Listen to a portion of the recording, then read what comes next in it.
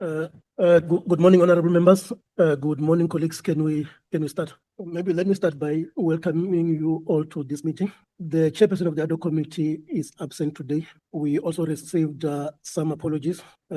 Honorable Sangoni will join us, but she's running late. Honorable Ntuli is also running late. Honorable Cameron has got party commitments and won't be joining us. I'm informed that Honorable Sokanyile is also running late. And then in terms of Rule 159 of the NA rules, in the absence of the chairperson, the committee must elect one of its members as acting chairperson. Maybe just to also indicate that Honorable James and Honorable Vessels will be standing in today for the full members who are not present. And as such, our meeting does have a quorum. So I'm going to open the floor for nominations for acting chairperson. Honorable Breytenbach. Thank you, Mr. Romano. Is the committee quorate? Yes, we have 6 members. That should be our quorum. So what's the ANC going to do? They want to nominate Mr. Nhlanhla for standing chair, but there's no one here to nominate him. And he bought a new jacket, especially for today. Just look at him. Yeah, can I have nominations? Okay, I'll nominate him. Just like this one little favor today, just because he bought a new jacket. Do we have a seconder? Honorable James? I second the nomination. Honorable Nhlanhla, do you accept the nomination? I accept, Chair. Thank you. Do we have further nominations? In the absence of any further nomination, Honorable Nhlanhla, you are duly elected as acting chairperson. Good morning. Good morning, members. Good morning to the evidence leaders and everyone in attendance here today. Just to make an announcement that the evidence leaders are now getting the witness ready to come inside so that we administer the oath. Honorable Breytenbach, you wanted to raise something? Thank you, Chair. Just make a note of this somewhere. We'll talk again in the future. Okay, members, let's await the witness to make his own way to the seat. Apologies have already been recorded.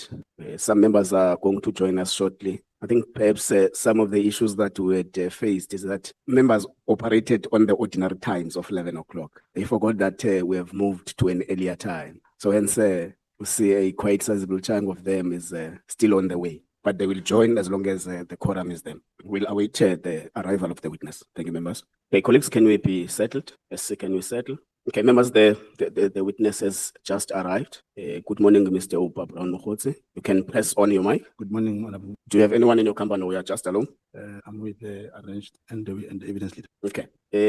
Allocate RNCSC. Can you formally present the witness to the committee? Good morning, Honorable Acting Chair and Honorable members and all present and my colleagues.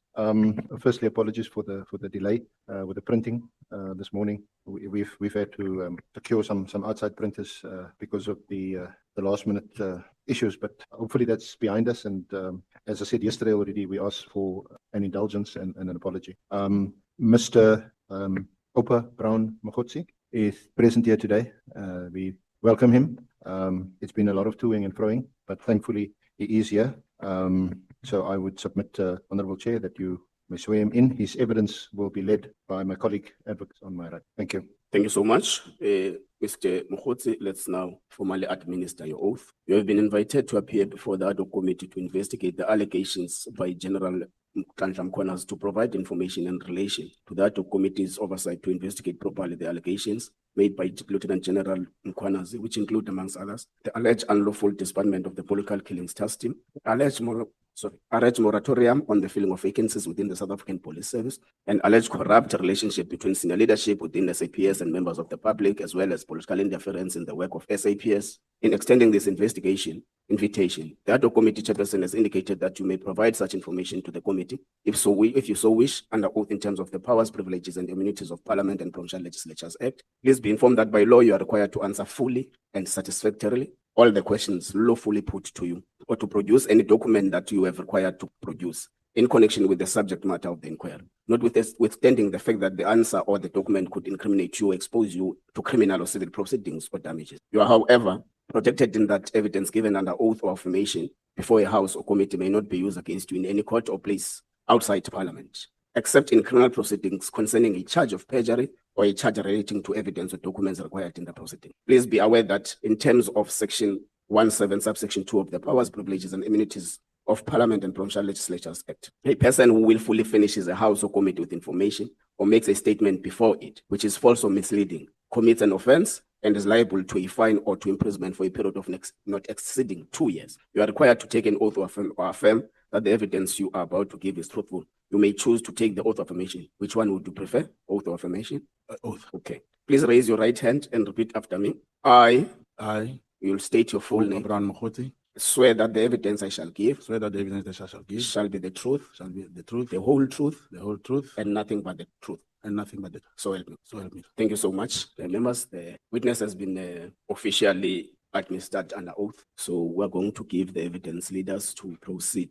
We know in the committee meeting that we had yesterday, there was a commitment to have proper and satisfactory time for members to ask questions to the witness. So we'll allow the evidence leaders to run until 1, and then we take a 30 minutes break. Then we resume at 1:30 and allow the evidence leaders to proceed until 15 hours. Then from the members will start interacting with the witness. Is that in order, members? Thank you so much. Honorable Advocate Maria, you can now start. Thank All you. the best, Mr. Mkhwanazi. All the best, Advocate. Thank you. Thank you, Chair. Good morning, Mr. Mogotsi, and good morning, honorable members. Just as a matter of housekeeping, Chair, I just wanted to make sure that members have all the bundles in front of them. So members should have 3 bundles, which would be the witness statement, and then there's an exhibit bundle, which is the one with the white binding, and then there should be an annexure bundle. Sorry, so the annexure bundle is the one with the black binding, and the exhibit bundle is the one with the white binding, and then there's the witness statement itself. Can members confirm if they do have those annexures? Thank you. You can proceed. Also, just to note that members would have, or the statement in front of the members is an unsigned version, but Mr. Mogotsi has signed his statement, and we have the signed copy available here with us. Okay. Mr. Mkhwanazi, can you confirm that the statement that has been signed with the evidence leaders is a reflection of what you are to hear to? Indeed, Chairperson, the statement has been signed. Thank you so much. Proceed. Okay, thank you, Chair. Just to confirm that we've had a number of consultations with Mr. Mogotsi. Most of them were virtually. Last night we managed to have a in-person consultation where we confirmed the contents of the statement. And so just as a matter of process, Mr. Mogotsi, I'm just going to carefully lead you through your statement, and I might invite some questions. As we proceed, members might also ask you questions for clarity. We're going to start off with your qualifications, which you referred to in your statement, which is on page 3. That's correct. Okay, so you've noted in your statement that you do not have any formal qualifications and that you are currently an entrepreneur. Is there anything that you'd like to add to what is stated in your statement, or is there that you want to explain what your current position is? Yeah, no, I'm still doing the same business.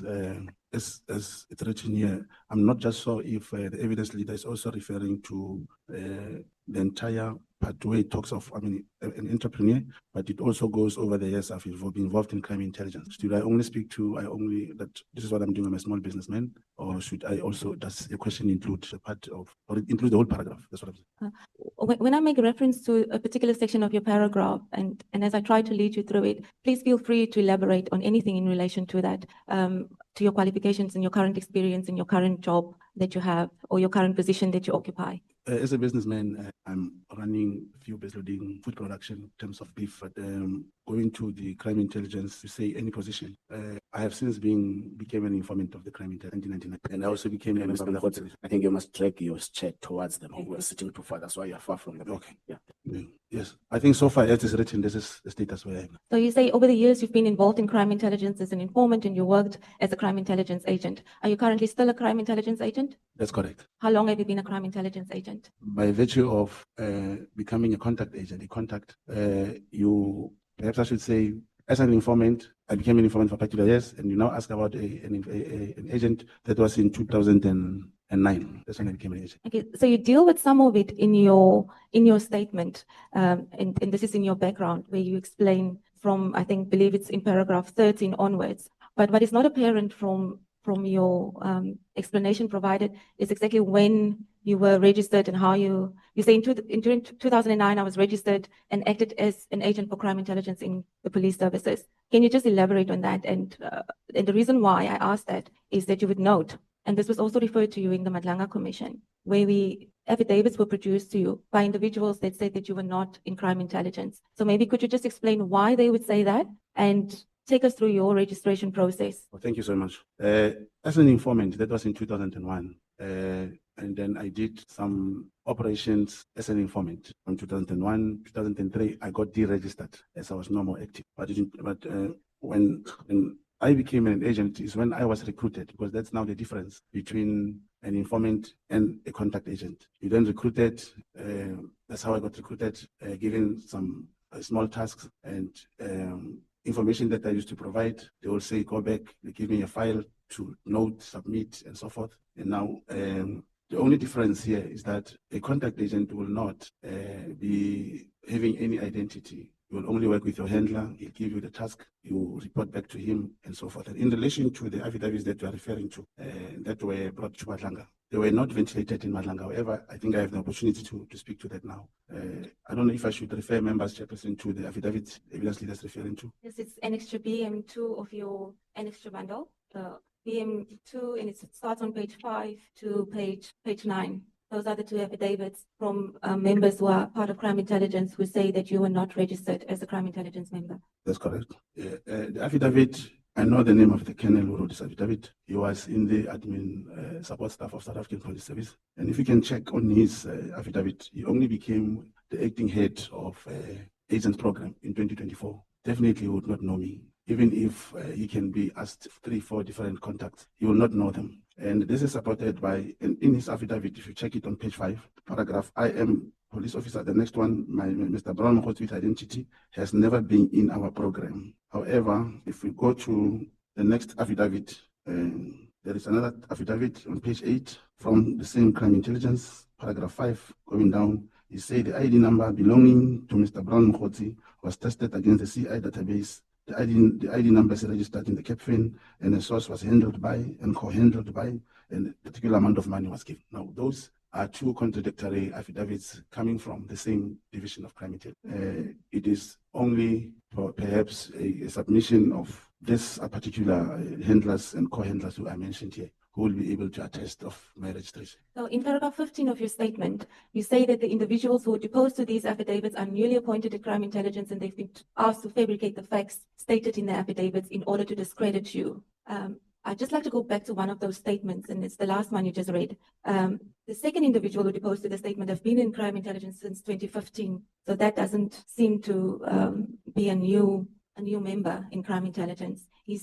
On page 7, it's stated, I am stationed at the Secret Service Account Division Crime Intelligence since 2015. That goes against what you said in your statement. Page 8. Page 7. That's correct. So this is not somebody new. I don't see the difference now. Page This is the second affidavit, yes. Page 7. Yes, and what is the question? Now? My question is, I read out paragraph 15 of your statement where you said these individuals are newly appointed. You read the first statement that said the person was appointed in 2024. The second individual says that he's been at crime intelligence since 2015. That's correct. So that is not a newly appointed person. Do you agree? Yeah, but being appointed in that division in 2015 may have interacted with my other projects and assignments between those years till 2021. What does that mean? I'm saying if a person was appointed in 2015, and when I became a contact in 2009, he may have interacted with my assignments, let me say. I like the one who got appointed in 2024 and say he does not know me. Obviously, there's no way he could. And I'm saying in this affidavit, check to fabrication, we're talking about fabrication. The particular colonel was appointed by Lieutenant General Lushawa in the finance section. This person, the same one in 2024, who says I'm not appearing on the system, whereas there is one that says with the CAPFIN number and so forth. This one was appointed in 2014, was actually appointed by Lieutenant Lushawa in 2024. So let's go to what the second person says about your registration in 2009. So the second individual on page 8 of his statement says that the source was registered in 2001 on the 9th of January, I believe, at Soweto cluster, and in the same, the source was deregistered also in 2001. That's correct. So this person suggests that you've only been in crime intelligence for a couple of months. And then it says the handlers requested an amount of 1,200 for recruitment fee to motivate the contact. According to our report, there are no other financial transactions related to the source for the period he was active in our system. So he says you've only been active for a couple of months in 2001. Yes, that's correct. That's what he's saying. Yeah. Yeah. You see, now here, if you check it properly, he's talking about I was registered as an informant. Now, those are two things. Yeah, he was referring to me when I was informant. But the time when I became a contact agent, the registration is not done the same way as this one. It's done manually, and the file is kept by your handler. And everything, all your transactions, how you get reimbursed or assisted or paid is done through cash from your handler all the time. So an informant and a contact agent are not processed the same way. So why is that explanation not in your statement? Why do we only have that these people have been asked to fabricate and that they are newly appointed? Because it seems to, what you're saying is that even if they've been in crime intelligence for however many years, they would not have been able to trace you on the system. But that explanation is not what you've given in your statement. Chairperson, maybe I should give background about this process. The way informants and agents are eliminated, I'm not the only one who got registered and deregistered in a very short period of time. It's when your life gets into danger, when your handler decides to register you in a manner which won't be visible in the system. Because if you see part of my statement, I'm talking of an informant who was murdered simply because they could not trace the informant. They did not have his contact details. They had to get one brigadier to go with the handler to meet the informant and give him that 50,000 rand. That informant is not on the system. But look, his payment was processed. I'm trying to say, depending on the work and operation you do, it's not that everyone will appear on a particular database. And these databases, if you look at them, they're referring to two different things. On this registration, they are talking about an informant. On the first affidavit, he's talking about being an SSA Central Informant Index. He's talking about an undercover agent on this affidavit. Brown Mogotsi ID being in our program as undercover project. He said he has never been an agent, has never been in our program as an undercover agent. Now, contact agents and undercover agents are two different. Undercover agents are police, and you'll be surprised they don't get paid through the bank themselves. They don't have personal numbers, but they are police. So he's referring to this. That's why I'm saying wherever he is, he does not know the difference. And so what was your position? A contact agent. A contact agent, That's which is different to an undercover agent. Very different in the context that the undercover agents are usually police officers. If all of this, like I've indicated, if your explanation is you would have been missed because of how the registration is done, why are you saying in your statement that these individuals were instructed by General Khumalo and General Lushaba to fabricate facts about you? I'll speak shortly about General Lushaba. It's in the statement when he had a female friend to his house. In the morning, they stayed together. In the morning, the cell phone and the laptops were gone. In realizing that the phones and the state's properties are not there, he went and opened a case of housebreaking. And that case, just to correct something, Chair, it's written Broad Lane. It was actually in Vareley. It was registered in Vareley. The particular case, the lady could not be found. And then this Major General Lushaba, I don't know how this information leaked because the officer of the crime intelligence who was assisting in compiling and gathering information that this is actually not a housebreaking but perjury, this Major General lied. He ended up being sidelined and being fired. It's because there was never a case. Now, General Lushaba knows me how you should now check. The case was opened here in Cape Town against Major General Lushaba. Mr. Mogotsi, you deal with that extensively in your statement, and I want you to take us carefully through that when we reach that. But I don't want you to get mixed up with your explanation as to why you say General Lushaba and Lieutenant General and General Khumalo fabricated facts about you. Can we deal with that aspect first? Yes, I'm saying the reason, that's how the only way he could do is to get someone to say he doesn't know me, because part of this investigation led to him knowing that we realized that this was not a housebreaking. And how does Lieutenant General Khumalo comes in? I'm saying that because he's the head, he's a divisional head of crime intelligence. It's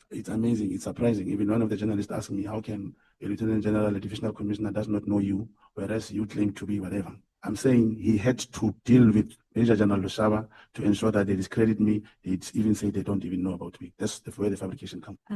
Let's maybe turn to PM1 of your extra bundle, which is page 1. And that is an affidavit that you deposed to. Could you explain to us what that purpose of the affidavit was? Yes. Firstly, Chair, on the page I've requested, I'll repeat the request. There are names of officers mentioned there. And I've requested that as I'll be talking about that, I will request not to mention the names. Is it the reason why the names have been circled in the annexure bundle? That's correct. In fact, the agreement was they're going to be somehow deducted. Now, on the circling is probably the evidence leader directing the person who was doing that work, and the person could not dial those names. But that's the reason. That's those names that are circled should not be mentioned. Okay.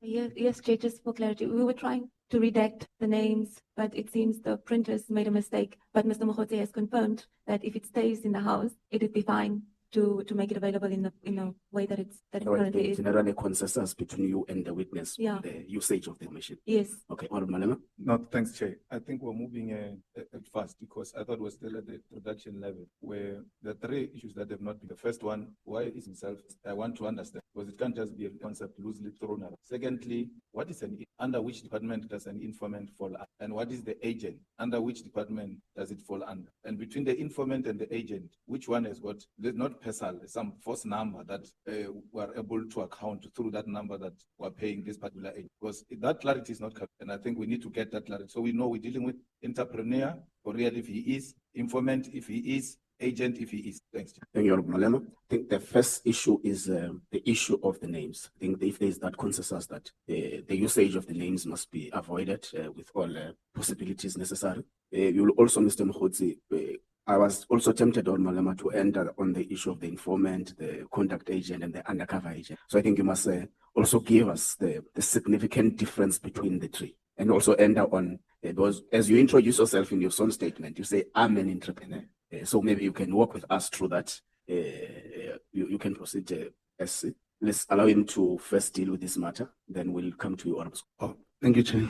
The question of an entrepreneur, it may be understood, in a different way. I only call myself entrepreneur because I'm selling. I have a small business, and sometimes we do application for entrepreneur development program with CEDA. We make application, and that's how I put it that I'm an entrepreneur. Probably Honorable Malema, other people will be able to say no, because you are selling on a small scale, you are there for this particular thing. I may not be able to give it in a proper way in which is understood, but I just call myself a small business and entrepreneur. To me, they sound the same. The question of informant, Chairperson. Now, before you go there, you're saying you're selling. What are you selling? Where? Oh, trade, Chairperson. I have some liquor outlets. I also distribute meat, manufacture of wars and all these things to different, like your funerals, weddings, and so forth.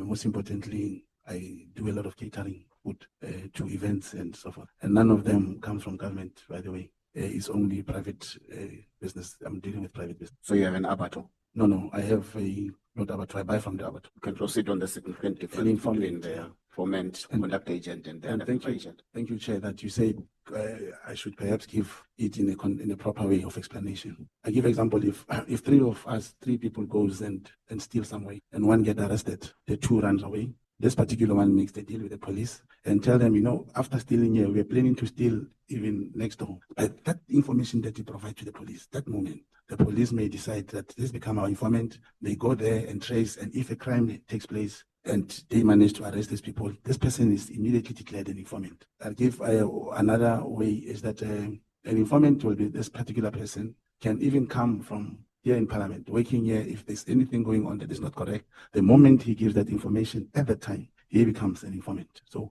in many cases, the police officer, especially in the detective section, they will realize this boy is always in town. He knows people who are selling maybe drugs or something, and they feel we can work with him. He can give us information as and when, then they make him an informant. It moves to the agent. The contact agent then now will not appear in this is having a relationship with the handler. This particular handler will bring assignment, will tell him there is this information, can you work on this? Now, the moment you are registered by a particular crime intelligence officer, then you start identifying in ranks, in government department, any institution, those particular individuals that you identify to work with you, they become your informant. You start having a network of informants again. That gives information and you give to your handler. And this, for example, informant does not have a file. He said, police, tomorrow they are breaking, they come. He does not possess any file, but the contact now, there is a file where he writes, they get the assignment. This handler will go to his commanders and whoever and make arrangement and talk to them,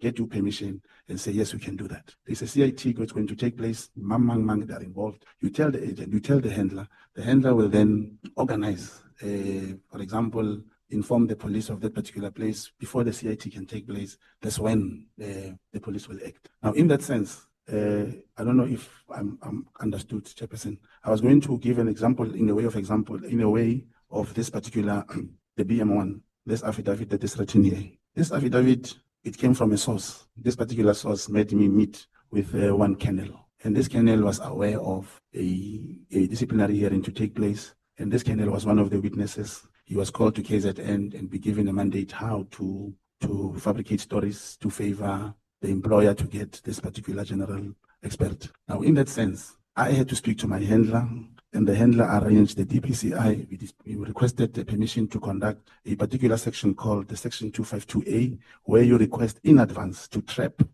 conduct an operation, and I recorded this particular colonel. This colonel gave information on the plot, how they are going to dismiss the particular general between the two generals from KZN and the presiding. When we get to the statement, I believe that will be ventilated to the latter. But I'm saying, after recording this particular colonel, we were able to dispose an affidavit. A case was opened by the DPCI, and the investigating officer took the matter, the Colonel Schnell, and I don't know how far is the case and so forth. And to be precise, the same recording, it is this affidavit, which was used in Nhlanhla chairperson, where I was told, you are a liar, you are a professional liar, and so forth. It's the same one. It is because the same police officer couldn't trust me enough. I had to give him impression that when you give me this information, in return, you'll get perhaps a promotion, you'll get whatever. I'm working with the Minister of Police, don't worry, this will be handled. And indeed, he cooperated, managed to record him, and the audio is there, the transcripts are available for the members to look at. Now, most significantly out of this, from Nhlanhla, after being called a liar, the same recording was used to charge this police officer. He was served with the document to appear before disciplinary hearing. I'm trying to show you that as an agent, an informant could not apply for 252A, but an agent can talk to the handler and request the 252A, which was granted, and that's the difference between the chapters. Okay, just to go back to my question, and I think Mr. Mogotsi touched on BM1.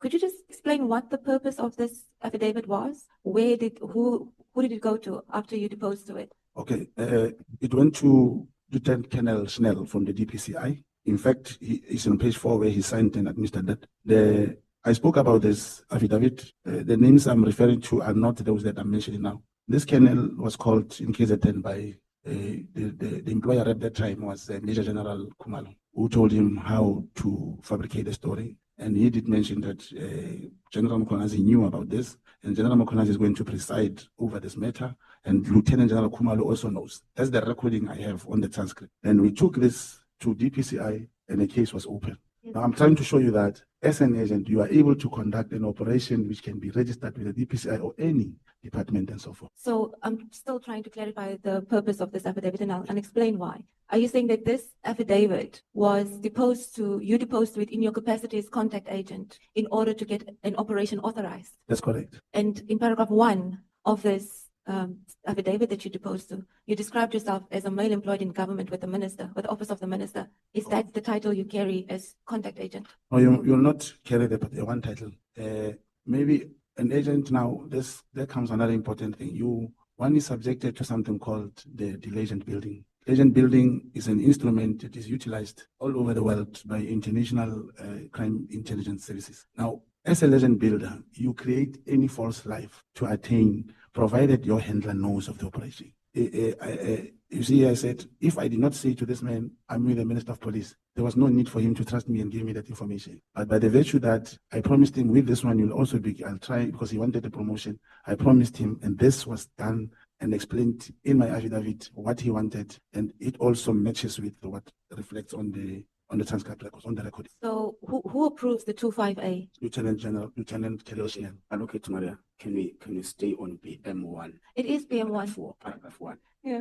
There is an ID number reflected there. The witness must confirm if that is his ID number. That's There's correct. a cell phone contact there. I think he must also confirm that. That's correct. I wish just to give explanation, because this also raised concern in Nhlanhla. This is my ID number. This is the current ID number that I'm going to carry for my life, unless with my application that I did to the 212 at the Home Affairs, they are able to rectify the ID, my date of birth. Now, that is why in Nhlanhla they said you were 13 years, you were 79, and it's in the statement. I'm trying to clarify it that when I applied for ID, the ID number came out incorrect, and there's no way I can say I don't want this ID number. I cannot use this ID number. It's there, it's my ID number. In everything that I do, this is my ID number. And when you cannot put a wrong ID number because you're a legend builder. you are using a legend building or whatever thing, you have to produce the ID. The Commissioner of Oath must look at your ID and fill it. Yes, indeed, this is the ID number that I have. And Chairperson, for information, even where I come from, there is one guy younger than me. His ID was incorrectly typed in Home Affairs, written 1951. Today he's getting pension because of the problem at Home Affairs. So it's unfortunate that when this affidavit and the 252A was operationalized, the state was able to use it to charge this police. But now, in Nhlanhla, they felt I lied, and therefore I'm a professional liar. Whereas it was being utilized to attain the state objective in terms of charging the police. Okay. Positive evidence later. Honorable Scosa. Thank you, Chair.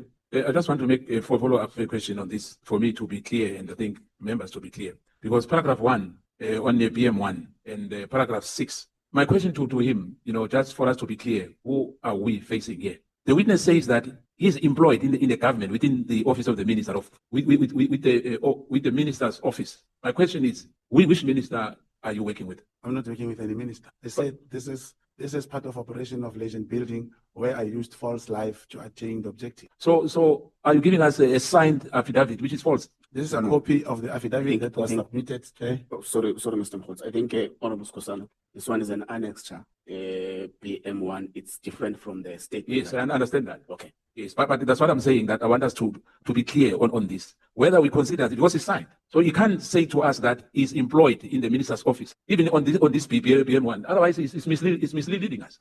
That's taken. I think also the evidence leader was proceeding in that note as well. Yes. So I think you can proceed. Evidence leader, Mr. Mogotsi will reply as to how you guide it. Yeah, just to add on what Honorable Skosana has asked about the reference to being employed in the office of the minister and the lack of understanding of where this affidavit was going and the exact purpose of it. Because if one looks at BM3, where Colonel Schnell now refers to this BM, also refers, or rather, not referring to the statement, but refers to you as a complainant and refers to you as somebody who is a politician who's been deployed to the office of Minister Mkhwanazi, and he's saying the basis on which he is making the application, not you. From his statement, it looks like he's the one that's making the application, and he's referring to you as a complainant, and he says that you are a politician deployed to the office of the minister, which is what you describe yourself as in your statement in BM1. So I'm trying to understand, were you deposing BM1 as a complainant to be used by somebody who is actually an intelligence officer to then apply for a 25A, or were you the intelligence officer that was applying for 25A? Because if you reach now, and also just to add to that before you answer, he says in paragraph 7 on page 12, that I will be applying for a Section 25A authority for the operation to take place. So it clearly seems to be that you were just the complainant. Thank you, Chairperson. If for one to apply for this 252A is for trapping and all those things done by the DPCI. As an officer in the DPCI, he has to fill in the form. And I cannot go to the DPCI officer and say, my brother, I'm an agent. I'm going to lie to this man that he is going to get a promotion, and there's no way you can do that. You come to him and say, yes, we're employed. This man wants to give evidence. I'm with, you can see there's another person I was with. He's also a colonel. But, and then he's relying on me. If I can help him with whatever that he wants, then he will give us the information that he's talking about. No, I cannot.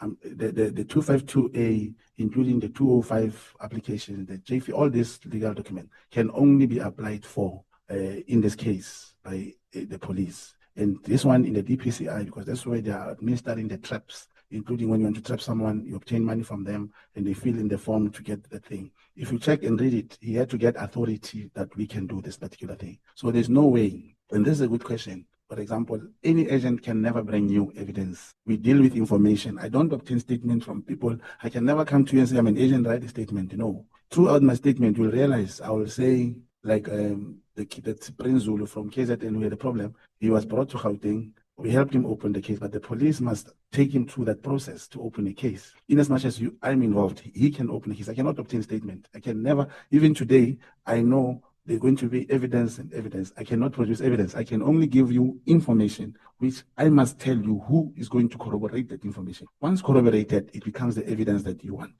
Mr. Mogotsi, so who did you lie to here? Who's the person that you needed to lie to in order to have this 25A approved? Because you're dealing with people who appear to be part of what you consider DPCI, or part of the traps. They also seem to be part of COVID operations. So who did you lie to when you made You that see- application? Thank you so much. You make an affidavit. You first you record a person, you request an authority, and now it means I operated two people, Colonel Snell and the Colonel that I was recording. The affidavit that you deposed to, my question is, who did you want to get approval from? From Schnell. Snell, that's So correct. you lied to Schnell That's correct. and said to Schnell, I'm a politician working in the minister's office. Go and apply for a 25A and refer to me as a That's complainant. correct. That's correct. That's how it Who then subsequently approved the 25A? then submitted. Now I believe, Chairperson, you look at the outcome, if whether it worked or not, because the moment we get the men recorded and we have a document, it means it has achieved its objective. Who approved it? Wherever Colonel Snell applied for, we go to the NPA, obviously. So what then subsequently happened after the approval of the 25A? Recorded, the person submitted the recording and got the transcript, and my job is done. It's now up to Colonel Snell what to do with the case. Also, just on the Nhlanhla reference that you made earlier, that Commissioner Nhlanhla referred to your statement and said that you were lying when he referred to your ID number. And I think Chair has also asked you to confirm whether it is in fact your ID number. You addressed that in your statement, and you indicated that you wanted to dispel the theory that you were fabricating your date of or your age, but you haven't provided any proof to show us any otherwise. Oh, that's correct, Chair. You see how the 1979 and 1977 came. It was Commissioner, one of the commissioners in Matla, who thought I said I'm from Mkhwanazi. I was a member or a soldier, and he said, even if you were a soldier, were you a soldier at the age of 13? And I explained to him when I was in the SDU, actually it was not the age of 13. I was turning 15. I was 15 years because I was not born in 1977. And by the way, in these SDUs, there were people younger than 13, 12. I was not trying to prove that I was a soldier in Mkhwanazi. Perhaps if I shouldn't have spoken about it and said, yes, I was 13 years, but I was not in the Mkhwanazi, where there was a SDU, we wouldn't be having the story of the ID and the date of death. I brought it in to say, no, I was not, indeed, I was not in Mkhwanazi, but I was not 13 years old. And then with regard to any proof, those years you will have your baptismal certificate, and you get that other churches closed down, other churches, and I cannot go and make a new baptismal certificate. Then that will be another lie to bring a certificate here that was done last week or last month to prove. I could not get. I looked even for those old priests. Most of them are not my life. Okay. Just to go back before we move on your allegations of being a crime intelligence contact agent. Now, you say in your statement that General Mkhwanazi would not have known that you were at crime intelligence, that you were an agent. And General Khumalo, was he aware because he's the divisional head of crime intelligence? It's the same thing. General Khumalo come from the VIP protection. He only went to crime intelligence in 2022. You see, even I don't know who can I mention. No, it's only handlers who knows their agent. You can never be brought in. They say there's a closing party of agent. You are full in a hole like this. Never. You'll never know who are these people. It doesn't require. It's only your handler will have a file number. Like what Honorable Malema was saying, there must be a sort of identity, and that will stay in the file with your handler. Unfortunately, the co-handler has been summoned to appear in Nhlanhla. I believe he'll provide all that is he has to bring from my file and so forth. How would this committee be able to be satisfied that you were in fact a crime intelligence contact agent? Every document that we've referred to now speaks to an operation, refers to you as a complainant, refers to you as somebody who who's deployed as a politician to the minister's office. There's no indication in these statements that you are a crime intelligence officer. I would be dead. If one operation come and I say, I'm this, there's no way you can survive. There's no way. An agent, that is why I'm happy honorable members were saying, you should not jump. We'll get into the details. You'll realize how dangerous this is. And it is only through that handler will submit the evidence and the information. And probably the committee will subject it to this intelligence committee and so forth to look into those things. I'll give an example of classified information that I had, some of the messages that I had, the stories or the evidence which was presented here about the rifle that was somehow stolen from the crime intelligence, the properties which were bought, all those things, there's no way we can bring evidence. They are classified. It may possibly help if the committee can really decide to summon that suspended IGI, the Inspector General of Intelligence. He has all the information. And the reason why we are struggling, Chairperson, is so difficult. Coming here, you bring information, and here is an honorable house, they want evidence. I can corroborate and you say, give me the names, I can give you the names. This one was the handler who was traveling with Brigadier Sebola to go and meet. And 3 days later, this informant told us he's been followed. 5 days later, he was killed. Only this handler and his commander, I know them. I can give you the names to corroborate. Even the investigating officer of the case of the informant who was killed. Now, I'm having a property was bought by crime intelligence. Whoever they're talking about 100 million, I'm sitting with one for 22,700,000. And the question was asked here, did you buy the property and whatever? General Kumar responded the way. But I have a proof that property was put in the name of an individual, a young girl who's not even an employee. Similar thing, the messages that you go through in my WhatsApp, very tricky thing about this brigadier from BMW. The same question was asked. Didn't you have any person who qualified to do that thing? They were asking Lieutenant General Kumar. He said, yes, they advertised. There's no such thing. Out of 25,000 police officers, a salesperson to come and head and become a brigadier of the crime intelligence, it's impossible.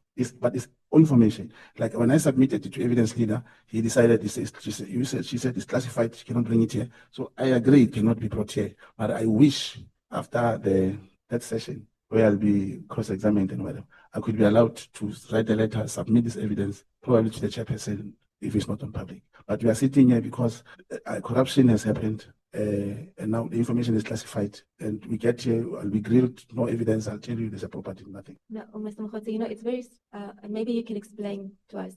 It seems that you are willing to expose classified information and talk about classified information. And I can understand it's in the interest of exposing corruption, as you would put it. But if you expose such information and if you want it to be considered credible, one would think that you would at least be in a position to indicate to those who you present the information to that you're coming as a credible source. And this is how you can verify that. Because the information that you want to talk about or expose and the operations that you speak freely of in your statement is not, the source is questionable.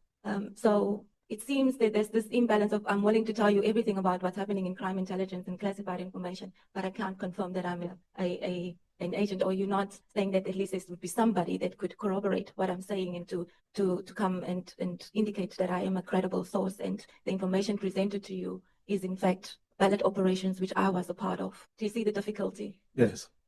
Through you, Chair, the co-handler is going to appear is being summoned at Nhlanhla Commission. Who knew my handler? In my statement, it's written just 3 weeks before I went to Nhlanhla, my handler was shot 6 times. He enjoyed his back. And my co-handler has written, I think, an affidavit explaining the role and all these things that I have done. Let's talk about, when you talk about classified information, I appeared before Nhlanhla chairman and I spoke about John Wick, Boko Haram. And I told the commission, as I do now to committee, that information is at the analysis department in crime intelligence. And that time it was perceived or construed as I said Ket Nhlanhla was John Wick, is John Wick. And I was saying, I know the report, I saw it, it's still there, it's written Boko Haram. The picture, the big picture of Ket Nhlanhla was there and was written John Wick. It was in 2018 when I saw that report. But at that time, my contention was when former Minister Breytenbach was here, when he said he only met Ket once or twice, my contention was he should have seen Ket Nhlanhla from that report because the picture was so big and it was in 2018. So there was no way he could say he only saw him in 24. And because of those presentations, he was supposed to remember that this person was once brought in the form of a presentation, kind of thing. But that report exists in the crime intelligence analysis. Let's maybe talk about some of your operations. In your statement from paragraph 18 to paragraph 22, you say that you worked on a number of operations during the period of 2009 and 2021 as a CI agent. And you also mentioned that you were involved in the PEE tender scandals, which led to the suspension of the then Divisional Commissioner General, Nhlanhla and others. You also mentioned that you were tasked by General Mkhwanazi in your capacity as contact agent to investigate and look into irregularities within crime intelligence and the South African police services. What did it look like? And in particular, I want to refer you to paragraph 19, where you say your responsibilities was that I was expected to operate as a contact agent and required to activate all my sources, resources, and informants following the same modus operandi that General Mkhwanazi knew I was accustomed to. What did that look like? What was your role? It seemed... As President, paragraph 18, it speaks of operations during period 2009-21 as an agent. Then it says during December 2021 and moreover after the PPE. I was not part of PEE thing. It's only after this, after the suspension of the then Divisional Commissioner Jacobs, Vijay Kalakala, and these other generals, that I was called again to assist. That was through my handler on the irregularities, all these things about the crime intelligence, and things like, as I talk about properties, others I mentioned, forklift which was procured for this amount, whereas it was this much. It's part of this thing. Now the same reason is so difficult. Like in government, they will say your KPIs, I've done this, I achieved this. It's impossible with me to come and say, for example, operation, people get killed, you give information, people get arrested, they don't know it's you. So there's no way I can come here and say, these are the operations that I have worked on. And it means I'll only give you the information that I have. And where I must bring people to corroborate, I'll give the names for people to corroborate. Okay, so I'm not sure if I understand what your role was, but when you explained you worked on these operations, my question to you was with reference to paragraph 19. What did it look like for you to activate your sources and resources? And where did these investigations lead to? And what is the current status of these investigations that you conducted? You'll be surprised that part of investigation, there was, or they still, as we speak, a flat rate payment for informants of 3,000 rand. And you'll get that information from sources. These sources will be employed in the crime intelligence finance section. You start to establish that people, for example, if someone delivers drugs from here to Khayelitsha, and we have an informant and we pay him 3,000 rand, whereas the boss of the drugs, to transport the drugs from here to Khayelitsha, gives these people 20,000. That's how the rate of drugs and crime went up, because the informants were under invest a very, very small amount. It was a flat rate. Now, it was one of the first things that I picked up, that in crime intelligence, this is the problem. You'll get, even to date, it's not in a statement, there are 3 informants who are not staying at home anymore in Gauteng. They participated in CIT when they were supposed to be paid. They said there was no money. When they were supposed to be paid, it was an instruction again that we want to meet this informant. Now, that information is part of operations in the crime. It is part of information that you need to collect. Give to the handler, he'll take it to collections and analysis, and they end up there. Were you investigating corruption, or were you investigating drug with General Mkhwanazi? No, it was an overall thing pertaining to crime intelligence. What does that mean? And there's a reason why I'm asking this, is because we had a witness here who spoke about the work that General Mkhwanazi has done, and it was sort of, I don't want to say it enough, but the witness alleged that there might have been foul play in relation to the death of General Mkhwanazi. And so my question to you, when I ask about the nature of the work and investigations that you've done with General Mkhwanazi, is also for purposes of clarity, and see if you can also assist in shedding light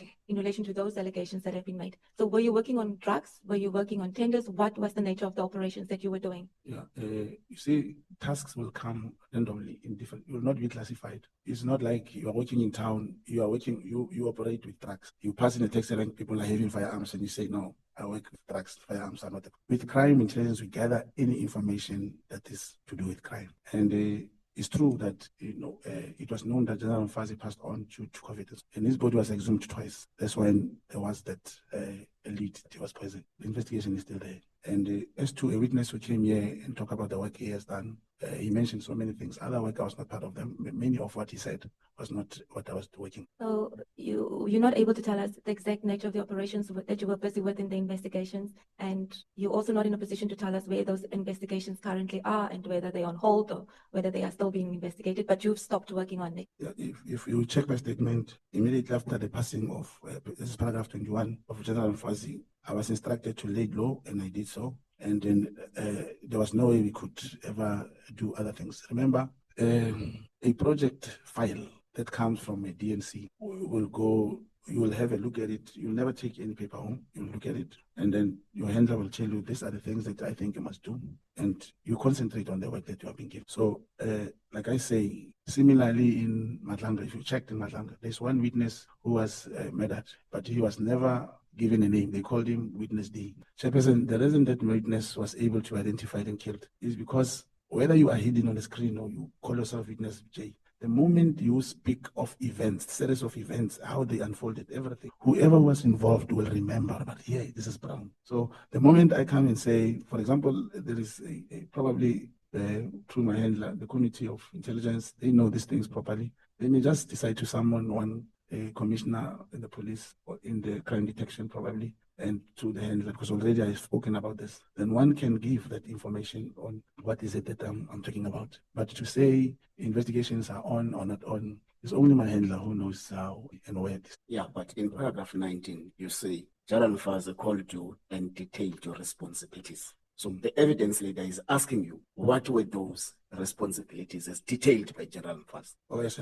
yes, one was from the suspension of these divisional commissioners. Obviously, you will be given 4 or 5 sources who were working, for example, in Pretoria, those who work maybe in the head office, provincial office of Gauteng, that in these offices you'll find so and so. He'll go and talk to him, tell him I sent you, play low, he'll give you what you want, and obtain information, submit the information. So those kind of responsibility will mean go to the, like when they bought vehicles and laptops, they'll say, go to the finance section. In finance section, you'll get someone who will tell you, indeed, they bought all these things and they're not giving to members to use. Or indeed, so much money was withdrawn, they said, who is going to the operation wherever, and that never took place. Now, immediately when they say the money was withdrawn, was given to class, it means your task is to look for. So I don't know how will I put that in writing of all the responsibilities that was given. Okay, so we're going to move on, but before we do that, because this is your statement and you deposed to it to assist the committee with its terms of reference, as you've put out in your statement in paragraph 4. So what is the committee to do with your information that you've given about your work with General Mkhwanazi? Before we move on, how do you want us to view this? How is it going to be of any assistance? What are you trying to tell us with that? You see, the on paragraph 4.1 to 4.4, this does not come from General Mkhwanazi. No, I understand that, but I'm asking, in the bigger scheme, in assisting the committee, what should we take away from your engagement with General Mkhwanazi that you've referred to in your statement? Yeah, none of yeah, you see now on paragraph 4.4, this somehow were related, but did not include your Metropolis division. I know of someone who was dealing with these metro officers who were extorting money from Pakistanis, and there's another colleague of mine who was working on that. But I'm saying part of 4.4, it resonates with a bit of what General Mkhwanazi would want us. So, shall we move on to paragraph 24, where you deal with the operation conducted in relation to General Mkhwanazi, and you deal with that from paragraph 24, I believe, to paragraph 4. Now, in paragraph 24, you allege that General Mkhwanazi worked with the CIA, and you obtained that information from King Mzizulu. King Mzizulu and General Mkhwanazi were recruited, and they actively worked for and with the CIA. Where do you get that information? Yes, remember, as I said, the information will come as a task by the handler, but you will not come and say, yeah, they are recruited, and you keep quiet. Now, if we continue to read on the part of the International Criminal Court, where South African government took Israel there, it's when we started realizing now, when we started talking, because of the terminal, the coal terminal in Richards Bay, the contract and the arrangement, majority of that coal goes to Israel. And during that time, because I also went sometime, the brother to King Mzizulu, he was also trying to engage this other Chinese company. I don't know what is it that we're working on, but soon after that, that is when my handler and his colleague from KZN in Nongoma, they said, ever since this Israeli thing, we've been attacked, and members of the PKTT are coming up and down at the Royal House to Smakade. And in my statement, I do confirm that they did make contact, and they came to Gauteng, and they stayed in Midrand, where we facilitated the opening of a case against General Mkhwanazi. And that case number is also appearing here. Now, in the docket of the case, the information, the A1 statement from the aide and the brother to the prince, he did mention all. I did not take the copy of the docket, but I still have contact with the person who came to open the case. He did mention the harassment and how most of the time the fight about this is related to the terminal, to the Richards Bay thing, and how they want to extend the contract of the Israelis. That's the statement which came from the aide and the press. And the case was registered and transferred to Nongoma of jurisdictional. We'll get to that later into your statement. But this CIA. Yeah, it's a very serious allegation, because you're dealing with somebody who is the provincial commissioner of KZN, and you're saying that this person is also working or protecting Western interests, Yes. going against what he's tasked to do in his current position. You did make an attempt to deal with investigations that you've done in relation to confirming that he was, or you did a follow-up on Yeah, your see, suspicion.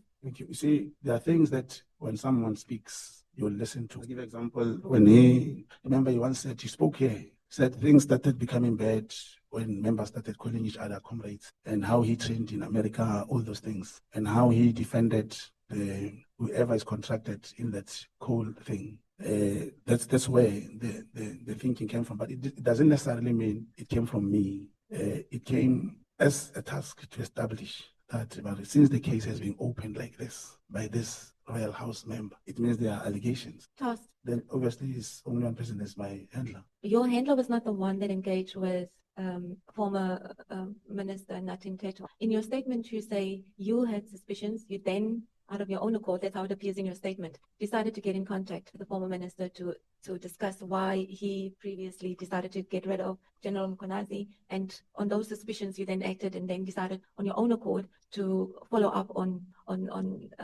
context that the former minister gave you. Yes, exactly. But the word on accord, in my personal, when I act, is based on wanting to achieve, trying to complete or continue with my investigation. If the instruction or here's the task, we have to establish based on the case. Remember, there was a case open, and what the A1 talks to all those things, and the case number is here. Now you start acting, you look at all these things that has transpired.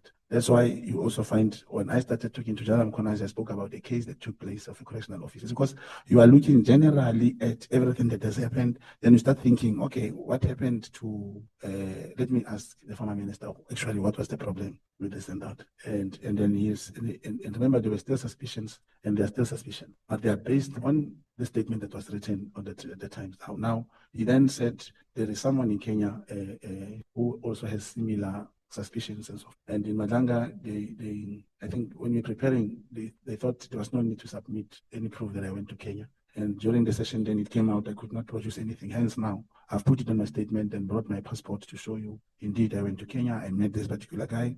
Then I said he gave me this particular name, which I don't believe, but he still said yes, he knew. There was suspicion, he was aware of that, but it's very, very difficult to say, to prove if someone is an agent. Like I say, a CIA agent, and I'm taking myself an agent. The same way I say it's difficult to realize, it's going to be very difficult to prove that, but it's based on the case. So is there currently an investigation against General Mkhwanazi because he's protecting Western interests, in particular relating to the coal interest that you're referring to? Is there currently such an investigation? No, I cannot confirm, but there's no, I don't know of an investigation. It will be the attempting to collect the collection of information. One trying to take 1 and 1 to get 11 or 2. But as officially, I'm not in a position to say, yes, there is an investigation against General Mkhwanazi. Can you also not confirm what the nature of that investigation would be? It's very vague to say that he was protecting Western interests and that it's a coal interest. What is unlawful about what he's doing? And how is he doing it in a way that suggests that he's protecting Western interests? Yeah, obviously on the case that was open in Midrand by the Royal, if the case happened to be enrolled in the court, the same question you are raising would be posed to whoever opened that case during a cross-examination. They were going to ask him the same question. Is that case about coal? No, the reasons behind, he was explaining the reason behind is the PKT is harassing him, he's protecting who, and how is he connecting with the current king and in ensuring that they don't deal with the Chinese. It was involving the coal, according to that statement on the case number that I've provided. So you mentioned that you assisted the king and his aide and to open a case against the prince. Yes, the prince. Yes, that's correct. How did you become involved in this feud? I don't understand the question. How did they know to come and approach you, and how did you become involved in all of this? Obviously, I said the colleague of my handler from Nongoma, they were talking and they said they've tried to open cases 3-4 times. The cases could not either be registered or the case could not be investigated. And through, in this intelligence circle, you'll have one brigadier, maybe in the Eastern Cape, who has a knowledge, who will refer a person to another brigadier in Gauteng and stuff like that. So they were referred to open a case. That's why the case was immediately transferred to KZN. It's not something that you picked up during your investigations into him being a CIA agent that led you to become involved in this. This is not related. No, it's the handler who brings the information to saying another person in Nongoma, they are sending people here to come and open a case because the cases cannot be opened in KZN. Okay, so you, in paragraph 36, you mentioned that you traveled to Kenya. You've also just stated that you've attached a copy of your passport, provided us a copy of your passport that confirms that you did in fact travel to Kenya. And we have attached it in the bundle, in the annexure bundle. It's not numbered, but it's the last, at the very end of the annexure bundle, the last 2 pages, I believe. Members will see there's a copy of Mr. Mkhotsi's passport and that indicates there are stamps of his travels on the 10th and the 11th of September. So just before we move on to the next issue, is there anything in relation to what the outcome of your travels that you'd like to put on record, your discussions with George, that confirmed your suspicions about General Mkhwanazi? Yeah, as things stands now, I can never say indeed since after I briefed the late former minister, who also spoke of him coming to and that George, he has a knowledge about these operations of the CIA in Southern, but he could not give me something tangible to produce. Okay. Now in paragraph 38 of your statement, you speak of General Mkhwanazi, and you say that you've learned that all his suspects do not make it out alive, and they basically denied the right to a fair trial. Now, that's a very serious allegation, but it's not quite clear what you mean by that. Do you want to elaborate on what you mean? It's not that I learned. Everyone knows what happened in KZN. Every time we hear they were fighting back with the police, they never come back. Every time. And I don't say they must shoot the police. But in that shooting, you'll never find one police has been shot in the head or something. Every time the suspect don't get a fair trial. That's my point. That's in your statement that it seems to suggest something strong. It says that I came to learn that all General Mkhwanazi suspects did not make it out alive. You're saying that every person he arrests does not make it out alive and does not get a chance to have a fair trial. I think one of the reasons crime cannot go down in many where there is death penalty in certain countries, people do go to court, fair trial, found guilty, convicted, and sentenced. But in a scenario where every time the criminals, and I'm not saying these criminals must go and do all this thing, I'm just saying they should be arrested and appear before court. And you cannot have a democracy where every time, and as if the crime in the Western Cape does happen, Northern Cape in many places, but suspects do get arrested, others get away, get identified, and get arrested. But the ones for these people, they will not. Every time. And they don't get a chance to shoot back. I don't say they must shoot back. I'm just saying there's never evidence to know where these criminals comes from, because they get killed before we get whoever who's sending them or the big people behind them. Yeah, but sorry, but you in paragraph 37, you are making a series of events that you conducted former minister who died under suspicious circumstances. And the following paragraph is the one that says you have learned that suspects of General Mkhwanazi do not make it out alive.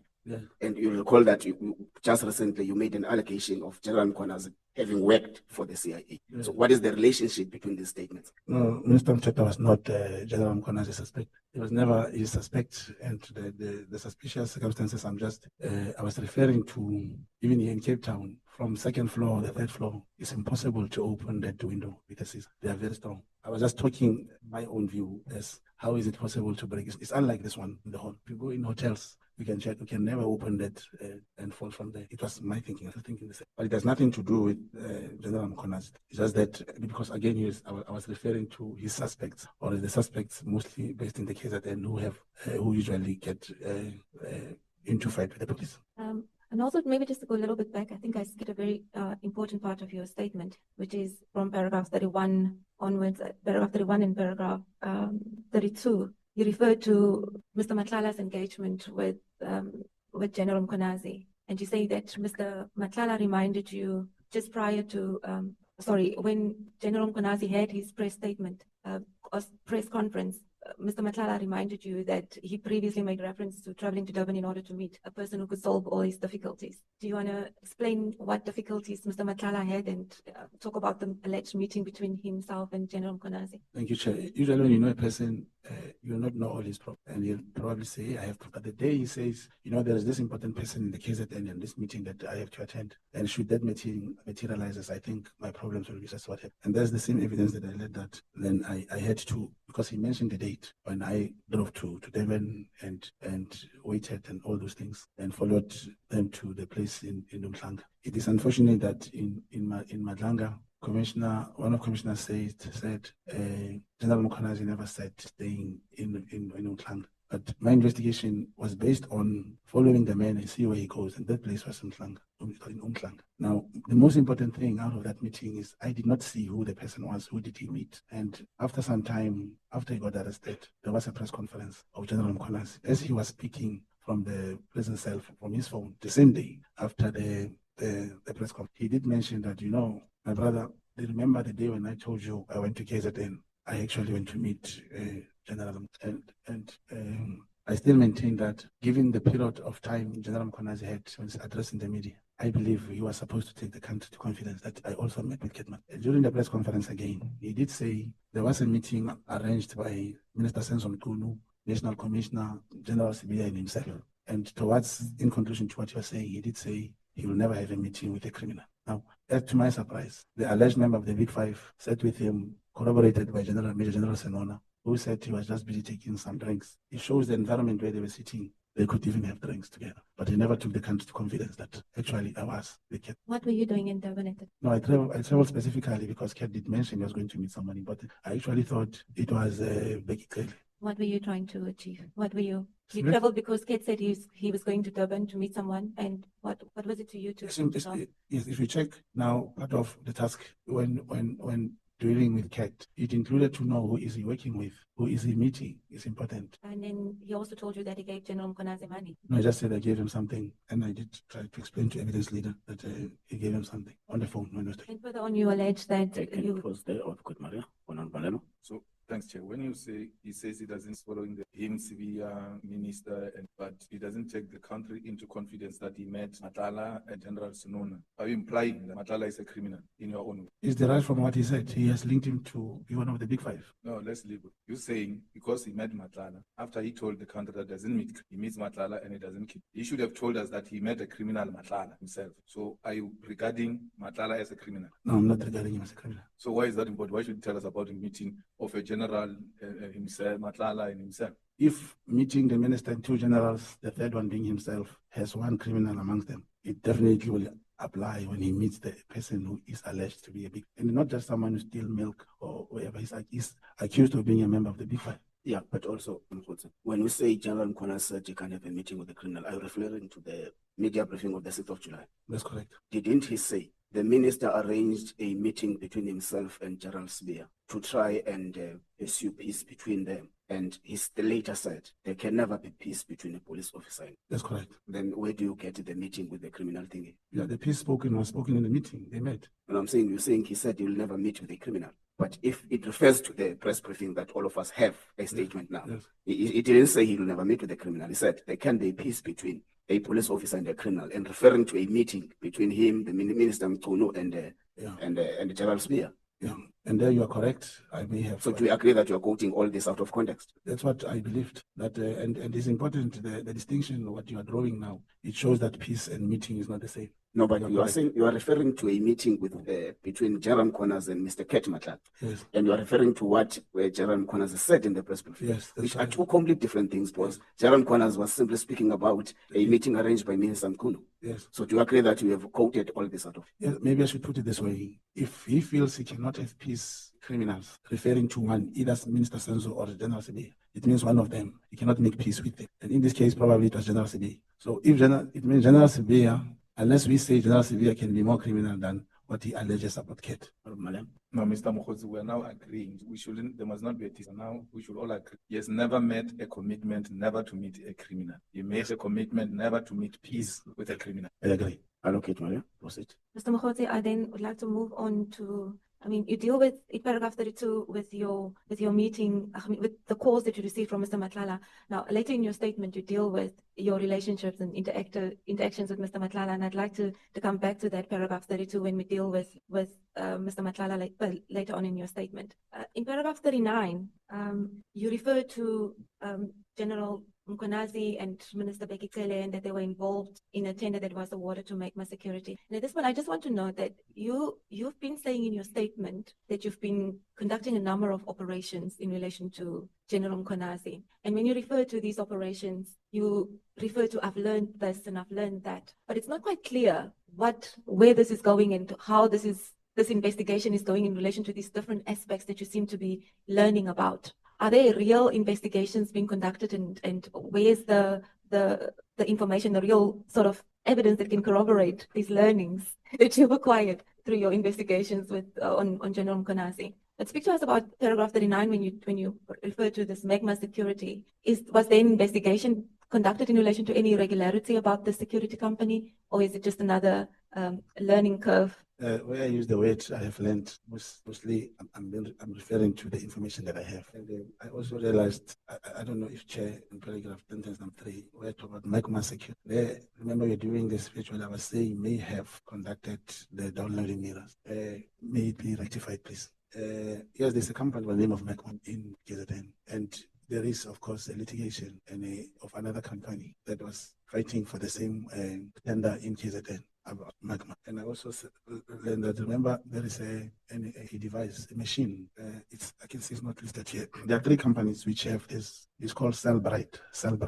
This Cellbrite machine is the only machine which, when General Mkhwanazi was here saying to members, they can retrieve messages and see and whatever. So with the information I have, in South African Police Service, there's no one who's able to use that machine. There are 3 companies in possession of these machines. That is Magma and these other 2 companies. Now, because of the relationship Magma has with General Mkhwanazi, that's where the suspicion is thrown that it was actually used to, even all these messages about Cat, Mamang and Mama, it is this company that has done that thing. Hence, I believe many messages which were not in favor of certain people who were deleted because of this machine. And Magma has this machine. You have no proof of the allegations made in paragraph 39. As I said, I'll give information, and the committees here, I did the same with Nhlanhla. Information I give, I must probably be told, bring us people to corroborate. That's what we're saying.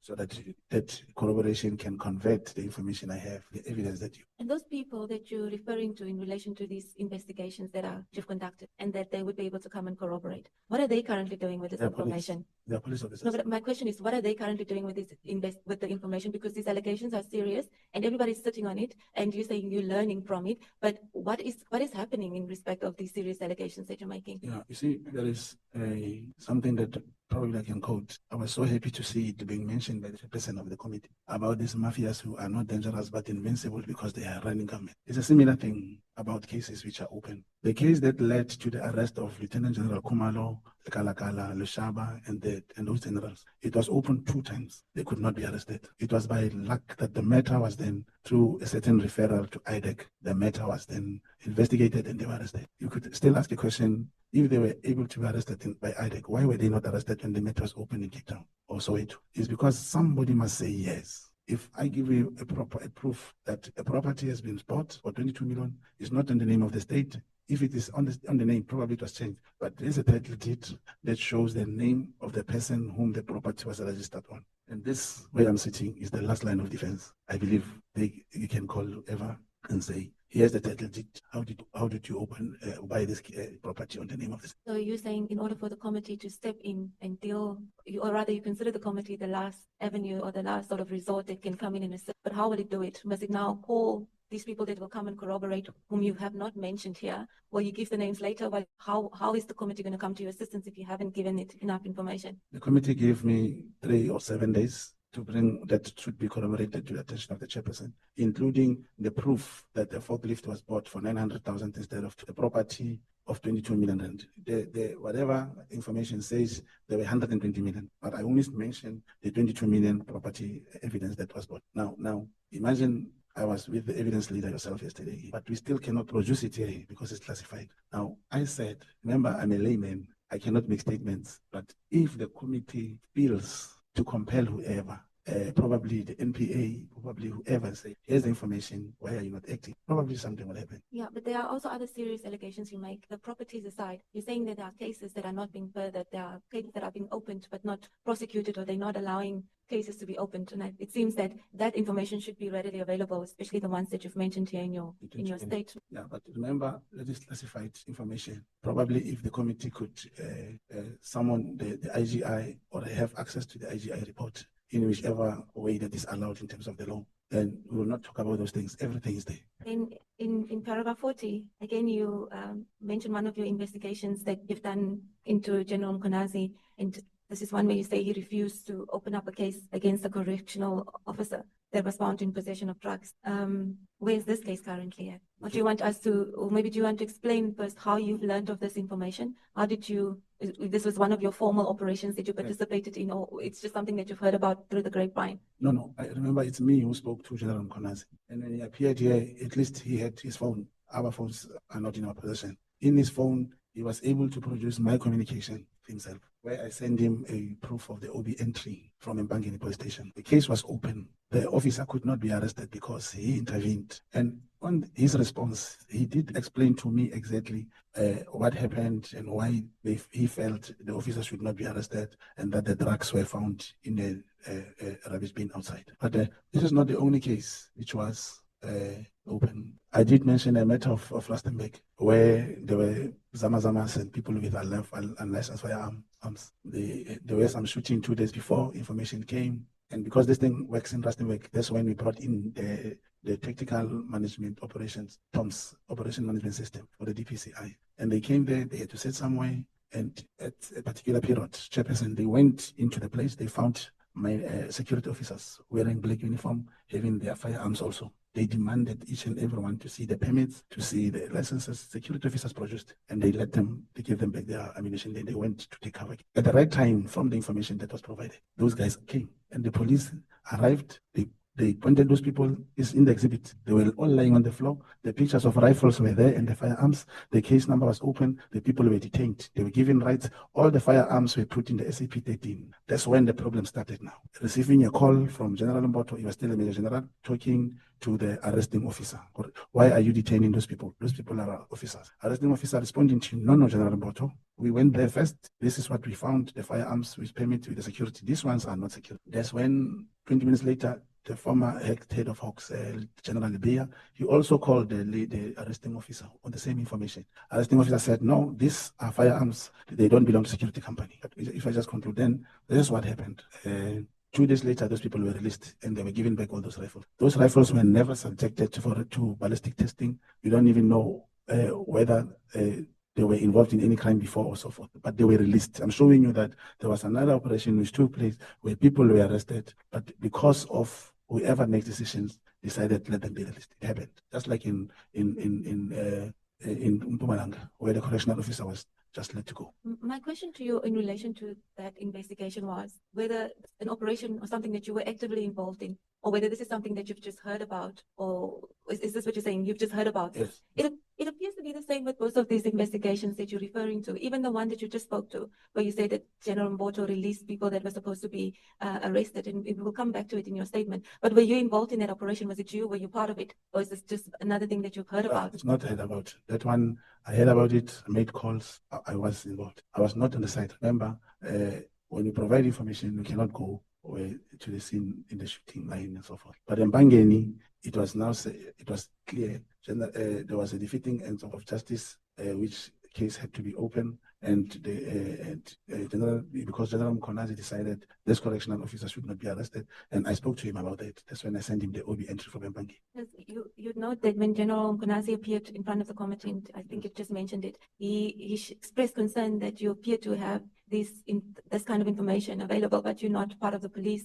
And you deal with it in your statement, and you say that, well, the reason why General Mkhwanazi would think that I have dubious relationships with senior police officials is because he was not aware that I was a crime intelligence official, but sorry, a crime intelligence agent, contact agent. Okay, just a second. Honorable James. Thank you, Chair. Mr. Mogotsi, I'm having difficulty in understanding who you actually are within SAPS. You are part of investigations. You reference in your statement, as part of my investigation, as if though you were a police officer, a detective. You also say that you sent proof of an OB entry. An OB entry, that is the book in SAPS at the station, at the local station.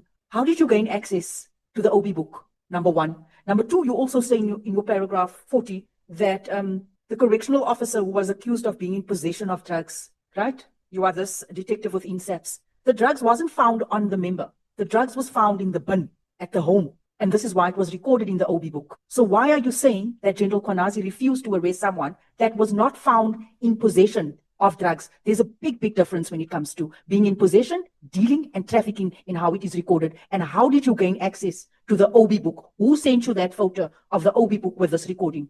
Because you are not a member of SAPS. Thank you, Chairperson. It is unfortunate that this has happened, and I'm there. and it's going to happen in so many ways, and it's going to continue to happen, to have access to information by nature of what I told you I am. Now, it is true, you see, where I say we discovered he refused to arrest the correctional officer. Indeed, that is the response which General Mkhwanazi has sent to me after I sent him the OB. Now, the question is to where do I get the OB? A network of sources, informant, for the coming period, I'll always say my source, my handler, because unless if the OB is fictitious, that we produce the fake OB, then it's a problem. But if it's an official OB that comes from SAPS through me as an agent, it has happened. Unless I don't know how to put it, but that's what happened. Thank you so much, Chair.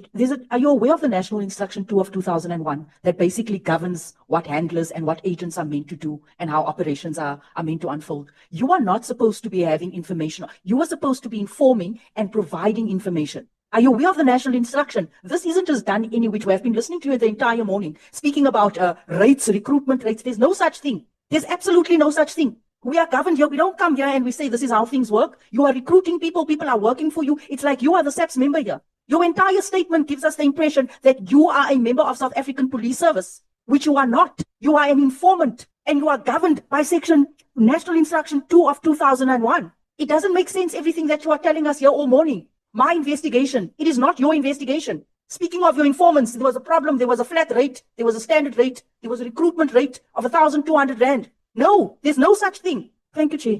Okay, Mr. Mkhwanazi. The honourable member and myself, we are in two different worlds. I can show you, just that I cannot give you names, but I have 10 handlers who can corroborate how much informants have been paid, how many have decided to quit. It even happened in my hometown where they discovered more than 30 laptops and he was given 500 Rand. He threw it to those police officers.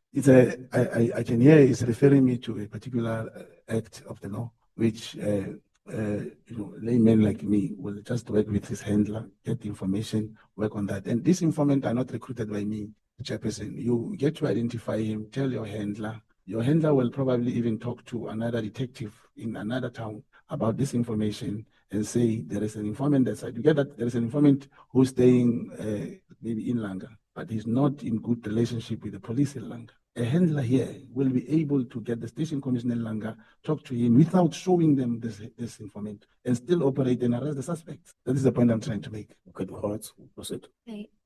Then just further, before we close on your investigations on General Mkhwanazi, we've seen throughout your statement and you've given now your testimony on various investigations that you were trying to conduct in relation to General Mkhwanazi. And it appears from your statement that there was a build-up to something. Because if you look at, for instance, at paragraph 48 of your statement, it says, I wanted to create an impression that I was close to the minister, and you wanted to sort of get closer to almost draw General Mkhwanazi in. What were you trying to achieve there? And then you read paragraph 48 together with paragraph 53. Why was it so important for you to gain General Mkhwanazi's confidence and trust to execute a mandate? And what was this mandate that you're referring to? Thank you, Chairperson. You see, maybe I should clarify that part of investigation. Collection of information, transferring of information, it can only exist through investigation. When you send someone to do something, either to a bar where people are drinking, that person go and sit there. He's there to investigate. He cannot just get and say, ladies and gentlemen, now I'm here. Now I want to know who's selling. He has to investigate. He has to identify the people that you sent him to go and look for. But let's get to my messages to General. The same thing with him. If I did not send him a message, probably we wouldn't be having all thing. Because my feeling that time and my intention was to get General Mkhwanazi. For what? Like I said, let me show you. This is so important. The page that you referred to is page 9. Eh? I referred to paragraph 48 and I referred to 43. It's on page 14 and 15. 48. First of all, by me sending a message to General Mkhwanazi about the thing was to get closer to him, was to start talking to me, and we started talking. And can you imagine, like you said, Chairperson, the person I'm referring to is a provincial commissioner of the police. It's true. Now, unless you say this is a lie, we never spoke. Through my operations, I got to him, I started talking to him. Even before he had a press conference, I sent him a message after I intelligent information that he was going to have a press conference. When I said to him, congratulations, you're about to save the country. That's it. That's the information gathering. I'm not in the police, but I know that you wouldn't just randomly investigate something which is not aimed at something. But if you conduct an investigation into somebody, it must be that you have certain suspicions. And through your investigations, you're trying to gather evidence or further information that can support the suspicion, and you build up your case throughout your investigation. But there are a number of investigations that you've done in relation to General Mkhwanazi. And then in paragraph 48 and 53, you tell us that you wanted to gain his confidence and you wanted to get closer to him to achieve what? And what was the nature of the investigation? What were you trying to further? Let me answer that to Chair. You know, Lieutenant Khumalo, General Khumalo and Lieutenant Khumalo, they work together. And check paragraph 50. I sent him a message that he must be mindful that he must check his standing with Lieutenant General Khumalo in an effect to elicit his response. And after sending him that message, he responded immediately. And because I had a picture of the crime intelligence session which was taking place elsewhere, I sent it to him. And he confirmed in the committee that indeed this meeting took place of the crime intelligence. And it means this person was there, or he was told by someone who was there. That's what he said. But he never stopped talking to me because I said, this is confidential. Please keep it to yourself. We'll talk. Something of that. It's a way how to get closer to a person. In paragraph 53, you said you had a mandate from your handler. Yes. What was that? What were you working towards? Like I said now, if you're given tasks, and I come here and talk about all those tasks and say, no, you wanted to know how people or how people got promoted, or how people got, there's so many things that are happening, including the case and a lot that I have requested, and I'm still repeating that the committee, they will, in terms of the law, I don't know those, to get me to write together with an attorney, either to the Joint Standing Committee of Intelligence, to submit the names and all these things that can corroborate this information. Let me give you give example of what happened to me in Nhlanhla. In Nhlanhla, I gave the same information similar to what I'm giving. It was not done like this, where you interrogate the evidence that I gave. They asked me about my ID, and they asked me about the matter which I took to court. Now, there the evidence leader was trying to prove that I'm not a credible witness, I'm a liar, meaning we prepared together. He never said, I'm going to talk about this, and I'm going to talk about the court matter of the Department of Health. So it means if I had given the names of all these people, one, their lives could be in danger today, and nothing has been done to follow up on those. Wait, nobody's. Thanks, Chair. You said they asked you about the tender you got from Health at Nhlanhla. The tender that The tender that you got at Nhlanhla. You said they asked you about the ID and the tender. Yes, and I can clarify which tender what happened. Yeah. There was a tender in the Department of Health in the Northwest. I did not tender, and it was won by some people outside. Now, the business forum, I have something called Brown Mogotsi Foundation, which would do some litigations in different institutions. At that time, I managed to go to court and interdict that tender. Now, in my statement, this is what happened. A similar thing which Honorable James is very angry to me about. Here's the information. The whistleblower says there is a tender which is coming out and is going to be won by class. The process is at this stage, but they didn't do it properly. Then he leaked the information to see this is how he scored and all these things. Then going to court to interdict, we could not go to court without the appointment letter. We're supposed to say they're being appointed. So the appointment letter could not come out in August. It came out at the end of August. So in my court papers, I said I became aware of the appointment letter in September, with now not mentioning that we couldn't get the appointment letter during August and we couldn't go to court. And as a result, that's when the evidence leader said, you lied under oath, you got the court order, it was a rule NISI application, it was granted, but you lied. You knew in August that there was a case. Now it came as a surprise to me. Like I say, I'm just a layman. Now I'm saying to evidence leader, no, we didn't have the appointment, you're a professional liar, you are a liar. That's how it happened. Something that has nothing to do with the evidence. Okay, proceed on. Thank you, Chair. Mkhwanazi, I'd like us to move on. I know you've also mentioned, well, it's in the exhibit bundle, and we'll get to that. That might probably shed further light or assist Honorable Malema further in relation to the hospital tender. That judgment that was granted in Northwest in relation to that tender is part of the exhibit bundle, and I'd also like to deal with it further at a later stage. Just mentioning it for you to know. I'd like us to continue to paragraph 60, and with paragraph 60, which deals with General Khan, I also want to request that you open up your annexure bundle BM4, which refers to this transcript where the plot against General Khan was recorded. BM4, it's on page 16. So before we get into it, just on General Khan, yeah. It's the black bundle, the black, page 16. 16, yeah. that's correct. So just to put on record, General Khan, how well do you know him and what is your relationship with him? During the recording? At any given point, and how long have you known him? I've known the name General Khan in the intelligence sector, and I didn't know him. Even when I conducted this 5-2A, I didn't know him. I got to meet General Khan once with my handler after this recordings and they were done. He just said, he was in the car. He said, "Hey, General Khan," and I greeted him, and that was the last time I met him. It was the last time I saw him. Now, in BM4, before we get into the content and deal with your engagement with General Mkhwanazi in relation to General Khan, now there is a transcript on page 16. This plot against General Khan, I believe that this is supposed to be a recording, and you referred to it earlier, a recording of a conversation with a witness that was supposed to testify at the disciplinary hearing of General Khan. Now, on top of the page, the parties are not clearly described. It's just references made to men 1, men 2, men 3. Were you one of the parties? That's correct. Which one are you? I remember. I think I'm a man. Are you able to identify the other ones?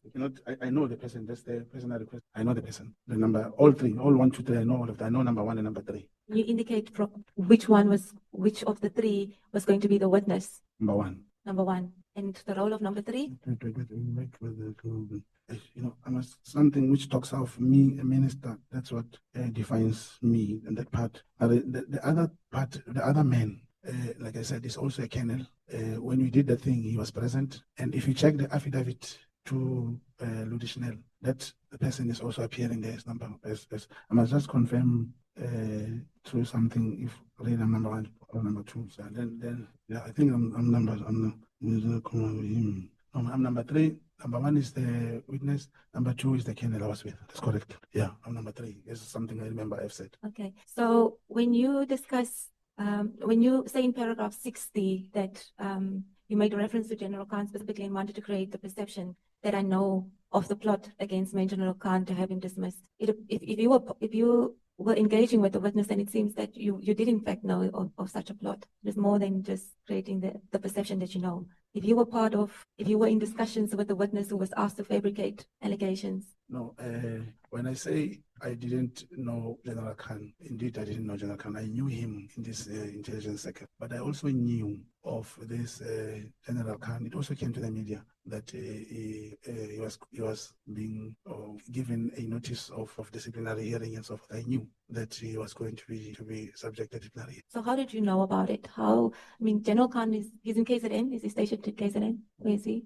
No. What is his position? Someone called his Major General, and I think he's no. Where is he stationed? In what division? Not confirmed. So how did you become involved in this? No, remember, he has a witness who says talking to that other person, and this person brings this colonel I was with. Now the colonel knows that the work that who am I? He knows, and he's also close to my handler. Now the colonel cannot tell another colonel that if you give us this information, we'll give you promotion. He cannot do that. He had to get someone in neutral and come there and say, "No, I can do this for you." That time it was me to give me that information. Now, after he told me this, when I told my handler, and then we applied for this process. So I didn't know. It was just a task. No, sorry, I'm not sure I got the explanation. How you keep referring this person. It's not clear how you. Man one is the witness. No, this is prior to the recording, because you must have obviously have known about this before you decided to record. Yes. Because there was a whole 258 that happened, I believe, before this recording took place, isn't it? That's what you told us earlier. Yeah, it was done. The 258 was to record this. Yes. So prior to all of this happening, how did you get involved in this whole thing? Like I said in the intelligence cycle, there's no way, how can I put this? Let me give it in this way. You remember when General Mkhwanazi was talking, he said, I told him a head of intelligence in KZN was retiring. That's what he said. In the intelligence cycle, you will know something. It's not, and I didn't even know the name of that head of intelligence. You will know something about someone. You will know there is a particular general. You'll know him, but not that you interact with him or you know the general. No, I didn't know. But we heard that there was this truck passed somewhere at some past years, and this particular general, obviously my handler knew this general. He'll talk about him, and the co-handler will talk about him. They know each other, but I'm not meeting with any general. Are you saying your handler gets you involved in everything that he hears about without coming to you with a proper briefing about what this operation is about so that you can have proper background? Because now every time you talk about an investigation, it's I've heard, it's a this, it's a that. We don't get a sense of a proper briefing that will contextualize or that will give proper background to the investigations that you were conducted. Yeah, obviously, Chairperson, if I have to do that, it means it will take very long to say it was Monday, we met 9 o'clock, he gave me papers and he was trying to brief me. No, I'm giving you an information that you are able to comprehend. I'm saying if this handler comes to me and say, there is this information about so-and-so who wants to tell us something about a plot, but I got it from another kennel way. That time, I don't know that kennel. Then that kennel comes to me and say, yes, indeed, this man, he has something to do, but he wants something in return. He has something to tell us, but he wants something in return. All right. Now, can you play this role so that you can be the person who claims to be able to give him what you want? That's where I fit in. I don't need to know who's, because it's like now ask me like about general. Let me give example about my handler. I don't know the name of his wife. I don't know his kids. I don't know anything about him, but I know he's my handler. I work with. I don't go deep into those things. What made you bring up General Khan in your conversation with General Mkhwanazi? What is it why did you discuss General Khan with him? Oh, What role did General Mkhwanazi play in all of this? I don't know. Remember when General Mkhwanazi responds, I'll forward my handler and say, hey, Baba, now this man is saying 1, 2, 3. He'll give me a clue what to say. Then I'll just, sometimes I copy and paste. Sometimes I add something, but it must be in line with the instruction. If the handler say, if you remember the message, after I sent him the crime intelligence thing, I said General Khan will brief you. But he didn't ask General Khan. That's how the mind works. If there were disciplinary proceedings pending against General Khan in relation to whatever misconduct he might have committed, why did you see the need to go and play a role and go as far as participating in a recording to get closer to the event? Why did you participate in this? A job is a job. Even if it was General Jumbo, because General whoever, if the task says that, let's say it was a colonel or whoever, I will still participate if there's a task. It doesn't necessarily mean it's supposed to be General Khan for me to. You won't believe I was so surprised when I saw him. I thought they were referring to someone very huge, and it was the first time I saw him. He was sitting in the car. Okay, let's maybe briefly go through the recording and some of the discussions that you had in relation to General Khan. If I could just refer you to page 17. But before we do that, have you had any prior dealings with witness 1, who is the person who was going to come and testify against General Khan? And what made you believe that he was credible enough to want to participate? Why is it that you could, just by him saying I've been asked to fabricate facts, decide to go and get involved? Did you know him, and could you attest to his credibility? Yeah, in operations, you don't necessarily go the feeling of getting involved. Here's the man. I'm a witness against General so-and-so. I'm being told to fabricate lies to get him dismissed. I believe that this is a wake-up call alone. You will participate. So witness 1 appears to have had quite a bit to say while you were talking to him about this disciplinary hearing which he was going to testify at. And some of the things that he says seems to be quite alarming. And I just maybe thought we could use this opportunity as well to maybe hear your views on it, because these are senior police officials talking about divisions within the police, and it seems to raise some red flags. So on page 17, you have the witness say, TPCI is a cartel, and now my issue, I'm going to be a bit, the ANC and the minister, I don't know who is their people. Even if the minister can go back to them, they can open the system even tomorrow. Things that have happened. The minister, if he wants, he can go to you. I don't know what you've experienced. What does that mean? DPCI is a cartel. Number 1 was giving his frustrations, and the reason he wanted to post, according to him, he qualified. That's why if you go to the other paragraph, he says he had qualified, but they didn't appoint him, and all those things have been closed. And then he said, no, even if the minister can go back to them, they can open the system even tomorrow. Things that have happened. The minister, if he wants, he can give that to you. I don't know what you have experienced. He's telling me how I must talk to the minister and see to it that he opened this opportunity for him so that he can be appointed. The other thing that I've noticed about this particular witness is you mentioned the Rustenburg operation that happened, and that people were lying on the ground. Yes. In Northwest. Now, this witness is also referring to this. And it seems that it was his operation and not yours, because he's talking about management 10+1 in the morning, and he's talking about firearms that were not verified. Yes. But in your statement, you say it's your operation. Yes. So why is that? If you check the statement, the first thing I said is I knew the person because I operated for. Sorry? If you check the statement, I did say I knew the person.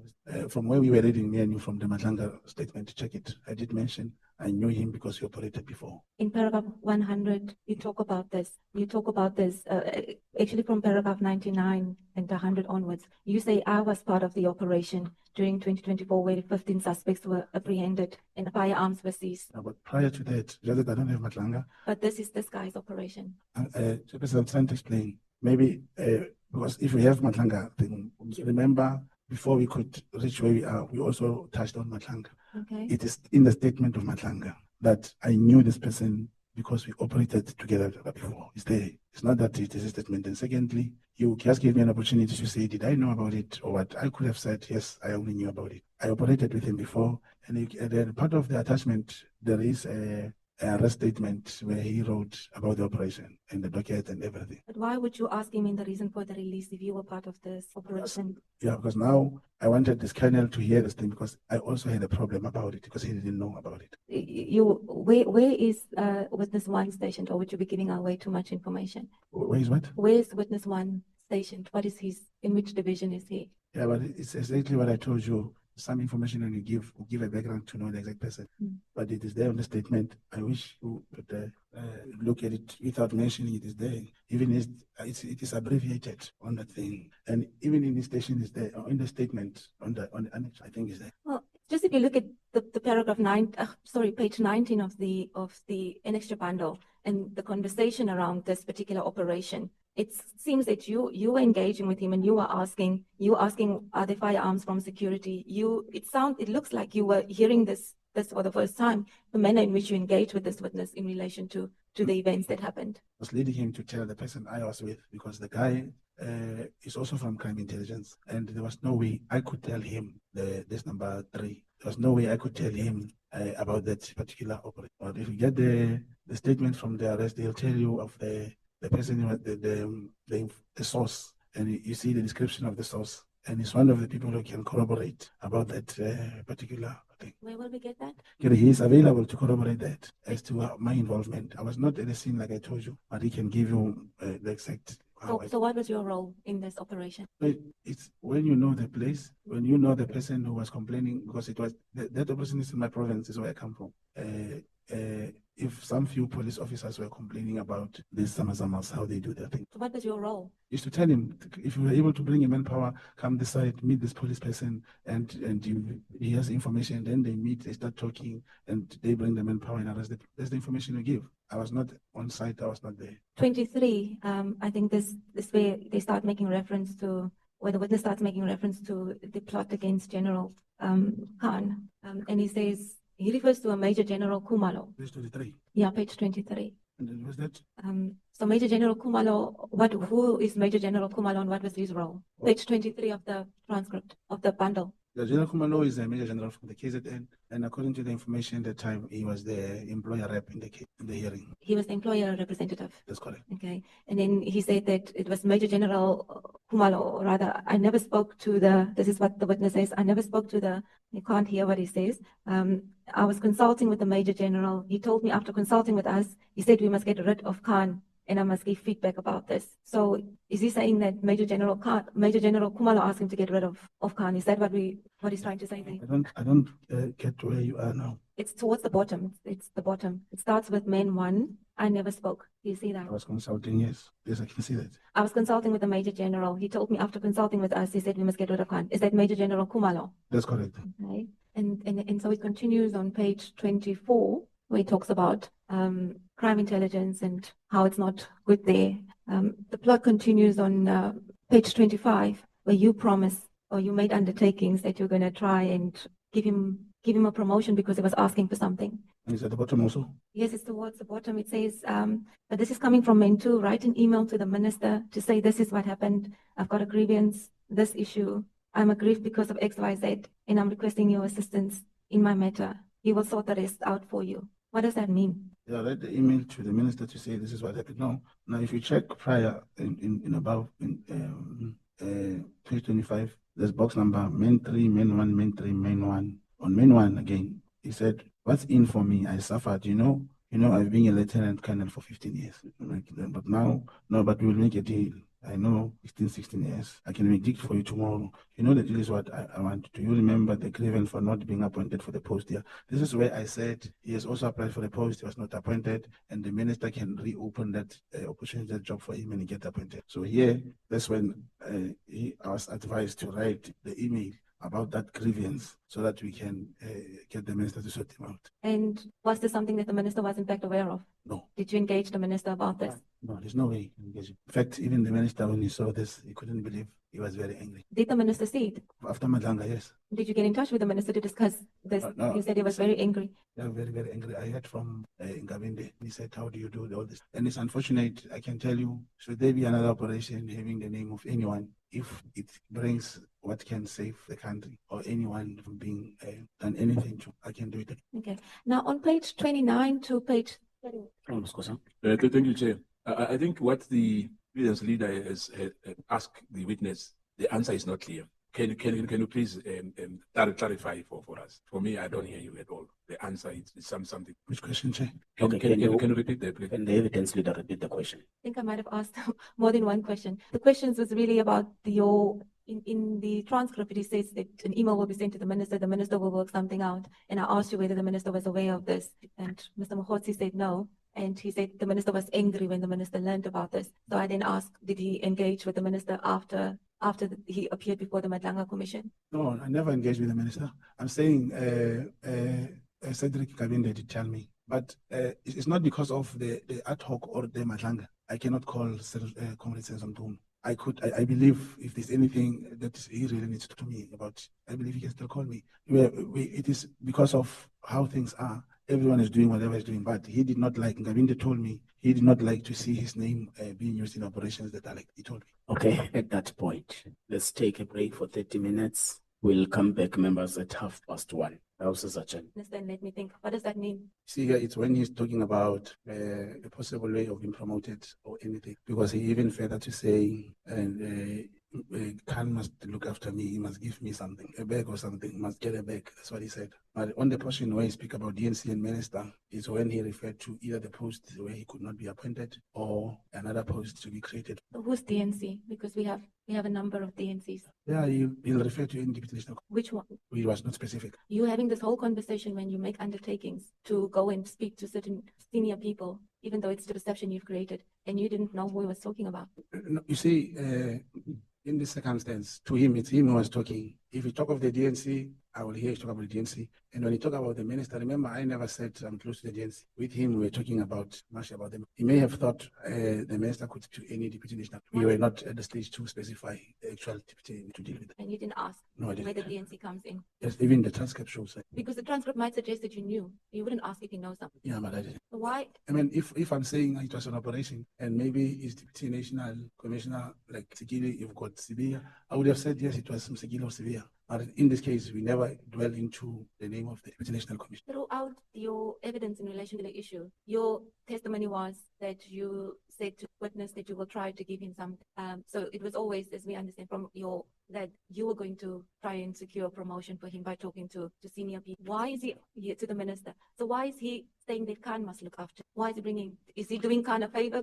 Why would he suggest that Khan must look So after? I also didn't ask him a question. Remember, when you are conducting an operation of that nature, you don't ask questions that makes a person to doubt you. Don't ask questions that change the person's mind to say, this guy, will he deliver or not? Because we wanted this to be delivered. But one thing you must do, if you are planning to use this against senior officials or if you're making serious allegations against senior officials, one would think that one thing you must do is engage and verify the facts. You must do that much. So that when you come in front of a committee like this, you would be able to say, I've asked the relevant questions. I can substantiate the allegations that I've made. Because now, if you're not engaging, you're just believing this person's version and you say, well, I didn't want to ruin the operation. It sort of suggests that you were not interested in the fact that this person might be lying to you. No, Chairperson, as we are going through this, maybe there is a big one omission that I made about this whole thing.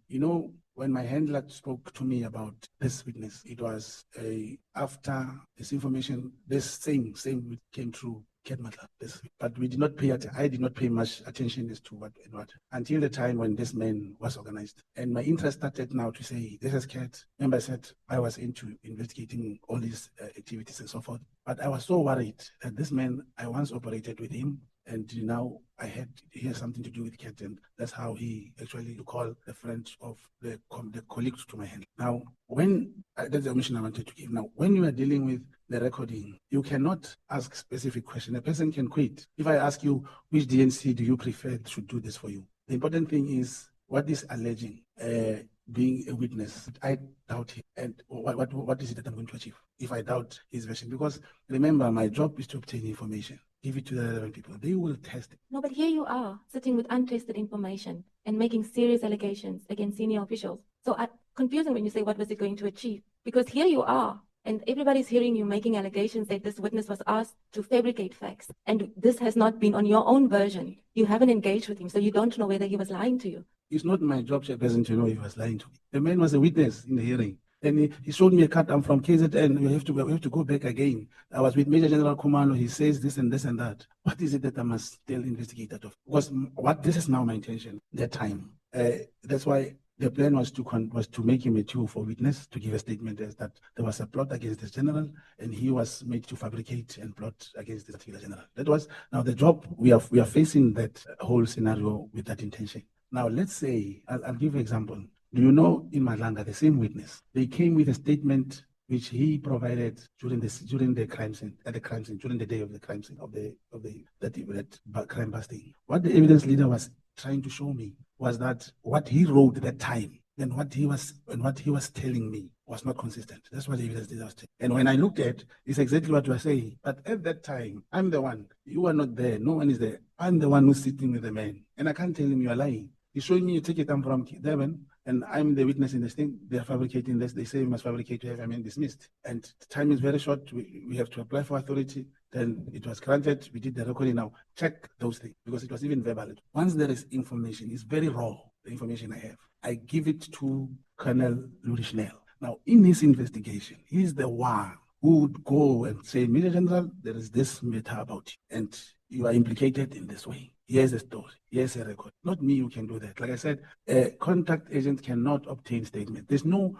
I get, when you're talking as if I was presiding over a certain matter where I had an opportunity to ask Major General Kumalo that, is it true? There's no way. The man is recorded, but here is the element of the man demanding something in return. How will he get that thing in return if he does not deliver the 204 whatever that you expected from him? You wanted him to be a witness. So if he was prepared to be a 204 witness to give evidence on that, how will I doubt him? Who am I to say you are lying? Because it means he was going to be subjected to this testimony on his recording. Because now he's caught saying, I want this and I want this and I want this. It's there, it's in the transcript. The only available option for him was that you also now request that he must be turned into a witness against whoever he was plotting with. And indeed, as he promised me last time, remember I said he was charged for this recording. At the same time, I think he opened a case against the people who were plotting. Now, it's that audio altram will only appear at the right platform, not... Mogotsi, you said it was unfortunate that he was arrested, and that's why we want to ensure that he is protected in this, and his name doesn't reflect. But more importantly, why was it so important for you to not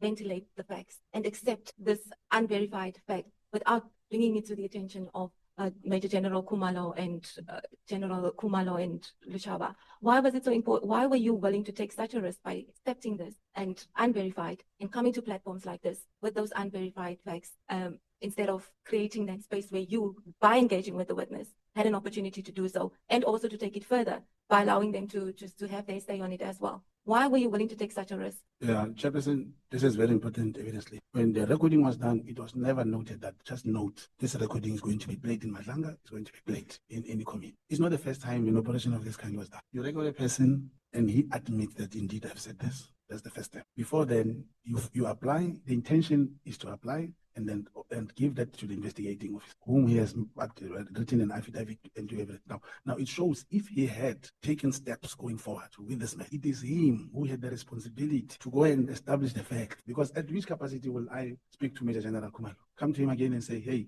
there is this man. There was no way. The evidence, the information I have given, it must then be turned into tangible evidence or anything to be used in terms of the law. Hence, it was recorded in terms of the law. That's the step that's how far I could go. So in which capacity today are you sitting here and saying that the facts were fabricated, those unverified facts? In which capacity? Am I sitting here? It's not my version. You are sitting with a transcript of a record of someone who has said he was approached to fabricate lies. It's here. Imagine if I did not record and I come here again and say, there was this guy, his name is Colonel Mama. He wanted to record, he wanted to give a statement. There was no way. What I have done so far to register the recording to apply for the recording to be conducted, have it recorded and submitted. Now, it is the police who, at their level, who must establish that. Are you not creating in your statement the impression that these facts were in fact fabricated? Are you not saying in your statement that General Lushaba, General Khumalo, and Major General Khumalo fabricated the facts? Is this not what you say in your statement? It's based on what the men have said. But that would then be unverified, like I keep saying. If you say it wasn't your place to verify it, wouldn't that? Yeah, maybe I should give another example. General Mkhwanazi came here and he told this committee that Minister Senzo Mtunu and whoever, and they said his members will come and brief the committee. He spoke about the big five, he spoke about so many things. Till today, there's no any link that speaks about Minister Senzo Mtunu, the big five, and the class. Now, I hope if General Mkhwanazi comes back, you may be able to place a similar question to him. Now, he does not have a recording. He does not have a message from someone saying, I'm selling drugs. But he was able to come here and say, there's a drug cartel, there's a big five and all those things. Now, I'm sitting with audio, a recorded transcript of someone who is a commissioned officer. He's a colonel by rank. I didn't find this man under the tree or in a taxi rank and I say, hey, he's a commissioner of, he's a police officer. He's saying, I'm a witness in this matter.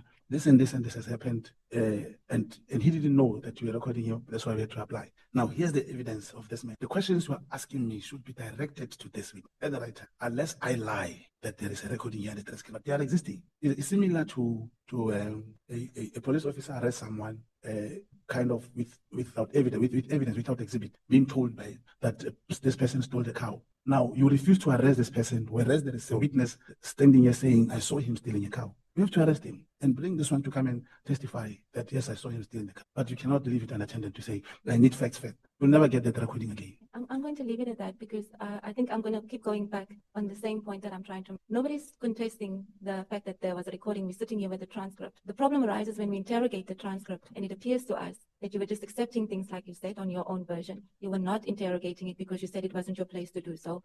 Those senior officials who you implicate have not had an opportunity to give us their version. And you basically just accept whatever this person said. I think the problem lies therein that you didn't take the time to interrogate. And one of the crucial things which you didn't interrogate is the plot, where he's saying, where he's trying to talk about what happened on the day. You said, I stopped paying attention. So even then, how would we know how much you really knew and you relying on this to come and say that these people were fabricating? That's where the problem lies, Mr. Mogotsi. But I'd like to move on. You also mentioned just now that one of the facts that you've omitted was that this was a link through Nhlanhla. Do you want to elaborate on that? No, elaborate in a sense. In the sense of how was this link? How did you come to learn of the link? No, I'm saying one of the things I did not mention when my handler and the co-handler arranged this DPC, I think I got it from my handler, that information. You will see in part of the statement, this is the same co-handler who took, when Nhlanhla could not open a case in Pretoria, he took him he arranged for him to open a case in Soweto because the case also could not be opened. So already they were talking, and that's how part of this information came to be. That that he told, that Nhlanhla told my handler somehow that there is a person who have this knowledge about. You know, information gathering is like journalism. You saw last time in Foslorus, something I wish to talk about when you allow me. Also, Honorable Malema spoke about it previously. I was so scared, and I told the police I was going to come in the morning. Passing there were a lot of journalists, and I didn't go. I opened the case the following day. But journalists went there. They waited till this time. They were thinking I was going to come, but I did not have an appointment with them. I'm trying to say information gatherings like that. Once there is a CIT and we hear someone got explosives staying in Langa or anyway, we're gonna go there. So the moment we have someone with information, you regard that information as valuable. You take it to the relevant people. So the evidence leader, you are making as if I'm the police officer, I'm the investigating officer. I dutifully ignored to ask this witness questions. My job was to record him, give it to the relevant people. What was your investigation on Mr. Nhlanhla? What were you investigating? You mentioned in your statement, maybe I should refer you to paragraph 93 to 120, that's where you make a reference to Mr. Nhlanhla, and you say that you were investigating. What were you investigating? No, it is also a similar information that there was a tender similar, like the one in Hell in the Northwest. There was information that the tender is coming, it was going to be won by so-and-so. That was during the previous administration. And in my statement, this was talk of March, April. You know, and it was also mentioned that whoever, and former Minister Bekitele, they are working around that he must be appointed. Now from then, because we knew, my handler said, let's wait because there are elections coming because of this information. And few people, including in some committees in South African policy, were confirming that indeed this tender was closely to be awarded. So that investigation started there. It's written that it is only after the parliamentary list of the ANC when it came out that we realized that former Minister Bekele was not in the parliamentary list, and we knew already he was not going to be back in government, possibly a minister. And that's how I was also advised by my handler that we should wait until after the elections. And that's what. So you started investigating Mr. Nhlanhla because of the suspicion that former Minister Bekele was involved in the tender. Made it 24. Yes, he made it 24. But you then continued to investigate him, and that is what you say in your statement throughout, that your engagement with him was because you were busy with investigation. And that's correct. So what have you uncovered since you started investigating him? What meaningful information did you gather in relation to Mr. Nhlanhla? You know, you be Chairperson. Matters that are subject to investigation, how do I talk about them here? How do I say, no, we discovered this or that, and I expose whoever who is perhaps involved? He will know who did he deal with and how did. You freely mentioned matters that were where cases have been opened. You gave us case numbers. You said you hosted people to go and open cases. You started investigating Nhlanhla March, April 2024. From your investigations, what charges were pursued against Mr. Nhlanhla, and what was the nature of the charges, if any? I mean, you were investigating him for almost 2 years. You even continued with your operations while he was in prison because you were receiving calls from him and you said you were talking to him. So what was all of that about? By then the tender was cancelled. It couldn't have still been you were investigating the tender. You know, I don't know how to put this. Perhaps I should just say those matters are under investigation and I'm not at liberty to talk about them. But you will realize that it's very, very dangerous to mention things that I'm not comfortable. To tell you that there is a case number, I still don't give you the status of the case. I've never given you any status pertaining to any case. I'll just say a case has been opened. I'll just say a case was opened in Cape Town, was opened against and so again in Soweto. A member of parliament could not arrest them until the Section 27 referral was done to the IDEC and they were arrested. I don't give you, unless on matters that are of public knowledge, where General Mkhwanazi spoke about the involvement of IDEC as to why did they arrest, he wanted as an HR matter and so forth. When he was not worried that the case was open in Cape Town, it could not be investigated, in Soweto could not investigate. He started to be worried only after the arrest of, he also further attacked the presiding officer on that matter to say, how could he impose the kind of bail condition? And guess what? The presiding officer had to recuse himself. Let's go back to your matter.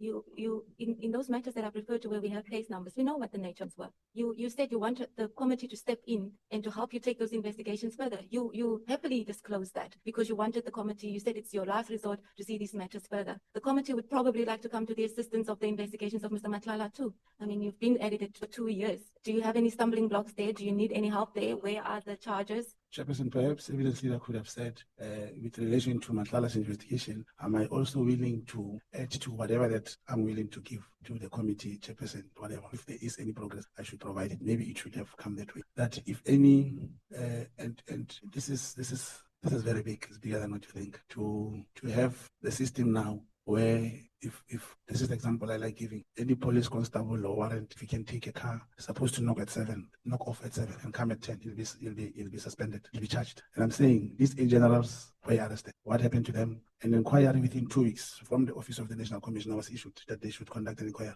In 2 weeks they were cleared. So I'm showing you the power that exists to think if we have any information we can just give to anyone now.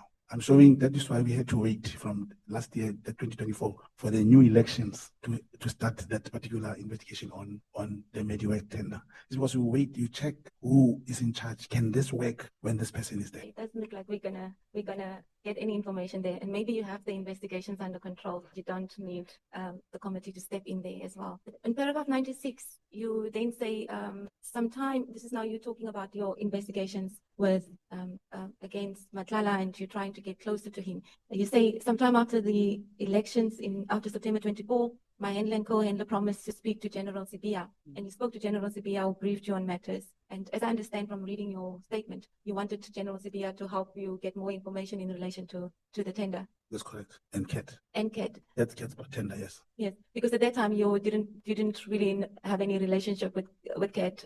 And when I say relationship, is you were not communicating in the same way that we see you later on communicate on WhatsApp. That's correct. So General Sibia was going to help you with Mr. Nhlanhla's number, which is very odd because you've been on platforms where you spoke very highly of Mr. Nhlanhla. and he assists the very same litigation that you spoke of in 2023, which is also a tender issue.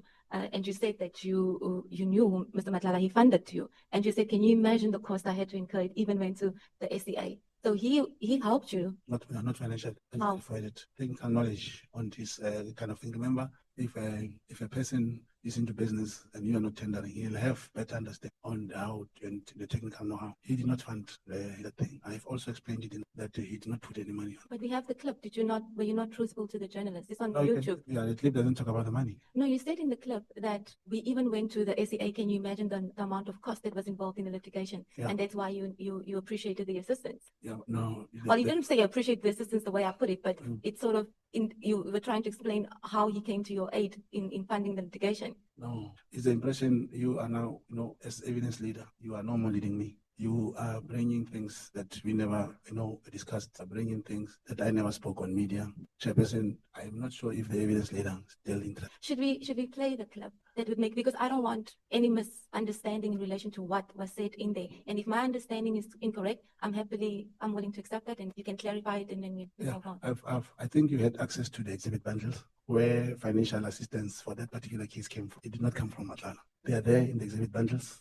Everything, how much was paid going to the lawyer, it was funded by one person. Nhlanhla never paid a cent. No, this is- Unless yeah. you say, if I lie to journalists, then I lie to them. But I never said he never gave us money for any court. If your understanding is I was like, No, like I said, I mean, I might have understood it wrong, but we can play the clip at a later stage. I don't want to interrupt it now, but it's not an exhibit that shows how much was paid. It was a conversation that I'm trying to get your comment on. And like I said, if there's misunderstandings on my part from what I'm hearing, I'm happy for you to correct that. yes, but it can be played, there's no problem. But I wonder what will be, what is it that will assist with if it has to do with financial assistance, whereas he did not pay any cent. Because the money was paid by a certain individual, not him. But what we were trying to establish by that is not so much the fact that he paid for it, but the fact that you knew him before that. So it's really difficult to say that I was trying to understand how you would go to the DNC General CPI and ask him to get closer to Nhlanhla when you've said on other platforms that he's done this and the other. So it's really strange. Why would you need a third person to come in and create a closer link with him? The intention was to get the endorsement and involvement of the DNC on a project. That's why you have to talk to him. And a project that is done in a national office, you will need someone in the national office to work with. And if you go into my WhatsApps and so, you will start to realize there was even a time when I spoke to Nhlanhla mentioning General Sevilla. It's because that kind of arrangement was important for him to be involved in that. Okay, just a second. Honorable Malema. No, thanks, Chair. I was saying the playing of that video is relevant in as much as you have taken an oath. So if you're found to be lying, you know what are the implications about it. So it's not irrelevant for her to ask the plate to prove that you said you are grateful of receiving the money from Nhlanhla. So it should be played. Thank you. Noted. Thank you. Proceed, Honorable Advocate Maria. Okay, you can proceed now whilst we're still looking at the clip. Oh, yeah, because I was going to suggest that finalize if we want to play the clip, I could do it towards the end. Yes. There's not a lot of time left.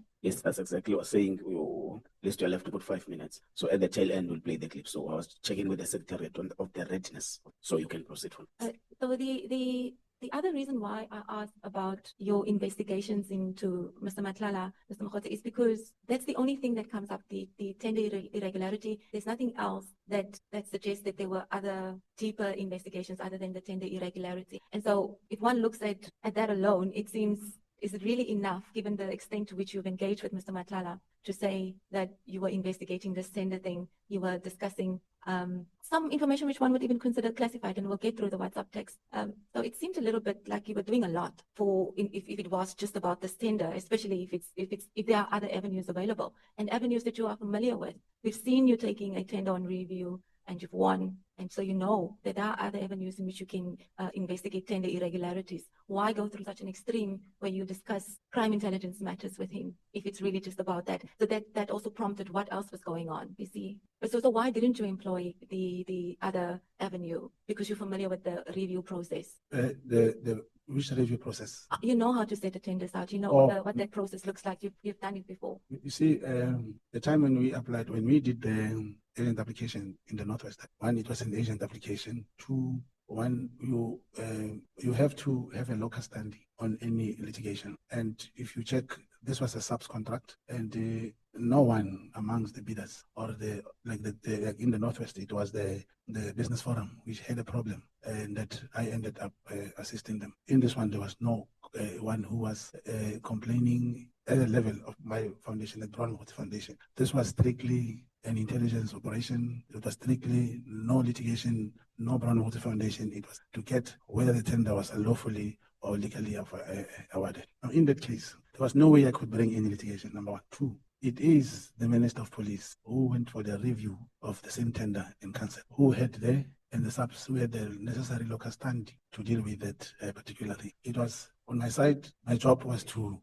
crack and know who and how did he got appointed, and was it lawful?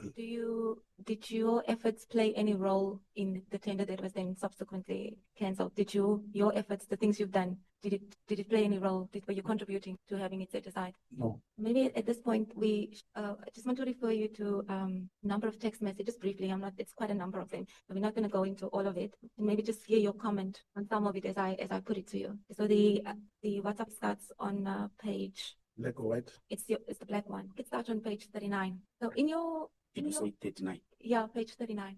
These WhatsApp texts were also presented to you before the Nhlanhla Commission. And in that statement, as you're doing in this statement, you have clarified your position in relation to this text. And you've said that during my evidence, you were presented with this bundle, which is the one that's part of your annexures. And you say that's safe from what is stated above. And we refer to some of the text above, your statement, sorry. It's on paragraph 120, page 32 of your statement. So you've clarified that you accept that you've sent the messages recovered from Nhlanhla's phone to him, and the messages are attached as BM71 to BM793. Now, the reason why I'm taking you through some of these WhatsApp texts to hear your comment is because some of it has also been presented to other witnesses. And so the committee has had the benefit of what other witnesses' version is, including Mr. Nhlanhla, on some of these text messages. And so because the exchange happened between the two of you, it would only be fair to put these text messages to you as well, so that we can have a full picture, and also in furtherance of the Audi Ultra and Partum, that you also have an opportunity to say your say on it. Now, you could go to page 42 of that bundle. There's been questions about your reference to the iPad guy and what that means. And you've heard General Khumalo also speak about the iPad guy. This is directly linked to his arrest and things that were happening to him and members of the PKT, which they say were targeted by organizations such as iPad and IDEC. What did your reference to the iPad guy mean here on page 42? You see, there was the stage throughout. He told me he has, if there is cheese, and you'll see through, I'll keep on asking him. And that's how I started to even send him some message holding the properties and so many, the AK-47s, because he told me he has a big guy. And at that stage, there was no way, like I did mention in my statement, that whether you open cases and whatever happened to those cases, you'll never know. It's because of now the last resort was this whom I thought. This is very odd again. Okay. This is very odd again. That the person you're investigating is also the one you go to for assistance to investigate senior officials. Do you want to explain this? Yes, the purpose thereof to get me the iPad guy. I wanted the man to know who the man was. To investigate the iPad guy as well? No. To do what? According to him, this is you'll see in the messages when he was attacked by the PKTT, trying to open a case in Brooklyn and so forth. This iPad guy was not around, and the case was open in Soweto. And further, he told me now that you see this iPad guy, if there is a case with proper evidence, he can act and he can do this and this or this wonders to arrest where there is evidence. So I wanted this iPad, not to investigate him. Yeah, but besides the iPad guy, you also speak at BM 7.5. You also speak about 25% deposit for accommodation. Was it also part of the investigation? No, that was for the January 18. So the person you're investigating funded the January program? He offered, of course, yeah, and it's not the first time we'll ask someone to assist. The subject of your investigation? Not the subject of investigation, in the context of how you say you are investigating a particular person, therefore, if he's a businessman who wants to fund an event of a number of comrades, we cannot ask him to do so. Proceed. Why did you have, it appears you had quite a lot of faith in Mr. Nhlanhla, that you would go to him. I mean, you, on your own version, have been at crime intelligence since 2009. You spoke of operations where you were, big operations and senior people that you were in touch with. You even had General Sibia that you were trying to get into your camp. Why would you go to Mr. Nhlanhla for help? You have all the connections in the police. Yeah, maybe there is a misconception here. Here is a tender that may have not been properly awarded. And this owner of the company, as you're engaging with him, he offers to assist in something. I could not reject that. It happened even here in Cape Town some time back, where some agent will be borrowed cars by drug dealers, and they report that this guy has offered to borrow me a car, I'm going where and where, I'm getting close to him, I'm working with him. It happens, but in this sense, he offered, and the man appeared in many platforms assisting different people. He was even seen with some people of the ANC, and it was not the first time he was funding that particular program. Let's maybe move on. But I do wish to say, I mean, you're not willing to explain what the investigations were that you were busy with, but it leaves a lot of confusion if you were busy with investigations which must be quite confidential or high level, or I don't know what the phrases are that they use for you not to want to disclose it on this platform. But in the same breath, you are also going to this person to get help from. So it really makes one wonder what the nature of the investigations were, and if there were in fact any investigations that you were busy with. It's highly questionable, because all we see is you go to this person for help, you ask for money, you ask for connect me with this iPad guy. It doesn't look like somebody that you're investigating. Yeah, that's how you see it. If you're looking at page 49 of the bundle, this also came up during some of the witnesses that appeared and gave evidence on this. It's a text to Minister Mkhwanazi saying we got a breakthrough. What do you have to say about this? Yeah, a similar question was asked at Nhlanhla. I really could not remember. I still cannot remember. Then you go to page 55. Do you remember the content of that text message? Minister, I'm going to get the case number in this judgment. Now we got something proven by the court. This is the matter now, which either Sibia or the minister can charge Khumalo and apply for 9 disciplinary. Yes, I remember. It was also asked at Nhlanhla. I would be the same answer that yes, there was a court judgment, and that particular court judgment, it was ventilated during Nhlanhla that was not correct. It did not imply to what I said, and I accepted. I still do, because they had the copy of the judgment in Nhlanhla, just that I don't have it here. I was implying that the PKTT members had kidnapped and whatever, and the person was sent to prison, and that person was acquitted later by the Constitutional Court. That's exactly what I was referring to. And still, the minister never responded to that. So you did in fact want disciplinary proceedings to be instituted against against General Khumalo or the PKT, you say. Why is that? As a matter of fact, you know, there are so many PKTT cases which they also made mention of the one in Fort Hare. But yeah, if a person has been sentenced to life imprisonment because of like I thought that time was the PKTT. The judgment, Senior Counsel Charleson and Commissioner Nhlanhla were able to show me that this did not mean the PKTT. And I said, if it was them who did this, indeed, I would say they should be charged. So it was not them. And in Nhlanhla, like I do now, this was wrong of me. The judgment did not, what I have actually did not mean what I thought, and that what made me to write this. So you got the judgment wrong, but the desire to get them investigated or to have disciplinary proceedings lodged against them, what was that about? I still have the wish. But You still wish to? besides this, if people can buy properties for 100 million, still speak of 20 million, 23 million. When people get fired for 10,000, 20,000. When like I said now, I still don't understand how other police officers will still, how do they still go to work? These generals, 8 of them were criminally charged. They were out on bail. And suspension, all of a sudden they were back to work. And here's the Major General who had time with the girl, and all of a sudden he opened a page of the case. When he get arrested, the deciding officer get threatened, he recused himself from the case and all those things. There is a lot that is going on. And if ever certain people should not be treated in a way others are treated, I mean, if they have committed a crime, they've committed a crime. Are there a number of people that you're working with that feel the same way, that share your sentiment, and that who are actively trying to ensure that justice prevails, that those who have also committed crimes, or that everybody who commits crimes are held accountable for it? Or are you doing this all by yourself? You're fighting this fight alone? But remember, I think I just saw one member of parliament here. He's not here. He also opened the case for the same people. The prince in KZN, he opened the case for the same people. Ket Matlala, during his testimony before this committee, he did tell the committee that in his meeting with Nhlanhla Mkhwanazi, he sent him to go and talk to someone to withdraw the case against him. Those things actually did happen. But that's precisely why I asked the question, because on the very same evidence and the same issues you raised, those people have been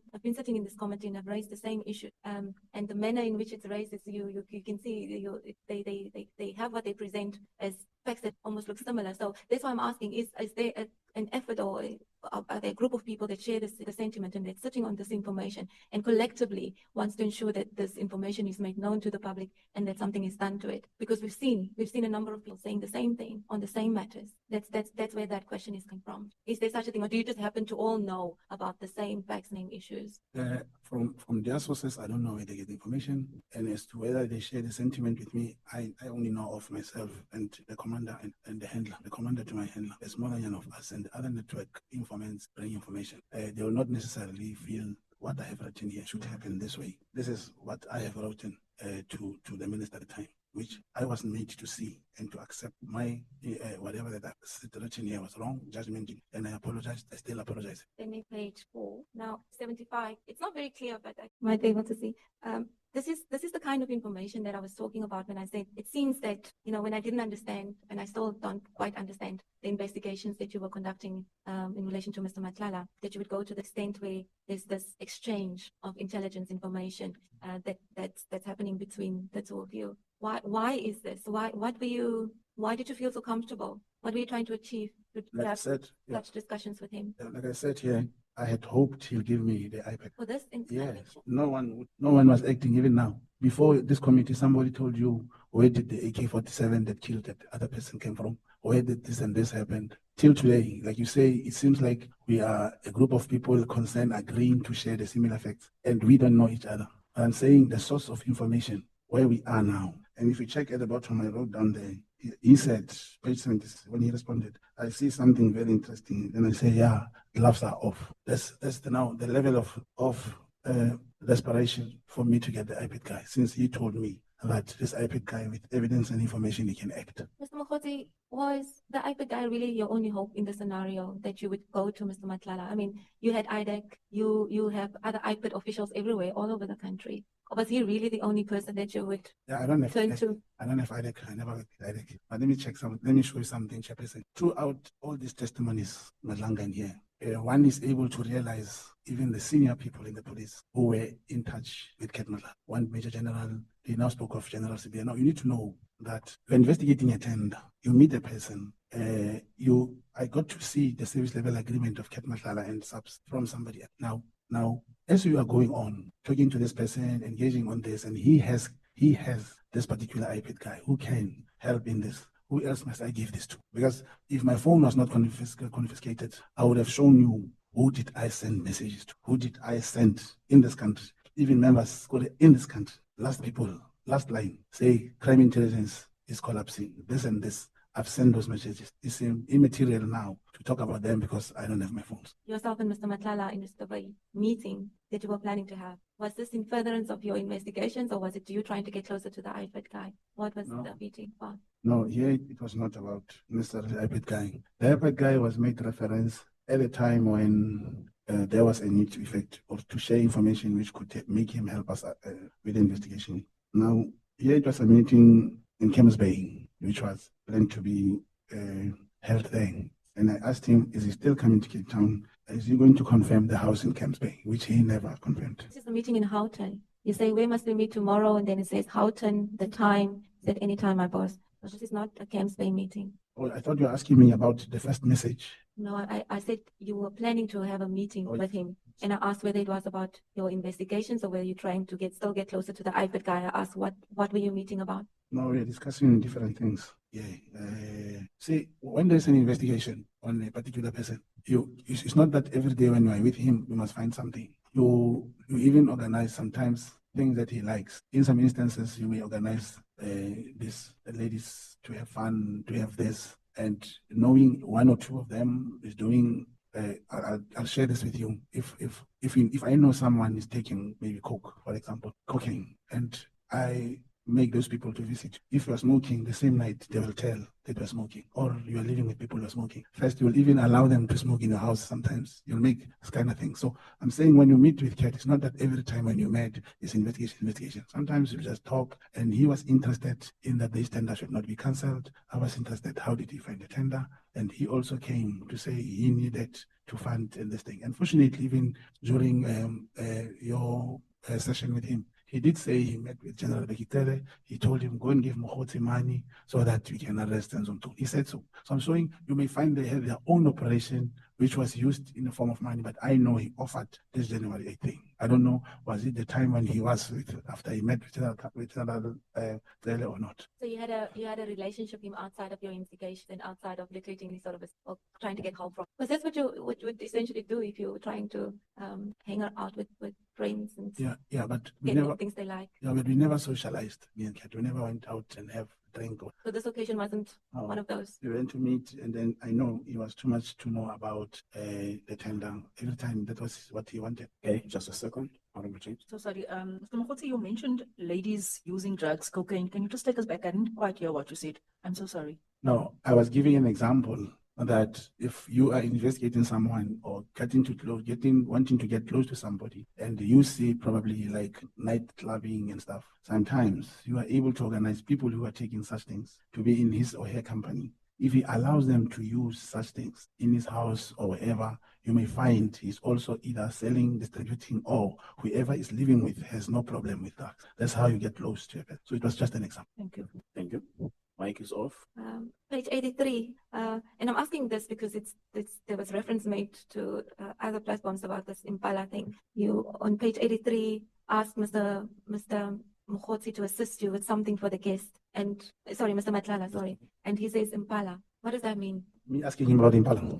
Oh, the time in Cape Town, like this thing in Thames Bay, he did mention for me he may have some Impala meat and stuff that we can have for our guests that time. So that's what I thought. So now the other platforms, if you can see, it goes with something for the guests and so forth. But the other platform about Impalas, I don't know which one are you referring to. No, that's why I'm asking for clarity. I thought I heard Impala, and I just thought I should clarify what does Impala mean. When you ask for organize something for the guests, it says Impala. So it's wild meat. Yeah. On page 91. So Mr. Mogotsi here, Mr. Nhlanhla, sorry, Mr. Mogotsi. Mr. Nhlanhla is saying here, okay, when you get back, organize a proper setup going further, especially the main man behind all this. What is that? What does that mean? Who is the main man? And what does it mean? This is after your meeting at Houghton.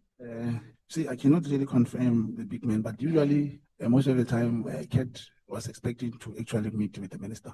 He wanted to so desperately to have a session, but I did not. I can't remember. I think it was the minister. He never wanted, because I've once said I can arrange chief of staff and general secretary. He didn't want them. It means he referred to the minister. So that is what. Yeah, so that he's looking for the big man. And then on page 93, Mr. Nhlanhla is asking you to go to the media, whether you can go to the media about articles that were about crime intelligence information, it seems, splash funds, consumption. And this is where I suppose where it gets confusing, where we get your statement and you tell the committee that you are a crime intelligence contact agent and you are busy with heavy investigations with Mr. Nhlanhla, and every exchange, most of it is in relation to investigations that you've conducted. But the only one, like I've said earlier, was only in relation to the tender. That's the only investigation that's on record. Why is this exchange about crime intelligence? Was this part of your investigations, or what does this exchange mean? And the reason why I'm asking this is because we've had people from crime intelligence come before the committee and say, well, we don't want to make this information available because some of it might relate to properties which might affect witness protection and the like. And some are, and we've seen it, have been, I believe there were charges as well of information being made available to the public, which is considered crime intelligence information, and how that is viewed in a very serious light and a very serious transgression. But now we have somebody from crime intelligence busy exchanging this kind of information with somebody who is supposedly investigating. It seems really strange. Why would you exchange information, and why would you even discuss with Mr. Nhlanhla that he could possibly publish the information? And did he in fact publish the information? No, but it is him who sent to me. Mm. And he asked me if he can run the story. My guy wanted to run the story. And then I said to him, I came on Friday. And then I responded that he must share first to see what is it that he wanted. The answer to say, why would we share? Now, now you see the information is already on the third person beside me that he wanted to share. And this information, as to you're talking about the crime intelligence of them who cannot disclose this information. And you ask me, you see, I'm not a crime intelligence officer. So you don't prescribe to the protocol that's applicable to them. It's not that you prescribe or you don't prescribe. Saying, But there are laws. once the information, now perhaps this would be clarified. Here's the information in front of me. And if even the committee will, including Nhlanhla, where the information is brought before the committee, the same committee which has so much power to someone, the IGI or whoever to deal with. It means the committee is not going to get any truth. We are investigating the allegations as the committee. You'll never get the truth because whoever who's doing anything wrong is doing it knowingly. It cannot be used against him because it's classified. Now there comes information to people like us. It gets out there and it's presented here. Now people get charged. It means the truth will never come out. Hence I asked, if possible, if the committee could summon,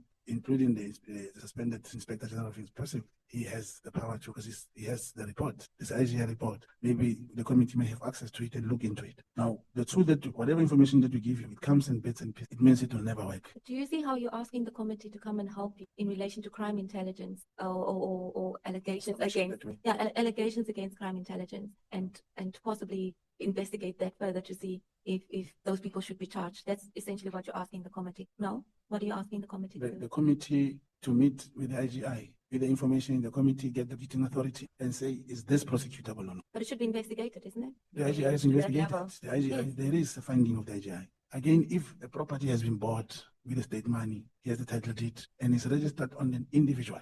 Right now, we have to declassify it before, or there's no any commission of crime committed. You see, and I don't want to go back to it, but you see the difficulty that I've raised earlier about you coming to the committee and asking for classified information to be declassified and the exchange of classified information in WhatsApp text between yourself and Mr. Nhlanhla, but you're not willing to at all give anything to this committee in relation to what you've done insofar as Mr. Nhlanhla is concerned. It's not that I don't want to give. We have given you, it is you, evidence leader, who had to hide that information, the evidence, the only evidence I told you. This is the only evidence I have that the property was bought as a title deed and this is the amount. Because it's classified, we understand. And I've requested rather through the committee, maybe after this session, the same way communication has been sent to us, to me, I get a letter detailing, this is what we want, this is what we want, this is what we want, corroborate this, just whatever that I said. So that, like in the case of that informant who was killed, I know who was the handler, and I know the investigating officer who investigated the murder, I know the commander of the handler. It can be corroborated 100%. And then with this one, the property, here it is, then you get whoever who must lead the prosecution for the prosecution of this. I think we're talking past each other, but I was trying to say that information is put in front of the committee. Be it redacted, yes, we note that, but the committee will know where to find it. But the committee won't know where to find is what your investigations in relation to Nhlanhla. Yeah, but Chairperson, it seems like I have promised that there is something that we got against Nhlanhla and is about to be arrested and so forth. If there is an investigation, depending where it is, there are state institutions that are investigating Nhlanhla, where when you participate, you give your handler, he meets with them and give them that information and they take it further. It's not that from me you can obtain any written statement or anything written. I've said that because once the committee can call us to do that, is when I'm going to involve my handler, whom he will involve his structures, the institution commanders going up on how to deal with the committee on the information. You know, there's a reason why I keep going back there. And you, on your own version, have also confirmed that there seems to be links. There seems to be the people that you've referred to in your statement that you were assisting are also people that are known to Mr. Nhlanhla. And then we have information, the exchange of information that's taking place, which, like I keep saying, makes you also wonder, why would you exchange such high-level information? And why would you rely on links provided by Mr. Nhlanhla to investigate senior officials? And then we are faced with WhatsApp text, like we have here on page 103 and 104, where Nhlanhla is saying to you that you said on page 103 at the bottom, I think he needs cash. And Nhlanhla say, okay, arrange with Khan to give him cash if the information is worth it. So do you see how it is, one would wonder what the nature of the investigations were and why you would rely on links provided by Nhlanhla and why you would consider it trustworthy? Do you see how interlinked the information is and why it's so important to at least get a sense of what these investigations were? Because you've brought serious allegations against senior officials with links that are provided by Nhlanhla. And then we have Khan, who's supposed to be the one that's wrongfully being disciplined. And I'm not questioning whether there was just, that's not the point. But the point being made is, you said that facts were fabricated against Khan by senior officials. And this is the same Khan that is also referred to by Nhlanhla. And that's the point. I'm not going into the merit of the disciplinary proceeding. But do you see how interlinked these things are and why one would wonder what you were doing with him? So what do you have to say to that? What was his reference to General Khan on page 104? Yeah, What was also- his relationship also with check your Khan? clock, or Huh? Also check your. Can I ask for 5 minutes? Okay, to close you can it? wrap up. Thank you, Chair. Yes, I got it from 103. Yes. 103 to 104. Yes. You see, this is now, if you check it correctly, it goes with almost the date of the recording. When I said, I think this guy wants cash. it is the same colonel that I said he was referred to my handler by Nhlanhla. And I went back to him and said, I think this guy wants. But do you see how? And I said, I just wish you could help him with a statement because he was not putting some of the things into context. And that's why he said, if information he give is worth it, he should should help him. I never applied because I couldn't get help. But do you see I how get what- how even more complicated it gets with your explanation? Because your explanation suggests that was there really then an issue? I mean, if you are the one that was investigating Mr. Nhlanhla, and if it was something that probably taints his character as a very, very poorly, or because why else would you investigate him? You must suspect him of something. But here you are assisting a witness who's coming with unverified facts. No, I wanted to know, Do you understand how it looks? but the issue here is, Chairperson, I wanted to know if somehow Kat sent this man is to say all these things. Because now, to me, it was like he kept on talking about the bag, to whether he wants money. That's what I wanted to know. And you are correct, because the thinking of yourself, Council, is that when there is an investigation of a clandestine one, you can never show a person that you're investigating. You will live with that person as normal as possible. It's just that there are so many instances of people who went to prison who realized on the day of conviction that the people he was with were actually police. It has happened. And this person, after being convicted, his bail is forfeited immediately. Not forfeited, is returned and is kept in custody. He then awaits for sentencing. It happened because the involvement of people working with him, unaware that these people. I'll just close it off with this, with a reference to page 111, and I think it goes to 112. Now, in your statement, I believe you said that you were the one who decided to expose this plot against General Khan, and that was essentially the reason why he managed to get out of it, this plot that was against him, because you facilitated that. But here, why is the same information in with Mr. Nhlanhla? And she's seeing how it's starting to look now. And you said yourself it was around this time when everything was happening. So you've placed him within the time, when the plot was happening, in the thick of it. Why is this? Do you have an explanation This for that? is the advert which went to the media. Yeah. Did he publish it, or did you publish it? Who published the article to the media? I wrote in the statement that it was through me that it was published. And then you afterwards sent it to Mr. Nhlanhla. No, he sent it to me. He sent it to you. Yes. Okay. And I couldn't tell him that I'm the one who published. No, you have discussed it with him, because if we turn the page, you said to him you're disappointed. And his response to it suggests that you've had discussions about it. He said, well, I thought this was in your favor. So Yes. if you look at page 113, Yes. he's fully aware of what's going on. No, but he said he thought it's in my favor. This is part they are playing against Khan. That's what Yes. he said. And I couldn't tell him that. That's why I say, of this kind, you can't tell him that this thing leaked because of whatever. He even said, I thought it's you who published the story, don't they? I didn't get to the rest of the statement, but I'm sure members will be able to get that. Very, very short paragraphs. Okay, that's fine. I think members will be able to cover some of the aspects that you would not have been able to reach. Yeah, But very also, solid. there is also an opportunity after members have asked to do a sweep up in terms of aspects, important aspects that you think that should have been covered, but they were not. Thank you so much. Okay. Locate Mkhwanazi. Thank you so much, Mr. Opa Brown Mogotsi, for that cordial conversation with the council. Now it's time for members to interact with the witness.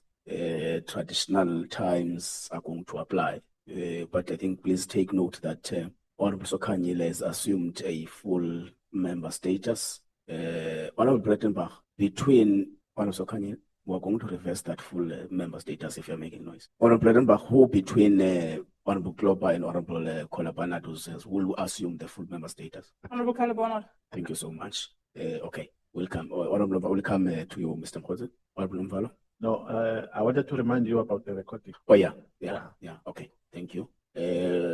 You wanted to say, Advocate Nkiza, the Secretariat says, I've been asking about the recording. The Secretariat says it is with you. Taking care of it now, Chair. I'm sending it. Okay. How long is it? There's actually two. One is 1 minute. One is, I think, 2 minutes. So it's two, but sort of related. Okay. Can you quickly do that so that we're able to place it? Mr. Brown Mogotsi, you raised your hand. You wanted to raise something? Yes, that's correct, Chair. Thank you so much, Chair.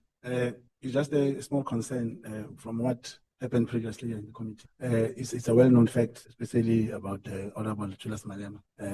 You know what he has injected throughout the past years, the nature, the power, the influence. I even saw Donald Trump crying, saying, arrest this man, arrest this man. That's how influential Honorable Malema is. Okay, And I was so of the concerned. statement is that? I'm bringing my concern, yes. Now, imagine that power attached to Honorable Malema. You know, he spoke here and said, this Mogotsi must come here. I shot at my car and I didn't want to open a case. Also that I'm claiming to be an agent. It's not only Honorable Malema, by the way, but I felt that this power, you know, it can crush me and I may not be seen. Again, I must come and appear here. And 3 weeks back, the same incident happened to that other guy who was shot at 16 times, and not even one bullet touched him, and nobody said he shot it. In his statement, he said, I didn't open the case. So I needed also to say I did open a case the following after that day, and they found some DNAs, and they just need me to take out my DNA so that they can compare people who were involved in it. The second one was the team, MK, you know, how that really,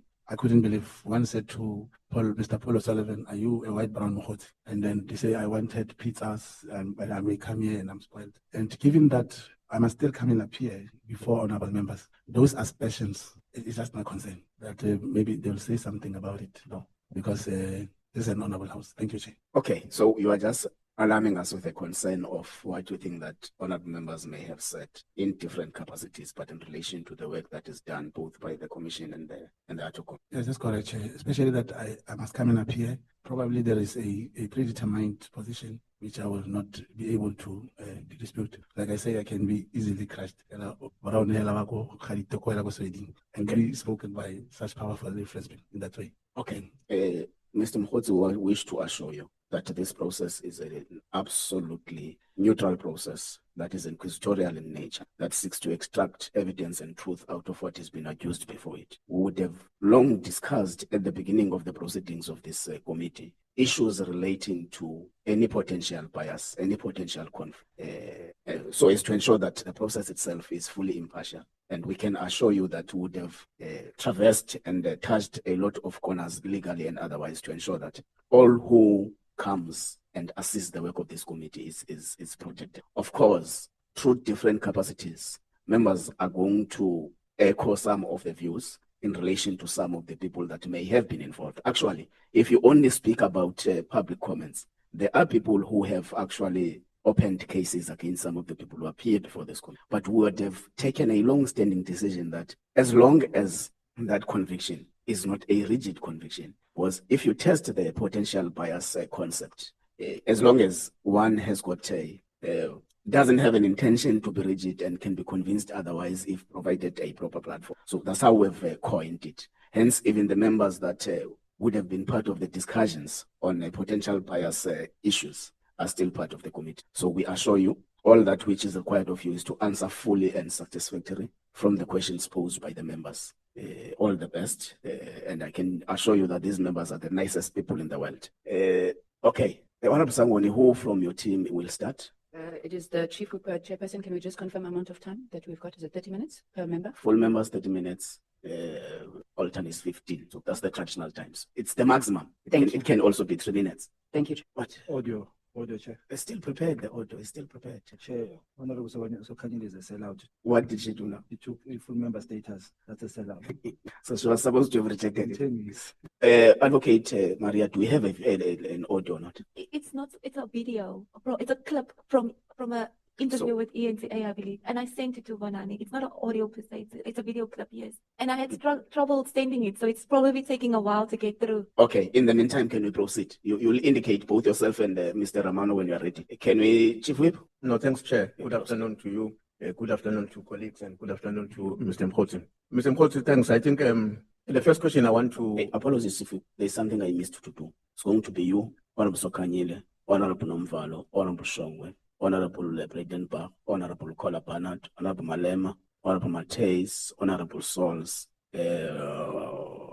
Honorable James, then Honorable Vessels, then it's going to be Honorable Sols, Honorable Vessels, then Honorable James. Then it will be Honorable Sangoni, Honorable Skosana, and Honorable Kloba in that order. We'll announce if we are to take a break anytime. Chief, please proceed. Or the video is ready. Chair, can I just indicate to you that there is a commitment which I can't postpone. I doubt I'm going to take even more than 15 minutes. Okay. So I was beginning to be worried when you are deferring time more and more, because I think in the midst of these questions, if I have to leave, I'm going to have to leave and indicate to you so that Honorable Sangoni can deal with them. There is an emergency that needs my attention here. I will come back in an event where there's still time you are not done. So thank you very much. I think the first question I wanted to raise, Mr. Mogotsi, the investigations that you were conducting about Lieutenant General Mkhwanazi, His Majesty the Zulu King, Misuzulu KwaZulu-Natal, related to them being captured or working with the CIA. In your information, they work with them to what end? What is the objective? Why do they work with them? And maybe to explain the extent to which, in terms of your findings, their work for the CIA is succeeding or failing. And if it is failing, what are the reasons? If it is succeeding, what should be done to stop it? Yeah, you can go ahead. Thank you, Honorable Chair. As I've alluded, the case which was opened in Midrand by the 8 and the Prince Zulu, in the statement, the suspicions emanate from what they have written insofar as the Richards Bay terminal was concerned. And they thought that now that in that statement, the coal may not be going to, because that coal was benefiting Israel so much. And according to that statement, that's where I'm relying, is that they're being activated to serve those interests. And to say whether they are succeeding or failing, since those were just simple allegations that we wanted to verify, and I had even to go to Kenya, and I cannot give an answer whether that's, but the investigation was as a result of the statement that was written in the case. That was so they were intervening in the work that they were engaged on. In terms of your information, you are saying that the coal that is is shipped out of Richards Bay, most of it you are arguing that is intended to Israel. Is that what you're saying? That's correct. So when they were intervening, His Majesty and Lieutenant General Mkhwanazi, they are intervening in order to do what? In order to make sure that the coal continues to be sent in big volumes to Israel, or intervening against the people who were intending to block that coal going to Israel. And who were those people? Yeah, what I've raised earlier was that even so, the same phrase, they were in engagement. The intention from the discussion was that it seems the plan was to contract these Chinese to also utilize the terminal, as opposed to those that are in transport to Israel. Now the conflict started there, and the case was precisely open because, according to them, the PKTT members or General Mkhwanazi was sending a lot of police to harass them, to threaten them. And in those altercations, they'll keep making reference to the coal. Now the case were open 2 or 3 times in KZN, and the matters could not be investigated. Matters gone anyway. That's how they got in touch through my handler to come and open the whole thing. So what is the role of the king in that case? Because in your statement, you are making references to the fact that we know there is a litigation, a legal dispute relating to the Zulu kingdom. Now you are making references to the fact that the side of the Zulu family, if I were to put it that way, which is backing up Prince Smakate to become the king, got abused and harassed by PKTT members. And you are saying that harassment is as a result of the loyalty of His Majesty King Misuzulu KwaZulu-Natal to the Israelis. No, how do we connect that? Because these other ones, the intention was to do the contract with the Chinese. Which one? The Smakate? The Smakate. They were going to be part of the contract with the Chinese. And the power of the KZN provincial, like police, was influenced to harass them from making that decision. Now, if you check, I remember he was asked this question as to, do you have the authority to sign this contract, because they say it's the Majesty who could possibly sign on behalf of the kingdom. And he said that particular portion in terms of whatever belongs as part of his rights. You know, there's a line of discussion that Advocate Moisa was following with you. And all of us, many of us, were keenly interested in your answers, but it was difficult really to get a proper explanation. So let me try and rephrase part of that question. And I'll give you an example. For instance, in your statement on paragraph 103, you are making references to you assisting Mr. Nhlanhla to open a case with SAPS in Soweto. But we also know, not from that paragraph, that Mr. Nhlanhla made certain favors to you in terms of money, booking certain people. Now, what is not coming out very clear, which is what she was asking you to clarify. Why are you so cozy, very close, to the extent that you acquire favors to the person that you are actually and effectively investigating because he is part of a particular criminal network in our country? How does one, in a simple term, explain that in a manner that can be understood by ordinary South Africa? Thank you, Chair. First, I must emphasize, I do not believe Ket Nhlanhla is a member of the Big Five and stuff. I don't believe. And the part where I assisted him It has nothing to do with his criminality or anything. He was harassed by the members of the PKTT. According to him, he opened the case in Brooklyn, could not be registered. The paragraph said, then I activated my handler that if he comes to Soweto, he should open the case, and that's what happened. And then the part that you're investigating a person and he funded this thing of the January. I so wish there was probably a situation where they say Nhlanhla gave me a subcontract, or he gave me he gave me something to benefit directly myself and my family and business. So if there are a list of people coming to Cape Town, having a celebration, the money coming through channel through me, now it's like the money came to me. And it may be wrong at the layman's thinking to say this man, even though he's being investigated, he actually insisted he wanted to buy a table at the time, and he couldn't buy the table. And secondly, even the handler said he must not be involved with the minister, he must not come to the minister, and we stood by assisting the traveling. You are also saying in paragraph 104, Mr. Nhlanhla told you that General Nosemula as well as General Qele wanted to oust Minister Mkhwanazi. Did he explain for what purpose were they engaged in such a... He did not explain, Chairperson, but I believe even before this committee, he did mention that former Minister Qele wanted a way to arrest Nzulu. He did speak, and that's what he told me. And he never gave information as to how are they going to do that. Why did you not ask? Because, I mean, somebody comes to you and share an information as negative as that one. Yes. Why would you decide to ignore making a follow-up question as to for what purpose? It's not to ignore as such. One will think, oh, former Qele now that is no more here. That's the only reason you want to remove minister. No, but that can't be a rational explanation, Mr. Mkhwanazi, because ministers come and go. We have no evidence that when ministers are removed or the term of office has ended, all of them then queue up to plot some agenda to oust their predecessors, their successors. Yes. So we can't accept as a rational conclusion on your part that I didn't ask this question because I knew that now that he's not coming back, he may be having a vengeance towards Mkhwanazi. Mkhwanazi was not appointed. I mean, Qele was not removed by Mkhwanazi. His term of office came to an end, and he did not come back to parliament. You are saying that as well in your own statement. Yes. And then somebody comes to you and say, there is a plot that is going on, and people who are engineering the plot is the chief of police in the country working with the former ministers. Why would a responsible South African like you simply not ask a question, but to what extent? Because these things might have serious security implications to our country, to you, to your family, and everybody else. So why can't you ask a question? For what purpose? The difference is, as human beings, what you think, I'll never think.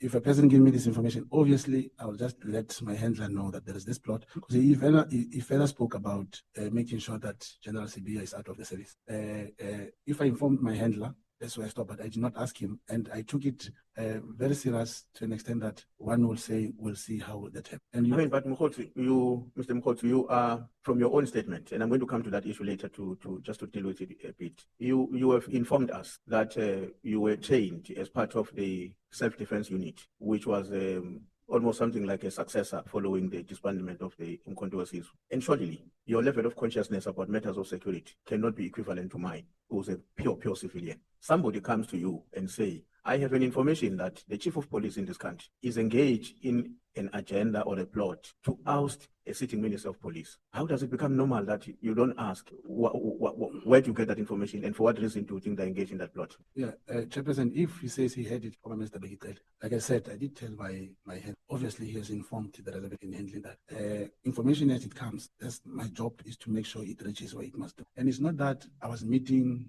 Cat for the first or the last time. If that, I was happy that he came and he did say, former minister said he must give me money so that they can arrest Minister Senzumtu. He said that, and nobody in the committee asked him to the same questions that you're asking. At least the person who told me, he was telling the same committee. Nobody asking, but to which extent and why would you want to do it? Because at the time when you talk to somebody, it's not everything that the third person will think that will automatically comes to me. I may have a different approach to this as opposed to how they do it. No, we can deal with what questions we posed to Mr. Nhlanhla, and whether, in your own opinion, those questions were insufficient. We can deal with that maybe much more later. But the issue is about you, because when the interaction happened between you and Mr. Nhlanhla, you had no knowledge that at some point these matters may be ventilated before the Ad Hoc Committee. That's correct. And me, I'm asking you about your frame of mind at that time. Yes. As a trained person in security. How should South Africans see you in the context of that? Remember, you are not an ordinary civilian who has had no exposure to a training but we are being told by somebody. I have an information that the former minister is engaged in an agenda to oust sitting minister. He's working in cahoot with the National Commission of. As long as And then you just go away and say, I'm going to tell my handler, and then that's all. if I told my handler, that's why What did your handler say when you told him or her? he'll handle it and he'll report it to the So he didn't care about the details. No, it's not that he didn't care. There are so many things that happened after that. That is why even when I came to Cape Town, I made sure that the handler is among the list of people who came with me in Cape Town during this thing of Nhlanhla, because we thought he was also coming and he didn't come. One of the observations I've made, Mr. Mkhwanazi, arising from your statement and your interaction here with the evidence leaders, is that the nature of your work then or today, I don't know whether you are no longer part of that say what is crime intelligence operation, whatever the title that you have. But my sense is that the nature of the work you are engaged on relies a lot, that work relies a lot on misleading, telling lies, and also sometimes depend on what I call subterfuge. Will I be wrong when I say, because you interact with Mr. Nhlanhla in a particular way, you conceal certain information to him, you go and interact with somebody else, Lieutenant General Mkhwanazi, you go to other people, but the nature of your work means that you must be somebody that in your conduct has a capacity to tell lies, because you don't want people to know your actual motives. Am I wrong or right if I'm saying You're that? correct. I'm correct. 100%. Provided you report to the handler, and you. I'll give example. You cannot take papers and apply for a loan fraudulently and say I was on duty. You cannot drive police car marked because the police officer probably is sleeping or you have access because you say you are an agent. Yeah. It must be this legend building. It applies properly and must be reported. Okay. If there is a CIT to take place Friday, you talk to a handler, you activate the police, there will be someone involved, and this person will call himself Jabu. He will say he knows where to borrow the firearms. There comes me again to tell my handler, they say they have to rent firearms. We need money to give them to rent firearms. Yeah. So but in summary, you are agreeing with me that the nature of your work, yes, it engages with the business of telling lies. Yeah, but it's called creating a false life. Okay. Yes. Should we therefore not be surprised in future as a committee if we discover that in your interaction with us, you also have falsified certain things? Should we depart from this sitting, understanding that in future we may discover, because I mean the people you have been engaging with and falsifying information only happen to discover that situation through the Nhlanhla Commission, and I'm sure it's validated by your appearance before us. Yes. So I'm saying, what could be the reasons for us not to believe that tomorrow, which may not be just the day after today, but tomorrow in the sense of the future, we're likely to discover that some of the assertions you have shared with us are not factually correct and they're not true. And that's part of the nature of your work. It cannot happen like that. This is not an operation. This is now an appearance where you take it. And the intention is to help the committee with the information to arrive at a certain conclusion. And in case there is something, I'll give example. I don't know from where this question is coming. I was talking to the evidence leader, showing her a certain name, saying, you know this name, how this person died. I'm scared to show this name. But I ended up giving the name to her. It's because she'll have to come either to the chair or to you to say, this we're not going to talk about. Rather we hide it. I cannot lie you cannot lie in this. It's not an operation. It's a hearing. Okay. Now, you are also making reference to yourself as I think somewhere you're saying, in addition to these activities of the self-defense unit, you are also associated with, or are a member of the ANC. I want to assume that, knowing I'm quite certain you know that I'm also a member of the ANC, I want to assume that you are familiar with the fact that part of what constitutes the value system of the ANC is being honest, is being principled, and is to be beyond reproach in your private and public life, which means that not to do the things that you are doing in your life, which is to tell lies as part of your work. Why do you think that, because when you square the circle with somebody whose survival depends on falsifications and lies to a larger extent, and what I'm saying briefly are values of the organization you claim to belong to, how do we put a square to that and say this is possible? Yeah, everyone, chairperson, goes to work, and the ANC constitution it doesn't say people can kill, people can do whatever. If a soldier goes to work, he gets there, he fights, he kills people. It doesn't mean he's been politically incorrect when he's doing his work.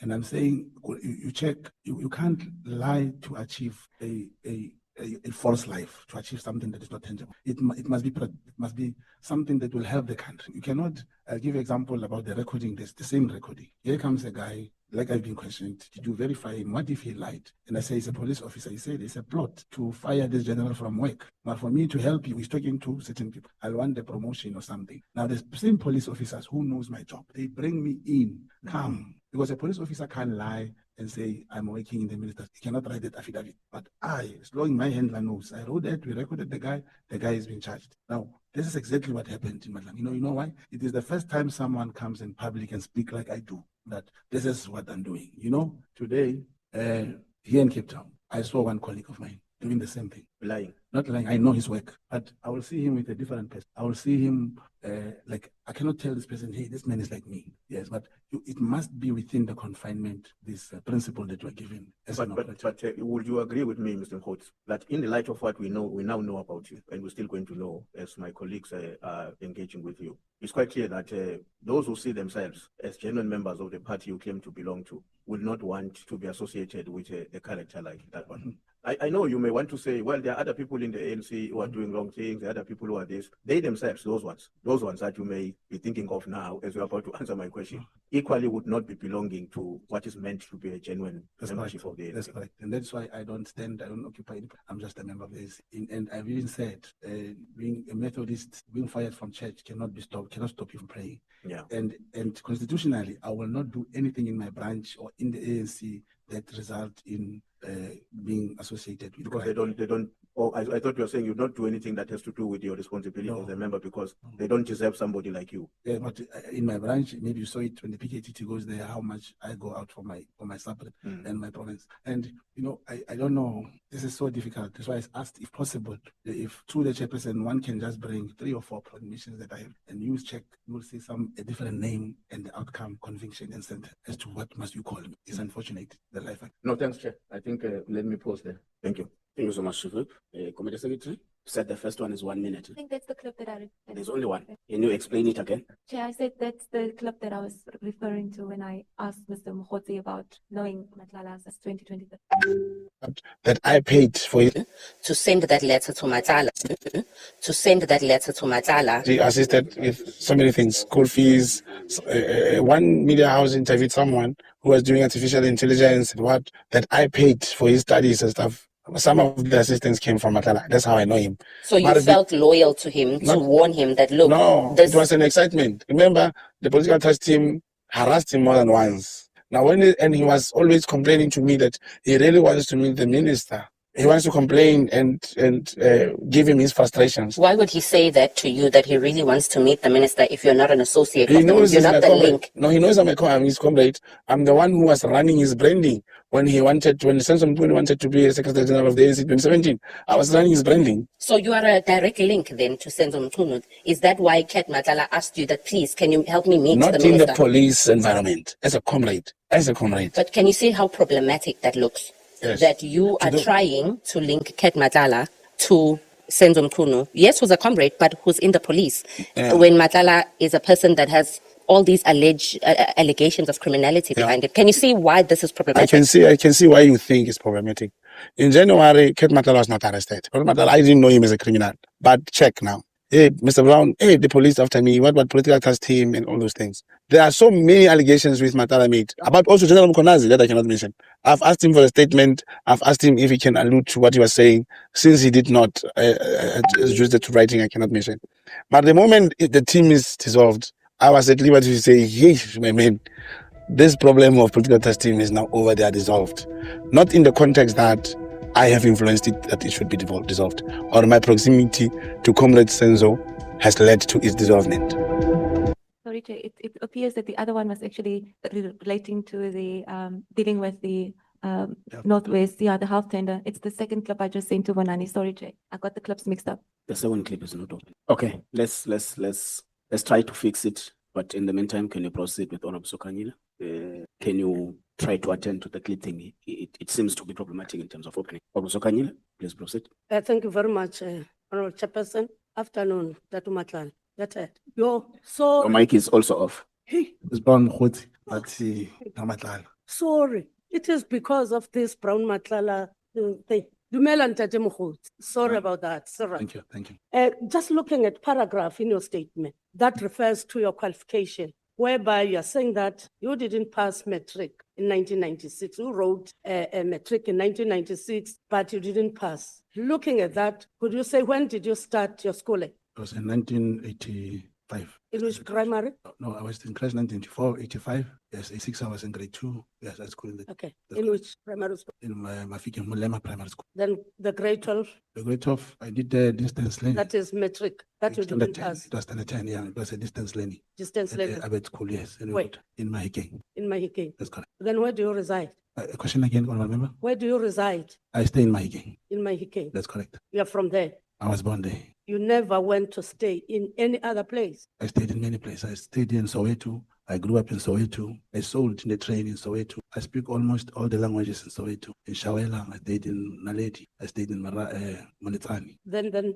in BM1, paragraph 1 of your statement, why do you cite the residents being 2927, Chawelo, Soweto, and not talk about Mahikeng? Yeah, but I did mention I stayed in Soweto. I stayed in Shawela. I stayed there. And then in 1927 in Numalo Street, Shawela. I was there when I was selling the train. I was staying there. It's in Shawela Extension. Or is it because of your work? That's why you have to lie and say your residence is Chawelo, not say the correct one. Yeah, but in a circumstance like this, when you run this operation in Johannesburg and making submissions and also forth, there's no way I can ever give, except in circumstances of this nature, the actual address where I stay. There was no way, but this is where I was staying. Please pause a little. Malema. No, when she says, where did you study matric, she doesn't mean necessarily the place. She means the institution. So you are saying you studied in Mahikeng. Which institution, even if you're doing long distance, which institution did you write your long distance matric? Oh, that's correct. And like I said, at first I enrolled with them in college, and then with them I couldn't afford and write at the center, so I chose an Abed Center in the Rohan area to write my exam, but I did not pass. In which school? In 1 year. In Damelin College here in Brownfontein, there's a correspondence college there. In Damelin. That's correct. In Joburg. That's correct. And then in paragraph 14 and 15, you indicate that the section head undercover operation would dispose to an affidavit that you were not a crime intelligence undercover agent. You are indeed registered as an agent for crime intelligence. Is it so? That's correct. Then looking at that paragraph, if you're going to look at that paragraph 16, we are saying that there were individuals who disposed the affidavit about you being newly appointed in the crime intelligence, and they were asked to fabricate facts through a stated affidavit in order to discredit you. And you are saying that the people who instructed those individuals to have that fabricated information about you, they were instructed by Lieutenant General Kumalo and General Lushaba to do so. Do you think this information you are telling us, it's a social information to say it's Lieutenant General Kumalo? When I'm saying that it's a social, you can confirm to this committee that it's them, nobody else. Thank you. I don't know if, should I give a yes or no, or I should elaborate a bit on that? Because To elaborate, why do you pick them, these two? One, the colonel's name is not mentioned here. He was working in the support staff, and I'm aware that in 2024 he went to work as a colonel in the office of Major General Lushaba. Now, by virtue that Lieutenant General Kumalo was able to say, I have access to this police information and is the head of crime intelligence, it can be the only one who can tell this person to attest to write this affidavit, because he feels that as a head of crime intelligence, to say this is final. There's no other way this can be. And I'm linking General Lushaba in this because this colonel is working in his office, in his division. That's the reason. Do you have anything maybe to confirm that instruction? No, I do not have. I did mention Balwa. I did mention that, Chairperson, the information I'm giving will always be raw, and in most cases, I will have to bring someone to corroborate this. But so far as this colonel came in 2024, he cannot even know these all other agents. Yeah, he cannot. Or is it one of those individuals that were instructed to inform you? Yeah, as you put Or it, it's a person that you cannot name to us? or the person who wrote the affidavit, the name is not, I cannot mention here. The name is somehow hidden here, his names and IDs and everything. Now, I'm saying I may be wrong. I'm just feeling that probably I must put it in the proper way, that I feel that this instruction came from Major General Lushaba. He's working with Major General Lushaba. And in the crime intelligence, Lieutenant General Kumalo is the divisional head, is the head of crime intelligence. It is him who can just tell a person that I am not in that space. You know what worries me? You're saying that you may be wrong. For the first time, you're saying that. Yes. I've been listening to you giving information to say that you don't give an information that is the truth. You need to give a falsified information. Were you not saying that? No, Chair. I was saying during operations, one will engage in operation in a falsified, and not that every time, but in this case of maybe wrong, because the moment you say, can I produce an instruction that was written, whether it was verbal or written? That's why I'm admitting that I've written this, because I know it is only Major General Lushaba who can inform this person to write this affidavit, nobody else. When you were employed as a contact agent with crime intelligence, were you registered in the same year? Yeah, there you get recruited. It's not employment in the sense of having a personal number or something. What happens, they take your ID and then they bring a form where you sign, and they take away some few weeks or days. They'll come back and start orientating a person on how these things and where and who to report to, when it's a problem, when the handler is not available, who to talk to. And then that's when I get registered with that file. But in this case, I was, of course, registered at first as an informant with a number that is provided in this BM27. Yes. Now, in that sense, an informant, after being registered, being recruited, I could not be re-registered. You cannot have two numbers, so they do it in the manual form, and the file is kept by the handler. Your name is put on the crime intelligence database. People, it is not kept anywhere. No, it's kept by the handler. He knows they have the file. If you have, I was explaining this during the day, Honorable Chairperson. In any country, there's no country that has a database of agents, because where there is corruption, if one cop is corrupt alone, he can give out all the names of people who are doing things that are not lawful, and you'll have all the people being wiped out. There is a way in which the system is managed. Thank you. In paragraph 18, you indicate that you worked on a number of operations during the period of 2009 to 2021. Can you clarify the discrepancy? One, the CI official you rely says you were deregistered is the thing that you have just you have explained. But from 2009 up to 2021, and you were deregistered in 2001, and you only undertook operations in 2000. Can you again explain that? Oh, okay. The 2009 comes in 2001, informant deregistered, and then you have that number. Yeah, but yes, that time. But that you are deregistered. But when you are recruited, they cannot give you another number. You are going to use the same number of 2001. Yeah, the handler will know how and do whatever that he must use. But it's there. You cannot be registered twice on the same system. But most importantly, it was in 2009. But now 2009, there is a gap where you will not be doing anything. And most importantly, in between, from 2001 to 2009, that is when I was not doing anything. But 2009 to 2021, I've done them different projects and operations. From 2009 up to 2021. 2021. Yes. Now, from 2021, there was nothing also. There was nothing. Yes, until when there was this PPE tender. But I wanted to mention this gap of 2009 and 2022. It was not an everyday thing. But in 2021, that's when, it's not that they give me a new number. It's when, through somebody, I was called to say,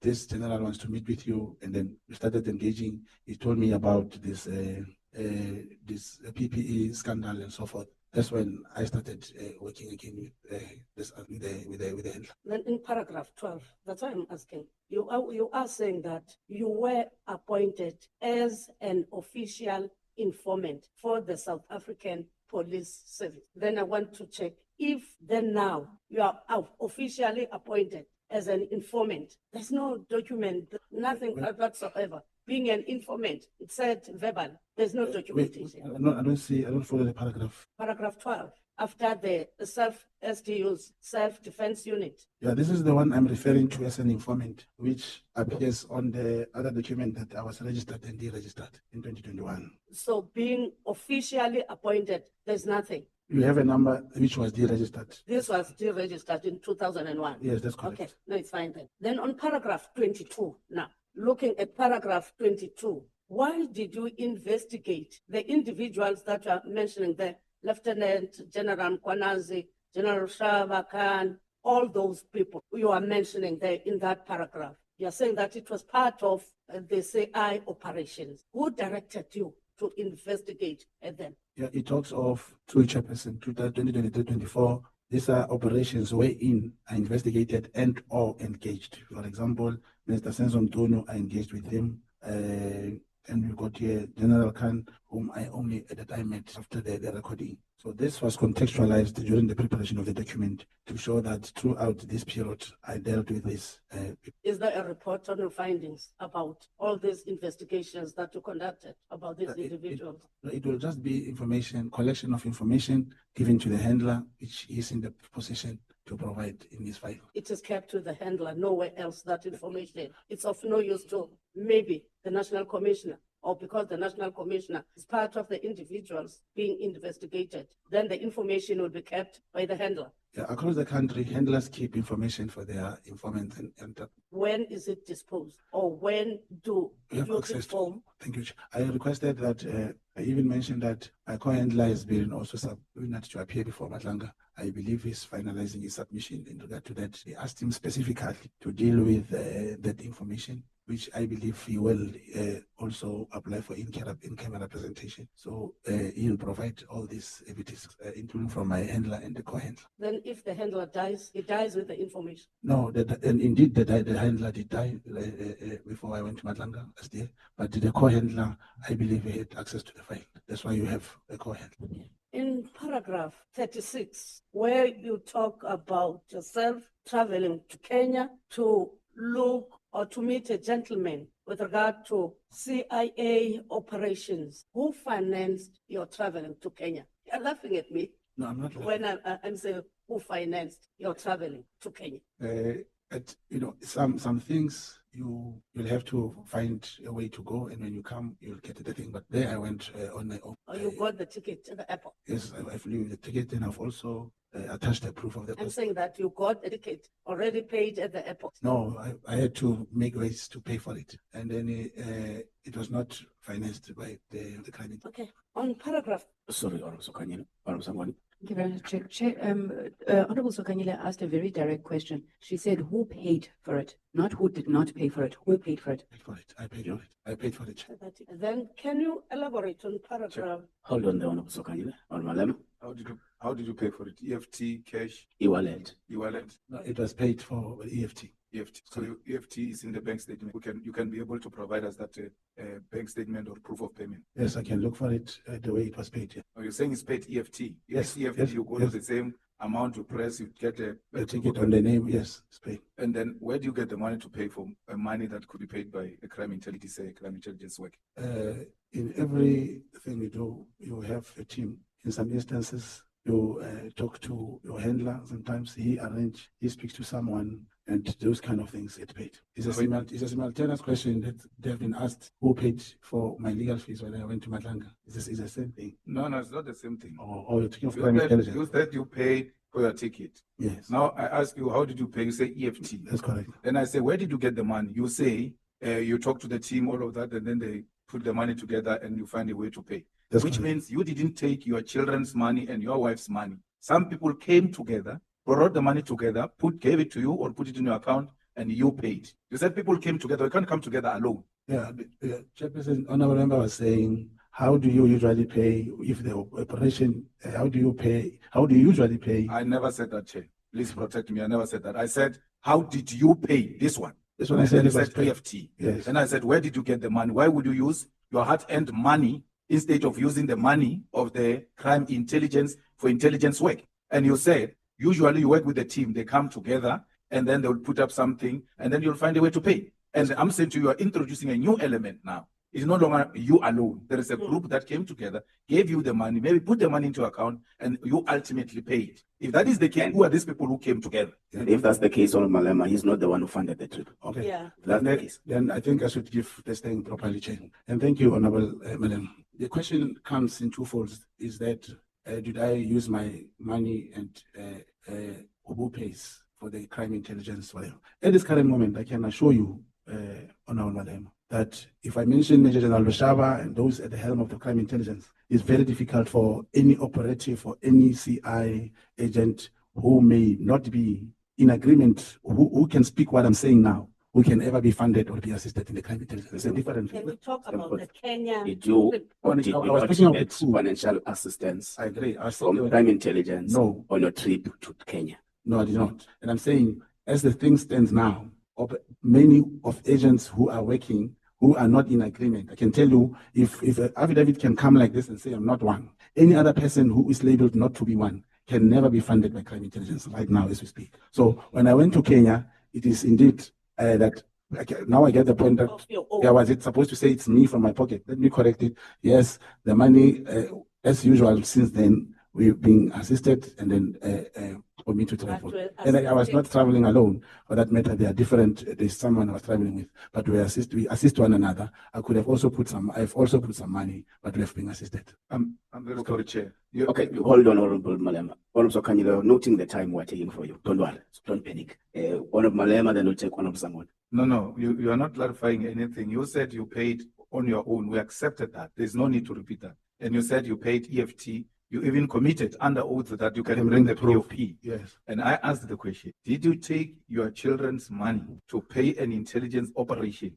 And if the answer remains yes, why would you do that if it's an intelligence operation? Yes, and that's why I'm answering the second question, that as things stands now, there won't be any, it's not easy to access intelligence assistance now. From where I'm sitting, like if I can speak like this about the CFO and the head of crime intelligence, there is no way I can be assisted. I spoke about informants who bring a lot of information being paid like 3,000 rand, irrespective of the size of the project. Now, that's the second question. I was saying it's no more possible to be funded by the crime intelligence. But the first question you asked, did I pay from my pocket? Which I said, yes, in the beginning. I said, yes, I paid it from my pocket. And further, I confirmed that it means I was happy to say I did pay some and you assisted to pay the whole amount. And that's what I must correct. Then the question is, where did you get the money? From the person who assisted, from the person who also assisted. Who is that person? I'm not at liberty to give the name of the person. He's also an operative who can be named. But how am I going to put this man's name here that he helped me to go there to look for the story about the CI agency and whatever? I cannot say that.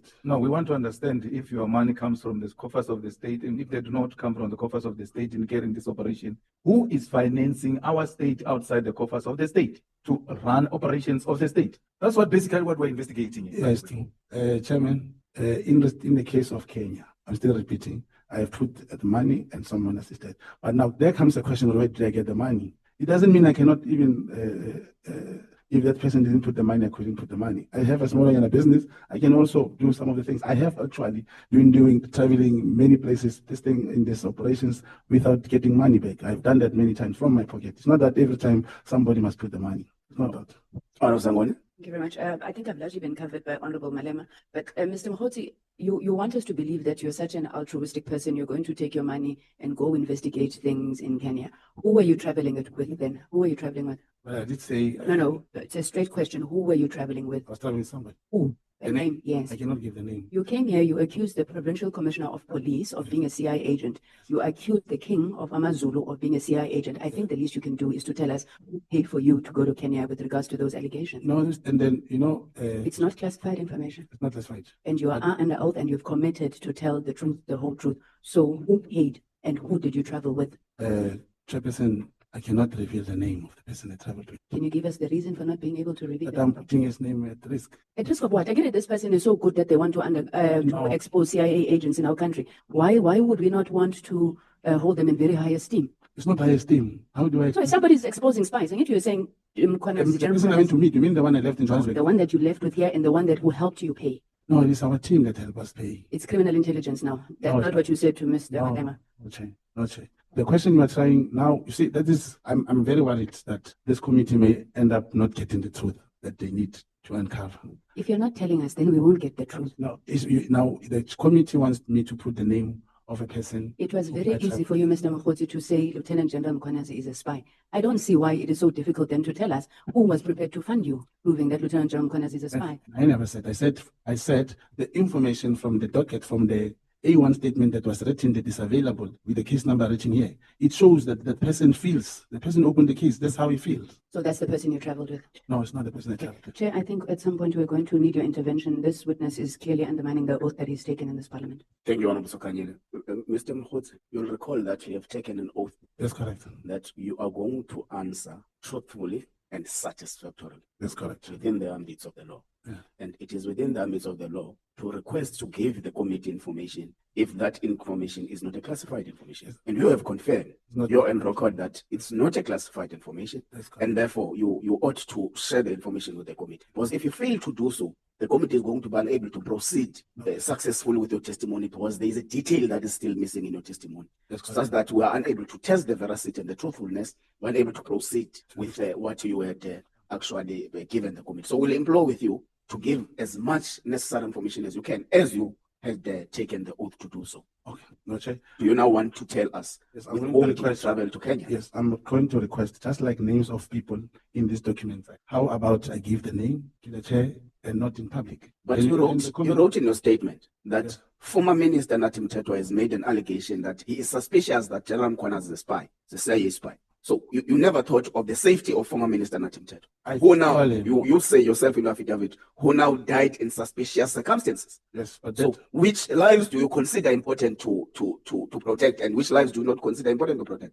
Chair, I think there's a misconception. I'm requesting that, how about the names? Just like the affidavit of this police who said I'm not an agent, there's another affidavit where my name is written without, there is even the person that I recorded who wanted to give the plot and everything, their names we have agreed should not be given. I'm requesting to the committee that I rather give that name without displaying it on camera or on public. Then we can have the name. And it can also, remember, because this Honorable Sangweni was bringing this, I even said, here's an informant who was murdered. There's a handler to corroborate, his commander, and the IO, the investigating officer of that person was murdered. I have the names I've requested. Rather, I give you all those things so that we can get those people to corroborate. Okay. And I'm requesting the same. I can give the name. In addition, that just like what Honorable Malema was saying, who's funding the state outside the state is a real concern, including if there's any operation that I have done where the money and all these things, if that is needed, I can submit it. But please, my humble request is that cannot be done in public. Can you please submit that through the committee secretary?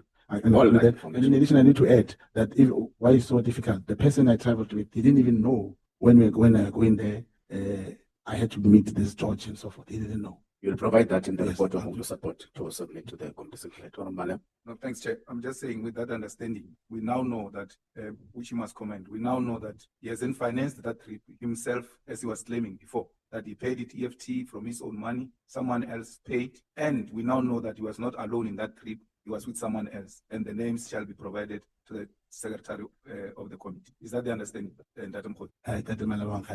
No, but I'm summarizing what you are saying. We will refuse with the names. Yes. I'm not fussy on the names. Okay. I'm now saying the notable thing is we now have another person who financed the trip, and we have another person who's now part of the trip, which we didn't have. Yeah, we should pay only 5,000. Yeah, that's fine, but we Yeah. now know someone gave you 5,000. Now they're receiving amount. No, yeah, not to me. Yeah, yeah. I agree, he bought the ticket and then he only spent 5,000. But Guy, the- they say money doesn't work like that. If I pay a ticket for you, I gave you money. Yes, you at the end of the day, you benefiting from that. You are a beneficiary of that ticket. So the money was spent on you. yes. How was it spent on you? By buying you a ticket. Yeah, So but- when I say to you, he gave you money, I don't literally mean he has put money in your pocket. Yeah, but not paid by this. Yes, not paid by this person I traveled with. Yeah. Okay. There are two Fine. people. Then the There's summary is- the one who paid 5,000, then there's the one who traveled with him. There are the three summary. people. The third one, it's you Yeah, then there's the summary. to Kenya. That's correct. Thanks. Yeah, please provide the details of all that. And Yes, submit and to the committee And secretary. then, by when that time is it? Today is not later than Friday. Only these names or all other things we spoke about. All the other things we spoke about, the proof And that, of how the tickets were paid, the copies of the tickets, and all that. all right, thank you. Thank you. Honorable Sokanyile, we apologize for doing this to you.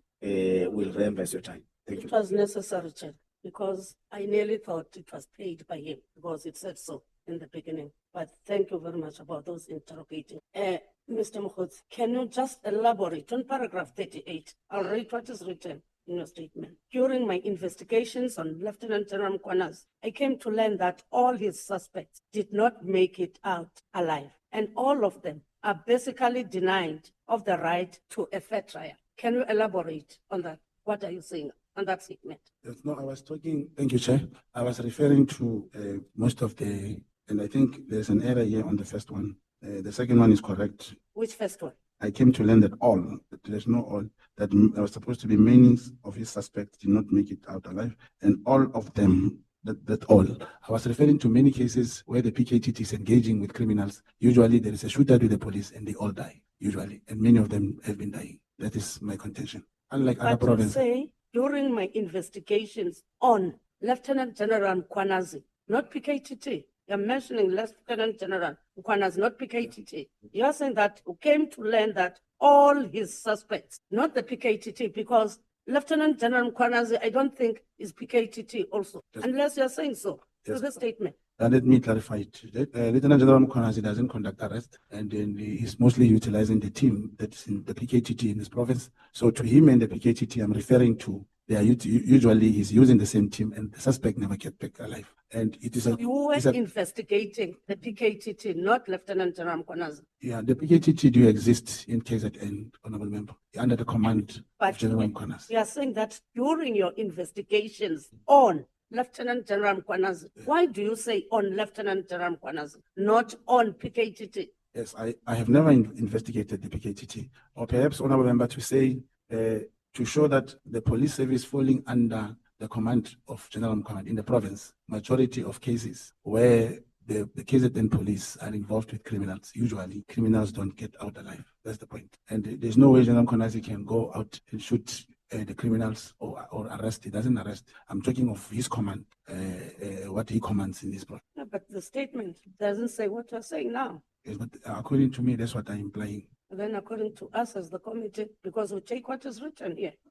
I don't know how the committee defines what I've written, but this is, if they take it that way, I've put it that it's like a leader of political party. If you refer to him, you may be referring to political party. If you refer to political party, you may refer to him. But in this case, I'm talking of most of the cases where General Mkhwanazi's province and the PKTT, where they are engaging or doing whatever with the criminals, usually criminals get shot and killed. And every time everyone is watching the news, you can see it does happen in Gauteng, it does happen in other provinces, but in KZN, it happens every time. You're saying that they're not investigating them, they're shooting them. That is what one is able to say, Honorable Member. And I'm not saying that these criminals must kill the police or must shoot at the police. But if there's a shootout, usually, these criminals, they don't even shoot at the police. It never probably shows that one police was injured. I don't say they must be injured. I'm saying the way in which these criminals get killed during the shootout, they don't make it to court. They don't get arrested and appear in court. That's the point. I'm looking at the information, for instance, in paragraph,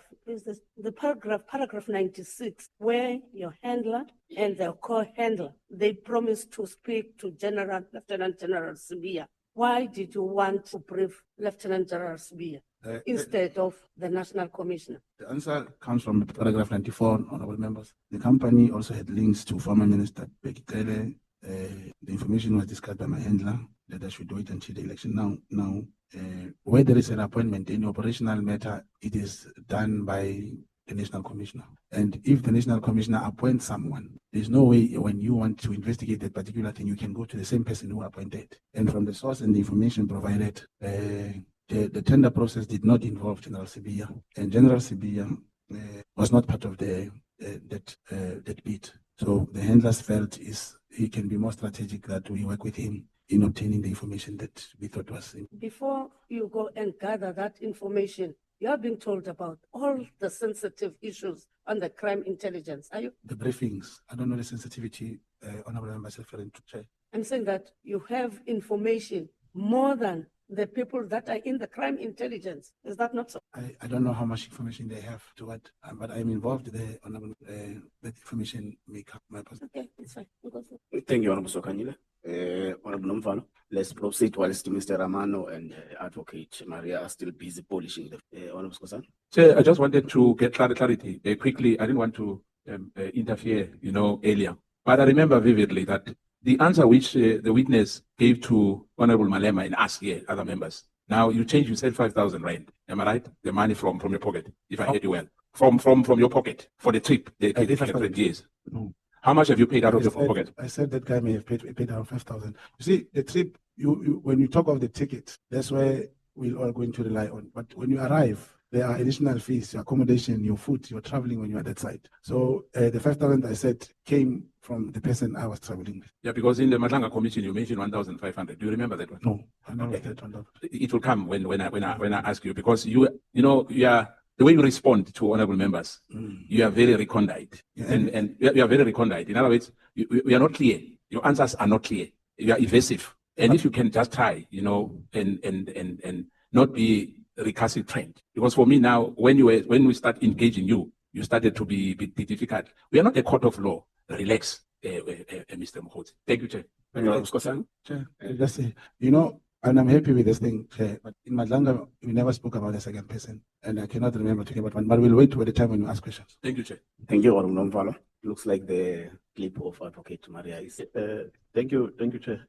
Good afternoon, Mr. Mogotsi. Good afternoon. So the video that has been played here, is that you to confirm that that is yourself? It's Mr. Mogotsi who is speaking. Yes. So if we find contradictions between that video and the statement that you have submitted here, how do you advise us to move forward? I don't think there'll be contradictions, but I don't think the committee can really want to compare the statement under oath and what I speak to the media. No. I think you don't understand what is expected of us. Here, we're not confined in the statement that we have deposed. We use all the relevant mechanisms to probe the arguments that we have written in your statement. Because here we're doing an investigation, and the investigation is not solely reliant on your statement. It is based on the allegations that we are probing. So we're not going to be confined in your statement. So there's nothing peculiar when something which is irrelevant to the arguments that you have made and to the allegations is put before this committee. There's nothing peculiar.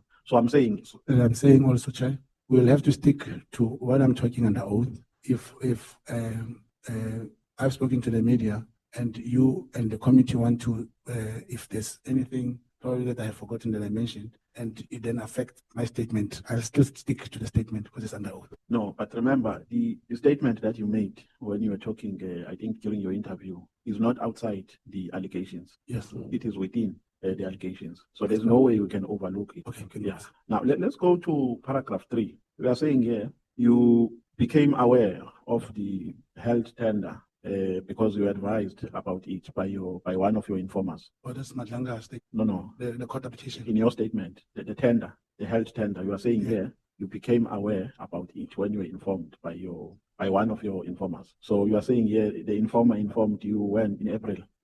No, but it's not the health tender. Oh, you're talking about SAPS, not the No, let's go to paragraph 93. 93. Yes. You see what I'm talking about? Yes. Yeah. So you are saying here, during the period of March/April 2024, one of my sources in SAPS informed me about a health tender. You see what I'm talking about? That's correct. So was this the first time you knew about this tender? Was it for the first time? Yes. So it's for SAPS. This is for SAPS. Yes, the health tender. This is how we have termed it here. Yes. Health tender. Open quote, close quote. That's correct. Yes. So was it for the first time you knew about it? Yes, about this tender, yes. You didn't know about it before you were informed by one of your informers? Yes, by the source. I did not know about it, yes. I did not know about this particular tender. Okay.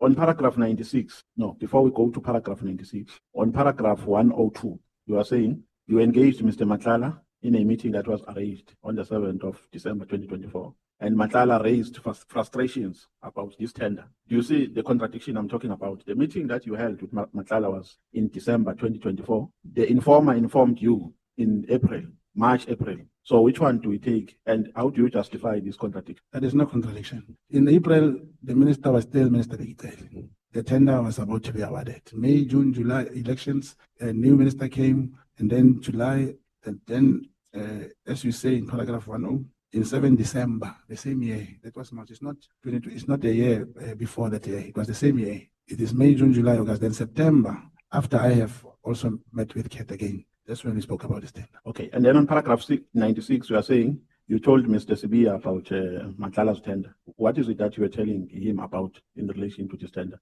To say there is this particular tender that we heard about that is going to be awarded or that is being awarded. We would love to know more about it. Is there a way you can make us meet the service problem? Why did you want to know more about it? As it is alluded that one of my sources informed me about the tender that has to be awarded. And no, but awarding a tender is not illegal. Yeah, 94 unless says- there's something you have picked up. Paragraph 94 says this company has also links with former Minister Taylor. The information was discussed with my handler, who indicated I should wait until elections ahead and then view changes will be made. Now, here, initially, it means we felt that the tender was not lawfully awarded. Yeah, so you were advising General Sbiya that the tender has been awarded in an illegal manner. Is that what you're saying? No, not advising. What happens is that it is now my handler who had to go and talk to arrange for me to get hold of Deputy National Commissioner Sbiya, which he did. And when we met, that's when I started talking to him about this crime intelligence corruptions and so forth and the tender. Yeah. Okay. Now we are saying you are an agent of crime intelligence, and your responsibility is to keep the link between crime intelligence and informants. Now, I want to understand your modus operandi. At what stage do you report to your handler? Say I come as an informant and give you an information that this is what has happened. At what stage do you report, and what is your handler expected to do with that information? And at what stage? Anytime when it's especially if there's a decision to be made or any operation or anything that should happen, you have to get the permission and you act on the instruction till you achieve or not achieve. You still go back to him. You still inform him that this particular person, this informant is saying 1, 2, 3, and we are awaiting the outcome. I must go and verify the scene or something. The informant, the handler is always in touch. Yeah, no, but I'm asking, and you take the information to your handler, and then what does he do with it? No, he has to do his work. Remember, he recruited me. He's trained to obtain information from me and deal with it. And take it up? Yes, wherever he takes it. To crime intelligence? Wherever he takes it. At what stage is the case opened, a docket? No, crime intelligence does not open docket.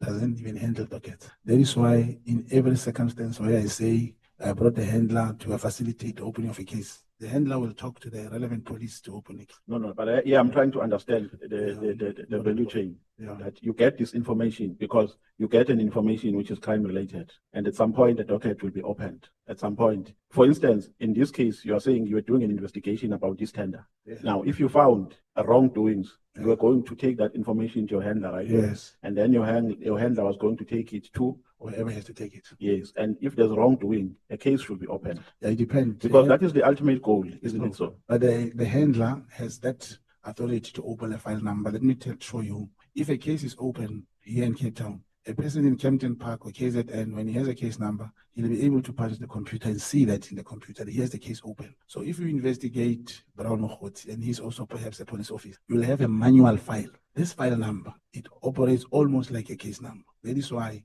with the file number, you can even do 205 to locate if two people were together, and the cell phones and LMS, you can follow someone through the phone with a file number. And that file number, once there is tangible and what you call prima facie evidence, is when can be converted into a case number and be given to the police, and then they can run. Okay. We are saying during the case of General Khan, General Kumalo tried to persuade the witness to fabricate evidence. According to the statements from what I've recorded. Yeah, who is that witness? The witness I've requested is one colonel, is one of the names that I requested to perhaps submit separately. So you are not going to disclose? In some part, the name is there in some copies. We just requested that it should not be disclosed for now. Okay. No, so sorry, Honorable Nombal, you are leaving an important point. We don't just investigate people in the crime intelligence. You don't just wake up in the morning and say, "Well, investigating." What is the process? In terms of I don't know. I don't understand process in terms of depending on the crime. Yes, someone comes, he gives you information about me, Yeah. and then you take the information to the handler. Yes. Now I must be investigated formally. Yes. What is the problem? Okay, thank you so much. Honorable Chairperson, this will give me an opportunity, really. Let's say the case is related to car theft, to cars or firearms. The handler has a responsibility to, if the police station is Alexandra, and the handler is in Soweto, but the information come through an informant or whoever, the head is in Soweto. The first thing he's going to do is to identify the police station where or the area of jurisdiction. And then you tell the informant or whoever brings the information, what is it that you're talking about? And you say, no, it depends. What is it that must be investigated? I wish you gave me a clue that so-and-so is stealing cars. The first thing you may ask, do you have his cell phone numbers? Where did they steal the phones? The cars. As soon as you get your cell phone numbers, the handler must talk to whoever he has to talk to. There are two options. If you have already stolen that car, it means the case is open. But if you are plotting to steal the car, the handler must activate the unit, let's say the car unit, the motor vehicle unit, and say there is a plot to steal the car on Friday and whatever, then the police will go and wait if you are going to commit crime. Now let's talk in case of SASSA cards. Someone is stealing cards or is opening accounts and is withdrawing money from SASSA. See, that one requires investigation. You cannot stand the police, tell them stand by to arrest the person. That's where crime intelligence will have a file number. I think they won't register a case. With a file number, they will identify all the instruments that you are using to commit that crime. If a cell phone is involved, they will either look for the X70, like for your phone to be listening. No, I hear you. We don't have too much time. So your answer is crime intelligence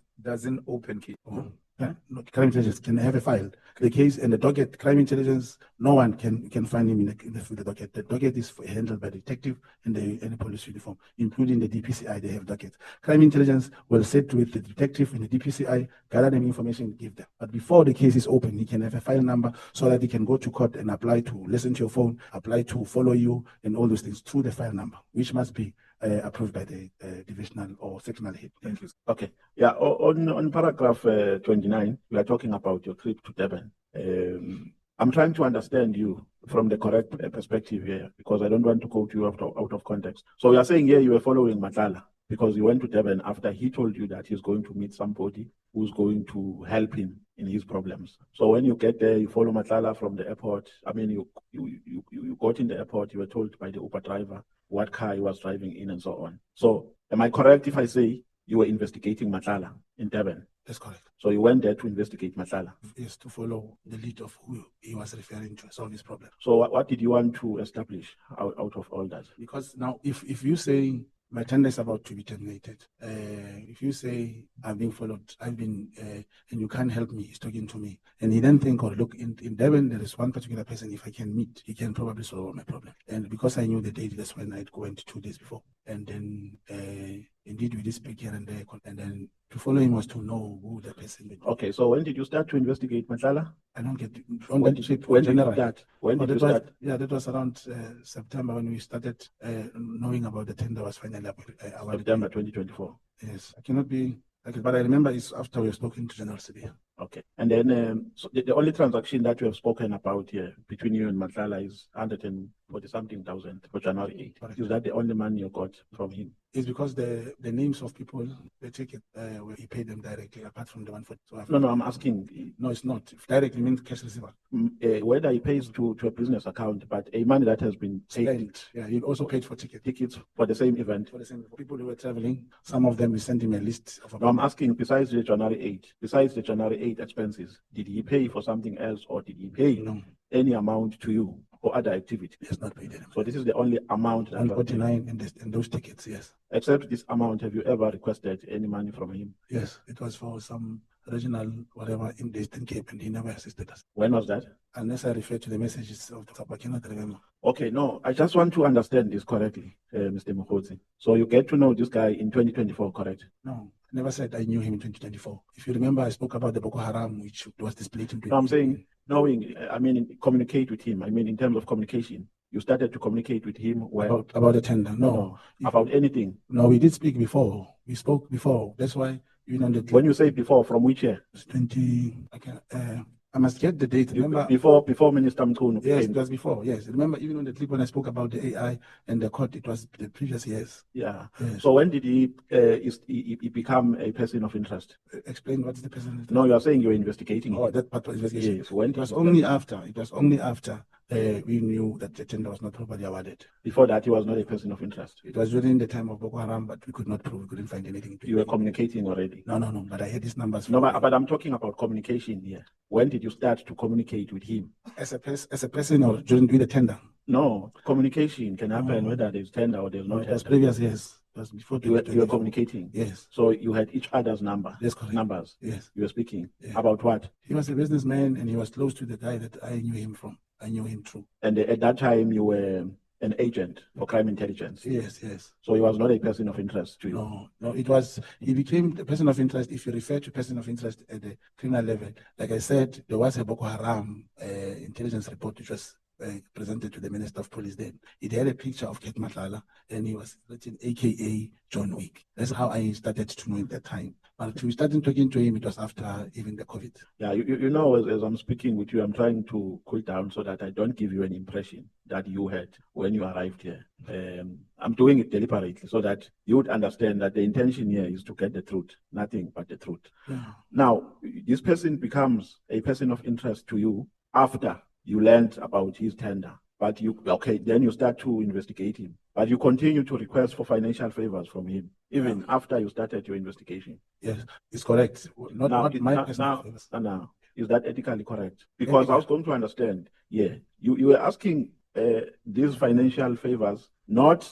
to advance your investigations, because you are going to keep the money, you're not going to use it. No, not to keep it. It funded. He came with the idea, Chair, that He came with what? idea Yes. that he wanted to contribute something. He can fund the January 8th. No, but you said you also requested Yes, for the regional. it was now for the regional conference or what? Yeah, the regional program. Yes. Yes. But after he has said he can, Now the question is whether he requested or he didn't. or he offered. Yeah. Is it ethically correct to request for financial favors from a person whom you are investigating? There's nothing to do with it. As an agent, I so wish. I don't know how. So I really don't understand your modus operandi. That is why I was asking. I wanted to understand. I wanted you to give me more insight of how you operate. So you mean it's correct for you to ask for financial favors from a person you are investigating? I don't say it's correct. We're talking about is it ethically correct? Yes. When someone offers to assist a January 8th or something,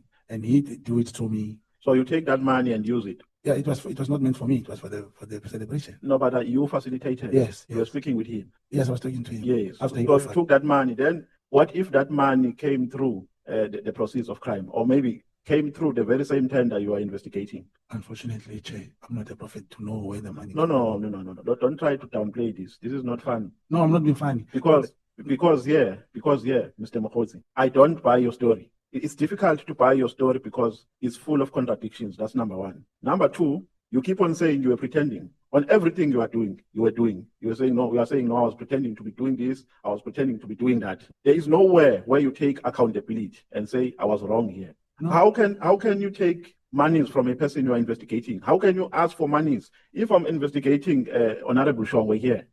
Because of the evidence that I have at hand, or because of the information which I got was from my informer, because you are saying you got this from your informer, and thereafter I make financial requests. How is that possible?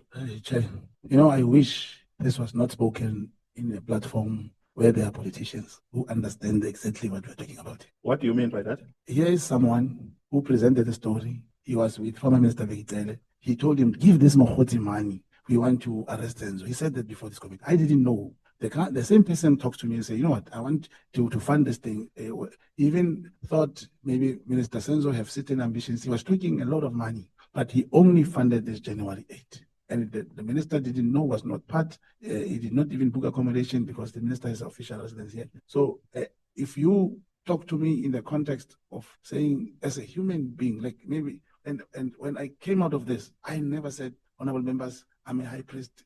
I spoke the truth. This is legend building. This is what I'll do. This is how I obtained the statement. And so many other people who are even serving sentences. So I'm not just at liberty to say this and this and that. And other colleagues who drive the cars, even here in Cape Town, who will be sleeping with this person, going. No, Mr. Mogotsi, You are living what Honorable Nhlanhla is trying to. He's talking about moral. I'm talking about my job. I think because I don't see us making any progress. I'm just shocked. It's amazing to see a person who calls himself an agent of crime intelligence asking for monies from people he is investigating. I mean, it's really shocking. But let's move on because you are being argumentative. No, Chair. Please pause on Honorable Nomvalo, you asked that Mogotsi, what do you mean by that? Because he says, I wish this was not asked in front of politicians who know how these things are done. We don't know that.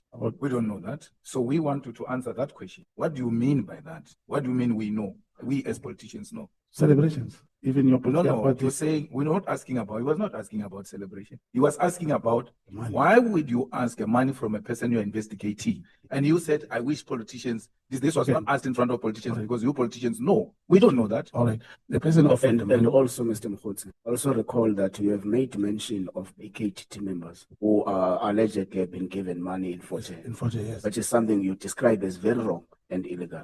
So you must recall that this is a subject of investigation. You are consistently requesting financial favors from the same person. Now make it make sense not only to us, also to the people of South Africa. That's It correct. must make sense. True. How does that happen? All right, Chair, let's talk of a criminal case of Forte. There was a case, there goes the police, not an agent. Police goes there and you ultimately got the statement that they were given money by the people they have arrested. This is a different case. Here's a man, I understand you bring to say, perhaps you should ask me, the question should be, is it wrong to do as you are saying? You mean I'll say, yes, it's wrong. But I'm saying he offered to assist. And after assisting, something which during celebrations happens, he assisted. And that's the point I'm trying to make. Can I put a different point through you, Chair? The only thing that makes sense to me is you came across this information that this guy is being investigated, and then I will deal with that when I deal with my question. You pretended to be investigating him,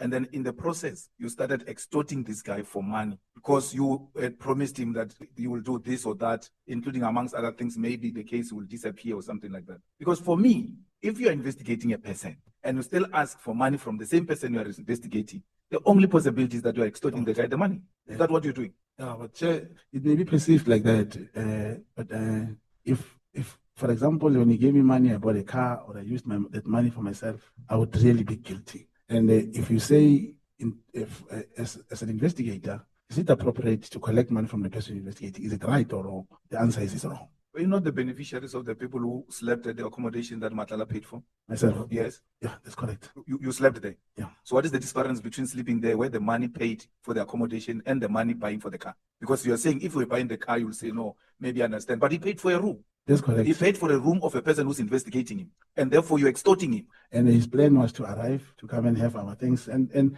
you know, you can call it extortion, Honorable Malema, Honorable members. I'm even thinking perhaps I should look for his lawyer, and give him this money. Yeah, that's fine, Mr. Mkhwanazi. You took the money of a person you were investigating. That's correct. Yes, and that amounts to an extortion because When he knew you were investigating him. When it was paid for the celebration which he offered to pay. No, it doesn't matter, but you took it. It was you. That's the It was case, you yes. who went to ask for money. He offered. He even wanted, if you can look at the messages, he even wanted the tables for the gallery. So you have never asked him for money? I did on that. Yes, that's what I'm saying. You have been Which he did asking not him give. for money. Okay. Now let me accept. Honorable members, I know that, and this has been happening. That's why I'm having a problem that the truth which is required for the committee to get this influence and whatever with the police, how we come here and we focus on this extortion and I was lying, I'm a liar. It does not change what General Mkhwanazi has said. It does not change the properties which were bought. It does not change the killing of Mr. Mkhwanazi. No, it does, Mr. Mkhwanazi, because we just made an admission now that you are going to call for the lawyer of Nhlanhla and return the money. If we've not done what we've done now, you're not going to be saying you're going to look for the lawyer of Nhlanhla and return the money because this process has helped you to realize you were wrong to take the money from Nhlanhla. No, it's not about being wrong. Let's pause there. Let's pause there. Technically. Apologies, Honorable Nomvalo. We know this is your time, you'll be reimbursed. I think, Mr. Mkhwanazi, here you came, you adduced evidence yourself that there would have been, it's written here, signed and out, that there would have been an allegation or a suspicion that General Nhlanhla Mkhwanazi was the main witness of this committee, is a CIA agent. It's an information that comes from you that you would have been assigned an obligation to investigate that. You bring series of events, and amongst those is you traveling to Kenya as part of that investigation. Now, all Nomvalo is stressing a question, whether is it legally permissible, whether is it ethically permissible for a person from crime intelligence who is investigating someone to still receive financial favors from the same subject of investigation. That is like a central nerve of what is being discussed here. So Correct. Other things, leave other things. Focus on the question or Nomvalo is posed upon you. Yeah, but in addition to what Honorable Malema is saying is that Honorable Malema I'm talking about followed up. one Wait, fault. Mr. Mkhwanazi. Honorable Malema followed up on a question asked by Honorable Nomvalo. which you did not answer satisfactorily. So I did say- that's the issue. So the question of Honorable Mvalo still stands. Just to say, Yes. is it correct? Is it wrong? I said, yes, it's wrong. If he's talking in that sense. Now, what I was saying, the reason, because when I think we'll deal about these matters that are pressing the police and all this corruption taking place, the 149 comes into it. So to say, if I give it back to him, maybe now we'll focus on No, things that- it won't change the fact that you solicited financial favors from a subject of your investigation. Whether it is brought back and it is tripled when it is brought back, the amount, it doesn't change the fact that there is a solicitation of financial favors from a subject of investigation. But let's allow Honorable Mvalo to proceed with this question. We'll come to you, Honorable Shongosun. Yeah, so if you concede to an assertion that it's wrong, you must swallow your pride and say I was wrong. That's what I said, Chair. Because we're talking about, when I was talking about being on duty and someone offering, and then you bring it back and say it's wrong. I said, if you say, ask me, is it wrong? I'll say, yes, it's wrong. Yeah, and then how do we continue to trust your credibility With the money that was with spent in that revelation? cloud hanging over you? The committee will decide if the information I give is usable or not. No, but I'm saying not even the committee now, but South Africans. How do they continue to trust your credibility with that dark cloud hanging over you? Chairperson, if the person, well, even this past January 8th, somebody paid. The people do spend. Now I say, okay, because it's a subject of investigation, it was wrong. There comes that cloud. I'm saying it was wrong, but it doesn't mean I did not produce evidence here. It does not mean the evidence and the information I'm bringing does not exist. Yeah, we are saying Nhlanhla told you that he gave Mkhwanazi. Mr. Nhlanhla told you that he gave General Mkhwanazi some money. Something. Did you tell it? Not money. He said something. Yes, I told. He said I gave him something, but it will be presumed as money. So you didn't ask what kind of thing he gave? No, I didn't. Remember, he was talking to me from prison over the phone. He didn't tell me how much. Because that is another part. So he called you from prison. Yes. What was he using to call you? A telephone? A cell phone. A cell phone. Yeah. In prison. That's correct. Is it legal to use a cell phone in prison? It's not legal. Why did you? I mean, it is not legal at all. Yeah, because you know why I was asking your modus operandi. Yeah. Here is a person who is breaking the law, and you are saying you are an agent of crime intelligence. Yes. You know, I was in the portfolio committee of correctional services. Yes. We're doing oversights in correctional service facilities. Yeah. Because of a dominant criminal activity within the precinct of carrying cell phones. And cell phones are used to facilitate crime inside prison. Now, here you are saying to us, you are an agent of crime intelligence. There is this person who is committing a crime speaking with you, and you are not reporting that. Chairperson, and thank you that you are doing oversight. In those correctional centers, you should have asked them, do you take these people to town to buy phones? You cannot even say it's crime. When a phone is ringing on my phone, once a phone rings, and I answer saying I'm Cat, you will never know if it was borrowed by a police inside or where does he get the phone. What is important is to get the message. So you never raised that with anyone? No, I can never raise it with anyone. Yeah, so it was business as usual. It's not business as usual. No, but here you are not a normal person, remember, Mr. Mogotsi. You are not an ordinary citizen. We are working with crime intelligence. And you are saying you have your informers from whom you take information. Including in prison. Yeah. So how do you justify now a scenario in crime is committed in front of you and you don't say anything? You see, Chairperson, my job, if people are stealing chickens in the street and my house, it cannot fall in my scope of work. I'll just look at them. Let me tell you an evidence which was brought here by Patricia Mashali about a person inside prison. That person could not have taken out that information if he did not have a cell phone. There are cell phones. It's not my fault that there are cell phones in prison. But the important thing is just look at this now. If I drop the phone and say, I'm going to report you, I wouldn't have known that General Mkhwanazi had a meeting with Cat Nhlanhla. And that was a very important message that he was giving to me. So I had to say, and also to add, Chairperson, when he was talking to me, it appeared on the news that he was found tweaking on the phone. And he was talking to me. And it's worrisome. But he gave me information that he was, and no one is concerned. Well, it was clarified that General Mkhwanazi never said he won't meet criminals. He said he won't make peace. It's clarified. But I was concerned that he met with Ketman. Okay. Yeah, we are talking about cases which were opened in KZN and later suppressed. You are saying they were opened in police stations, in different police stations. Cape Town. No, the cases which are related to harassment. Oh, yes. In the Zulu Royal House. Yeah. Yeah. So to which police stations were they opened? I don't know. They just said they tried to open police station. The 8 and Prince Zulu. Who? Prince Zulu, Smakati. So I mean, you have written it here under oath in your statement. So you didn't make an effort to probe it further, to get some details, even names, because if we want to take it further, we must go to those police stations No, the case and see if really cases were opened and were not attended to. no, but Chair, that was not my job now. I can never inquire and know. What is important, just like here. Fadil Adams opened cases here against whoever. They were not taken serious, nothing happened. He then went to Soweto. Yeah, no. I'm not saying it's your job. Yes, I'm saying here to you, you have written this in your statement Yes, as evidence. yes. So to help your evidence, not because you are doing anybody's job, but to help your evidence, did you probe this further? Maybe Yeah. just to ascertain, because you can't rely on hearsay and say, this one told me this, I wrote it. It was not my job to inquire about it. Whereas we have written it here in your statement. It's true, Chair. Yeah, because here you are helping the committee, correct? That's correct. To probe all these allegations. Yes. So now we're in the dark because we want to know these police stations Yes. so that we can take the matter further. No, I can take it very easy, Chair. The matter was transformed on page 9, was transferred to Nongoma under case 974. This case number is in Nongoma. When you get to Nongoma, you'll get the A1 statement in the docket with the name of the complainant, and that's where he'll be able to give. But other thing that I can do, if I'm allowed, because I can ask someone to obtain additional statement to that effect from the same person who opened this case. Thank you, Honorable Mvalo. Greetings to the Chief Whip of the Official Opposition, who has come here and disturbed my members already. The Chair and the Whip of the Higher Education Committee, Honorable C and Honorable Low.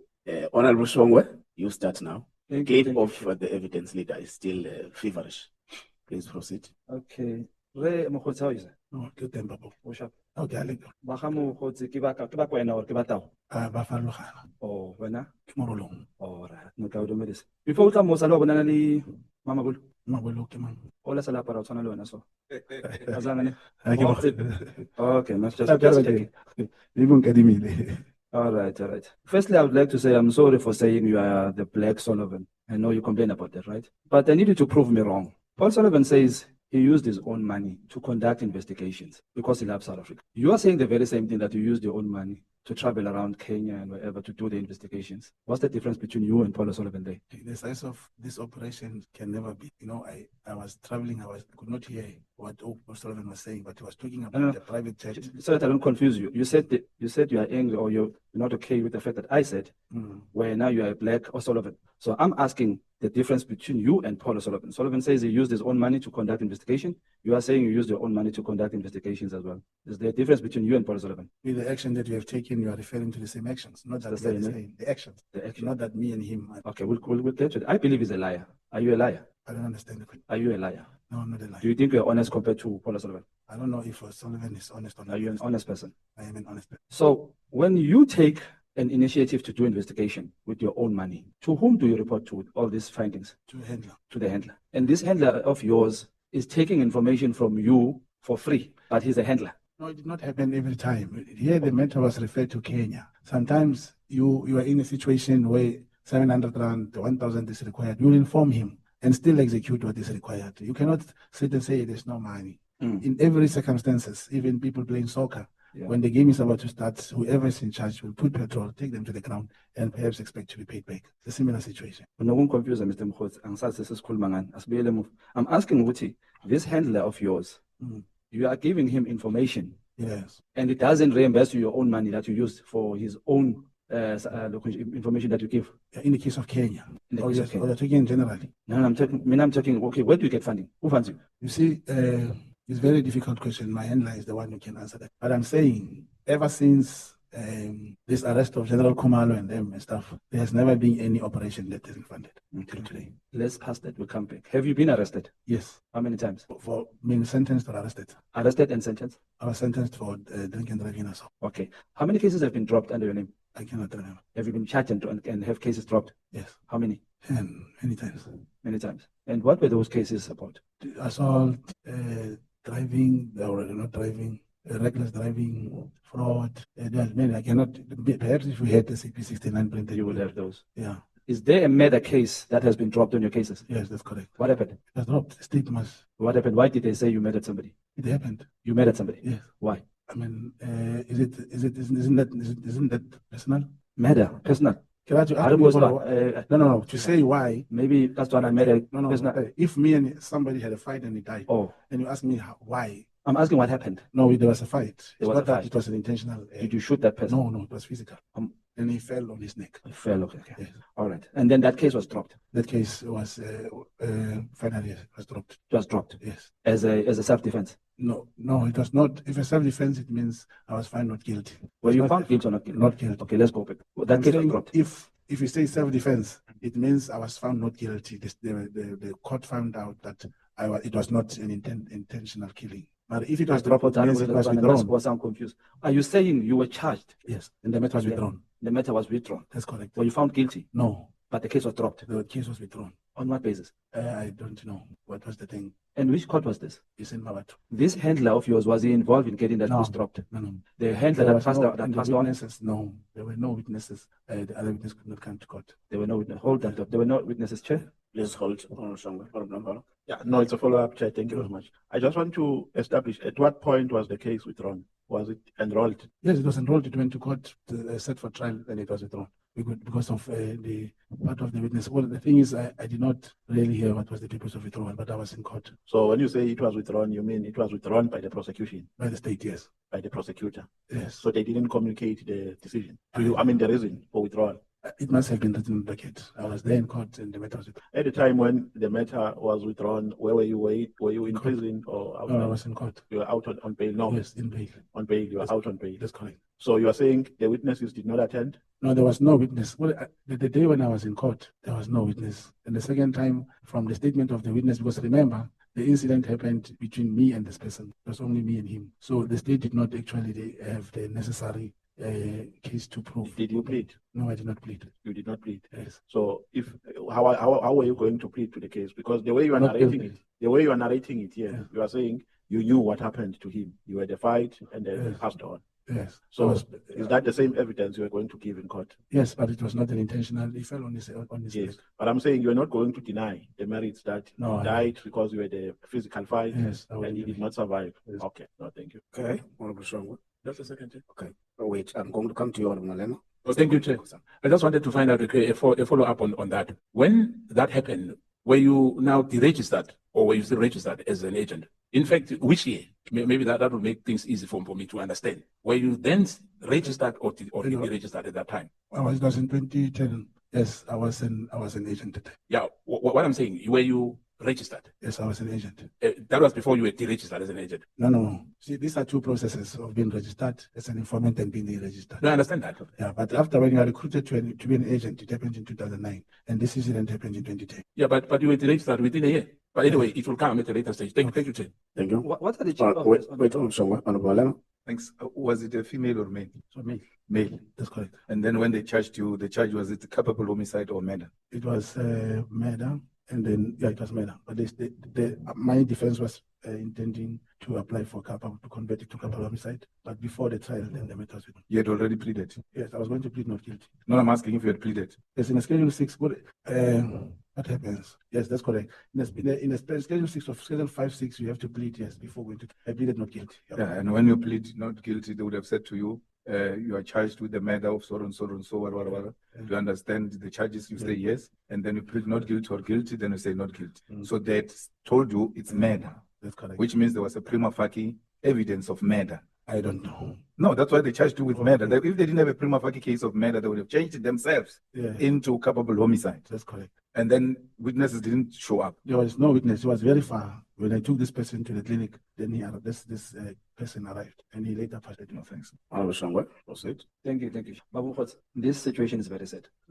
If you are a father to your children, I believe, and maybe your family is depending on you, am I correct? That's correct. If I were to give my time to you, that you take this opportunity and maybe give dignity to your surname, give dignity to your family, take this opportunity and come out and tell us the truth in everything, and not try to maybe dodge this thing. Would you take it? The question, would you take the opportunity? Would you take it? Which opportunity to tell the truth about what? A lot of things that are really, really happening. Because you see, there's something I'll tell you. At SAPS, when one has a handler, your behavior is not the same. Number two, you are drawing a picture to me and the South Africans that your handler allowed things to happen while you were under his guidance. For example, it looks as if it's a promotion. You were a what do you call this? I mean, an informant. Then you got a promotion to being an agent. Yeah, not by him, not by the first person. By the first person. understand. And this handler of yours knew about this information. So are you telling South Africans that the state doesn't care if you are continuously doing wrong things? It just gives you an Which wrong thing are you referring to? a madam, bro. Oh, you see, and once something did not happen intentionally, there's a premeditated where I plan to murder someone. Okay. It's a similar thing. as with Let's this stop right parliament. there. Yes. Now let's leave the intention part. I I just want to ask you when you continue. Let's leave the intention part. Yeah. Are you saying to me, with what happened, are you happy with how the court conducted this matter of yours in dropping the case? But what was it? How was it dropped? Let's go there. I'm saying there was no witness. So the case must be dropped because The there was no person witness. who was going to witness also passed on. Okay, if I take a gun and shoot It's Honorable premeditated. Ntomvalo here, and it's just me and him, and I take him to clinic or hospital, what witness? Why would a witness be needed there if there's evidence that I shot the person? I said that I shot the person. No, you see, You took the person to the clinic, right? Yeah, but there are gun laws. No, leave the gun. Yes. I was making an They are example. fighting- You fought with this person, Yes. he fell, and then you took him to the clinic. Yes. Is there a need for a witness there? Now that's what I'm saying to you. I think they say umuntu okhuluma one, simbiza ukuthi uyahlala, sanene, uyathemba. But that's who umuntu okhuluma one, maybe it's a child who will say an imaginary child.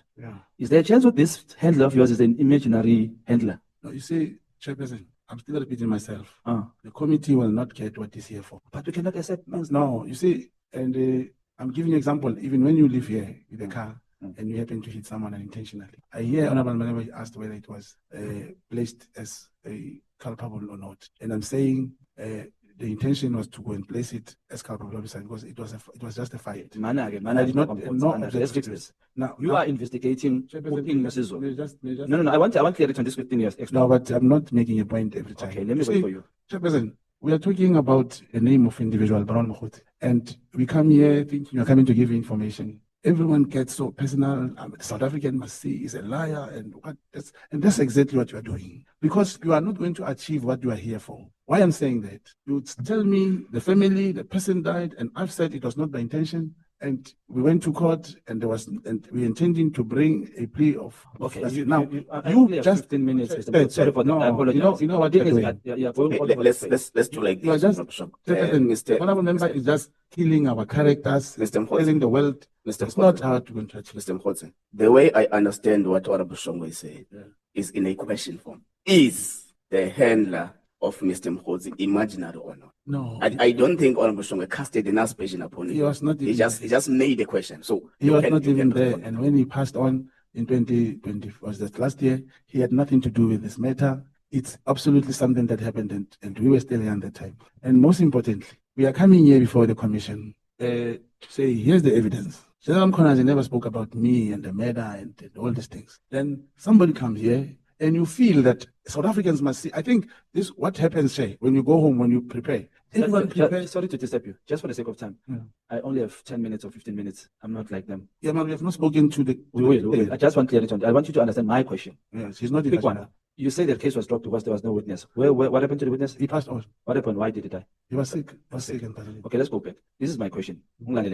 For the country to trust, or your handler to trust a person to investigate the issue of Kenya, Israel, King Mrs. Zulu selling coals, and the ANC funder or fundraiser as you were, for a person to trust this type of a person, you would have to say the character of that person is very intelligent and good, right?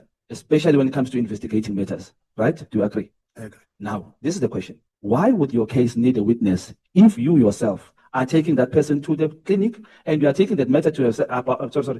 You are taking that matter yourself to the police station. Why would there be a need for a witness? You don't get the point. Okay, you're not getting the question. The question is, when do we need a witness on a case? You know, yeah, now I'm saying, even if the witness was available, Ah. I was going to apply for the plea of culpable. But your case, because I'm saying it was not premeditated. You make as if I waited outside the house, got into the house and killed the person. Let's go. Asiye phambili. Ngiyasibona isidingo sakho sokuthi uye evenini. Asilungisela. What is your relationship nobaba omkhulu? He's a comrade. He's a comrade. Has he given you money other than the one or behamba between Cat Matala and Who gave me money? Mlakhonje umkhulu? Apha mina imali? Ah. No. Akazi. No. So your comradeship beyinani in between? What do you have with your honorable member next to you? Your comrade. That's what I have with comrade Senzo Mkhulu. Are you still comrade, Tamasha? Come again? Are you still comrades? Me and comrade Mkhulu? Mm. You remember, I'm not a member of Senzo Mkhulu. Are you still comrades? Yes, we are comrades. Has he contacted you since this thing started, this ad hoc? I spoke to the chief of staff. Sorry?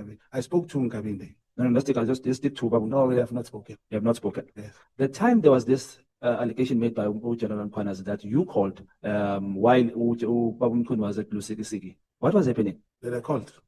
I sent him a message. Sent who? Nhlanhla Mkhwanazi. For what reason was that? It's my own operation. Which was? To get to him and know him better and bring him to where I wanted him. Were you also investigating him? Definitely, it's written on my statement. Okay. Who gave you that? The answer is always going to be one. There's only one person. That's correct. Okay. Who was your previous handler? The one who died? Mabuza. Mabuza. Yeah. Who's your current? I cannot mention him now. Because he's alive. Not really. It's Sorry? the arrangement that we made that I cannot. What is the standing order of a handler? Are they allowed to be mentioned? In certain circumstances, yes. Yes. Certain circumstances. In certain circumstances. Yeah, not in In public. this regard, why are you mentioning the one that has passed on and then not the other one as well? What will it help to hide him? What will it help to? Exactly. What would it help to kill? hide him? Exactly. Yes. Why are you hiding this one? Where has he ever exposed me? He never told anyone I'm his agent. Has the other one exposed you? The one who passed on? Yeah. No, he has not exposed me. But you've exposed his family. You've put his family in danger. And you see, these processes that you are doing.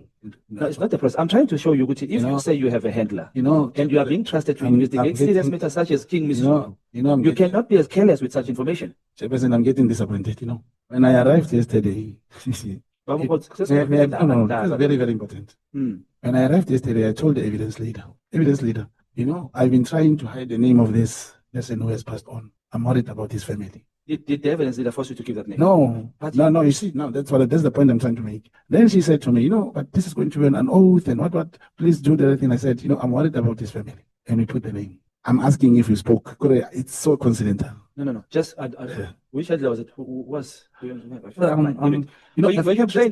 you trained for this? Look. What were you trained for? Yes, I'm doing clandestine investigations and all COVID. Were you trained? Yes, proper. Not written. The way in which the agents are trained. We don't wear uniform and do push-ups and stuff, no. What I'm trying to say to you is, I arrived yesterday, I speak to the evidence lead. I'm telling her, I'm sitting with a problem of, I'm going to take an oath, and I am having the duty to protect the name of this person, and he has passed on, Chairperson. And immediately, now this thing comes. Thank you, Chairperson. Thank you, Honorable Shongwan. You are not a fleet manager. Leave these things of friends. Chairperson, you heard my concern. Yes, I heard your concern. I came yesterday. I spoke to the evidence leader. The same thing, and I said this person has passed on. But Mr. Mkhwanazi, I didn't want to put her in his real name. I decided to put it. Mr. Mkhwanazi, There comes the question. there are a lot of Mabuzas who have passed away, including the former Deputy President David. So, without giving much detail, I don't think it has caused any harm, including ourselves. No, including ourselves cannot actually know the detail of which Mabuza we're talking about. That's what I'm The saying. point is, you have made a point because It's been shot if 6 times. there is a suspicion that you may have created a story about the handler, at least you have brought something which does not endanger the next person, because there are a lot of Mabuzas I can count for you. So you shouldn't worry about that. It's an information that is well contained. Honorable Breytenbach. Thank you, Chair. Good afternoon, Mr. Mogotsi. Middag, mevrouw. Can you please, both of you, shift back to where you were? Thank you. Okay, Mr. Mogotsi, you're determined to make life really difficult for yourself. So let's continue. I'd like to start off with can you hear me? I can hear you. I'd like to start off with the conversation you were having with Mr. Shongwe here about your, it was a murder trial? It was a murder which I intended to apply to be culpable of homicide. Yeah, you see, that's just not how criminal law works. You don't get to apply for Yeah. murder to be Yes. to become culpable of homicide. The requirements for each offence is significantly different. That's correct. So if you know that and you know that it's correct, then why do you mention it? That's how I felt at the time. It's how you felt at the time. So what happened? You killed somebody. The person died when we had the altercation. So then you killed him. That's correct. Yes. So how did he die? What did you do? In terms of what? How did you kill him? We had an altercation. Did you hit him? Did you shoot him? No, it was just a short fight. When I pushed him, he fell on his neck. So you strangled him? No, as I remember, I hit him with a club, and when he went back, he slipped and fell on the window on his back. Okay. So you said, as I understood it, to Honourable Shongwe, that you in fact pleaded, or maybe to Honourable Malema, that you pleaded not guilty. You remember that? Yes, correct. But a matter can't be withdrawn, Mr. Mogotsi, once you've pleaded. It's not possible. I don't know. No, I'm telling you. Yes, I know you're a former prosecutor. Yes. Once you've pleaded in a criminal trial, it cannot be withdrawn. Not possible. Okay. So what happened with that trial? I don't know. Maybe the commission should establish what happened with the trial. Can you give me the details? I'll get them from you later. You don't have to waste my time with it now, but I'll certainly have to have a look at that because the matter cannot be withdrawn once you've pleaded. Okay. And you say nobody helped you with that. Nobody? Nobody helped you. None of your contacts with the No, police. So, I mean, you're quite comfortable with being in trouble with the law. It's not the first time. That's not the only time you've been in trouble with the law, right? What is honorable member implying? I'm implying that it's not the first time that you've been in trouble with the law. Simple question. Have you or have you not been in trouble with the law at other times? Yes, I was. I had some. So I thought you are saying by sitting here I'm in trouble with the law. No. So you'll find it easier to deal with this interaction if you just answer the questions, Mr. Mogotsi, and don't try and involve yourself in a debate with me, please. So the question was quite simple. Have you been in trouble with the law besides this? Yes. Yes. Then there's no need to say, what am I implying? It's very clear what I'm implying. Your criminal record, you have a criminal record? That's correct. Yes. It includes convictions for assault with intent to cause grievous bodily harm. GBH, yes. Yes. Defeating the ends of justice, reckless driving. So you're an old skeleton. Or fighting. Yeah. You like to beat people, huh? No, it's not scary to beat people. You don't think so? No. I see. You've also faced other charges for assault, theft, fraud. You haven't necessarily been convicted of everything, but you've been in trouble. No, I was convicted for reckless driving and assault. Assault GBH. That's correct. Yeah, don't forget the GBH. Is what I'm talking assault. Yeah, GBH. yeah. GBH is the important part of that. Intent to cause grievous bodily harm. That's correct. The same elements as murder, only he didn't die. Yeah. So not something to brag about. I want to tell you. You know who Gotle specialists are. That's correct. Yeah, it's a company based in the town where you live, Mahikeng. That's correct. Directed by one Dorothy Lekwabe. That's one. Now, there's an allegation that you involved yourself in a tender issue in the Northwest Province and that you received money from this institution. Is that correct? No. It's not correct. Never got a tender. No, you didn't get the tender, but you nevertheless received. It was the Brown Mogotsi Foundation opposed the administration of former Northwest Premier Supra Pumahalo in your foundation filed an application to interdict a 1 billion rand catering tender. Is that correct? That's correct. And what happened with that? The interdict, it was an interim order. Yeah. The matter went to the full bench. Yes. Subsequently, it was appealed in the CA and we did not proceed. And then what happened? I don't know what happened. So you go to all that trouble and then you don't know what happened. Now, who is this lady who's paying you money via the back door? No, it's not my money. No, that's not your money. We agree on that point. Why is she paying you money via the back door? What? Why is she paying you this money? Are you denying that she paid you money? She paid me money? Yes. The tender? Mrs. Lekwabe from Mahikeng. Okay, no. Okay, no, I know her. She's my fiancée. She's your fiancée? That's correct. Oh, that's why she's paying you money. Yeah. I see. Doesn't always work that way. Now, you at great pains, Mr. Mogotsi, to convince us that you're a legitimate agent for crime intelligence, that you were first an informer, and then you got registered as an agent. Then you talk about things like that you investigated cases. You go to Kenya for an investigation, and you used information for investigations. What are you talking about? Is to collect information and give it to the handler. No, you refer to yourself doing investigation. That's correct. What are you talking about? Since when do informers and agents do investigations? You collect information, you give it to the police. They do the investigations. That's their job. That's correct. So why do you say you investigate? You investigate nothing at all. Because to obtain information, you have to investigate the information. Please, man. I'm an old woman. Don't waste my time with such. So, Chairperson, the process of obtaining information, how do you collect this information? I explain to you. Don't enter into a debate with me. That's not why we're here. And I'm not terribly interested in having a debate with you about a subject that I know quite a lot about and you appear to know quite a little. So if you are an informer, you ask people, you listen, you sit around bars and shebeens, and I asked Mr. Malema if I could use the word, and he said I shouldn't, so I'll try and restrain myself. But you know what I want to call you, yeah. Yes. You know what I want to call you. Yes. Yeah. Not agent. Agent is not. Yeah. So that's what I want to call you, that thing. And it is not a policeman, you're not an investigator, you're not a detective. Yes. You just sit around and hang around street corners and read rubbish in the newspaper and look at stuff on social media, and then you package it together like it's real stuff and you go and give it to your handler like it's proper information. That's not investigation. That's just collecting little bits and bobs here and there. Doesn't make you an investigator. An investigator is a serious job. Yeah, you'll define it in your terms that you understand. Probably I'm wrong to call it that way. You are. But that's how we collect information all the time. So we've established that you're nothing but an informant. And now and then you get paid for the information that you bring, depending on how useful it is. Is that correct? When I was an informant, yes. Yes. And an agent, you get a salary. No, you get money differently. How? Cash. Yes, everyone gets cash. Informants also get cash. What do you think? Your informant opens a bank account and the police pay money into it. I mean, how do you... And the police who are in the agent program, Yeah. they also get cash. Of course they do. Without personal numbers and stuff. Of course they do. Depends on how much your information was worth, whether it led to an arrest, etc., etc., etc. That's correct. Yeah, so it's not like this 007 kind of job that you've been watching too much TV with and flying off to Kenya to go and do investigations. Nonsense. And no informer spends their own money on doing investigations for the South African police. In 30 years, I've never heard of that. The current circumstances. Yeah. But I said with the current circumstances, That's what happened.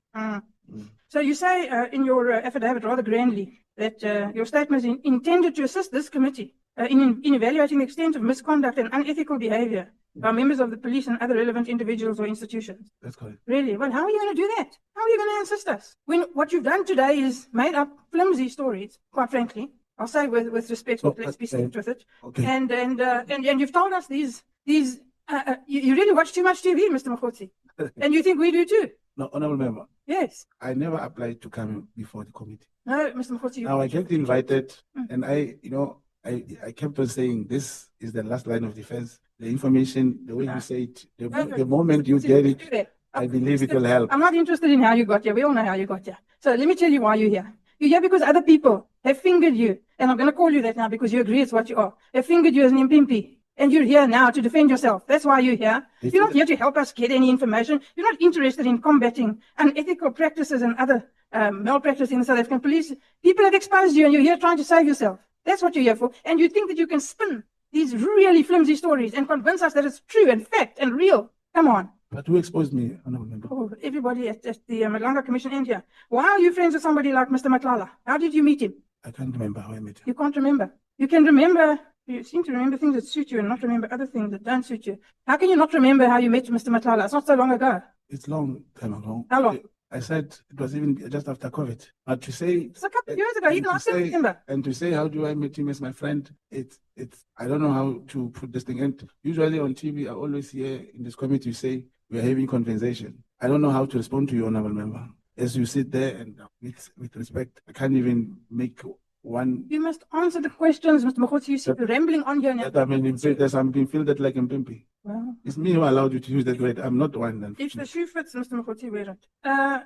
The unfortunate incident of Mr. Mabuza, who was shot in September 2025, and I don't want to dwell on this because I understand that it's difficult for you, in an execution-style killing. Was that crime ever solved? Was the case opened? Was it investigated? Yes, Did they arrest somebody? Not yet. Sure. And where's crime intelligence? General Kumalo, they are there. One would have thought that they would have spent quite a lot of time on a matter of their own person. Yeah, they are heading crime intelligence. See, it's not working.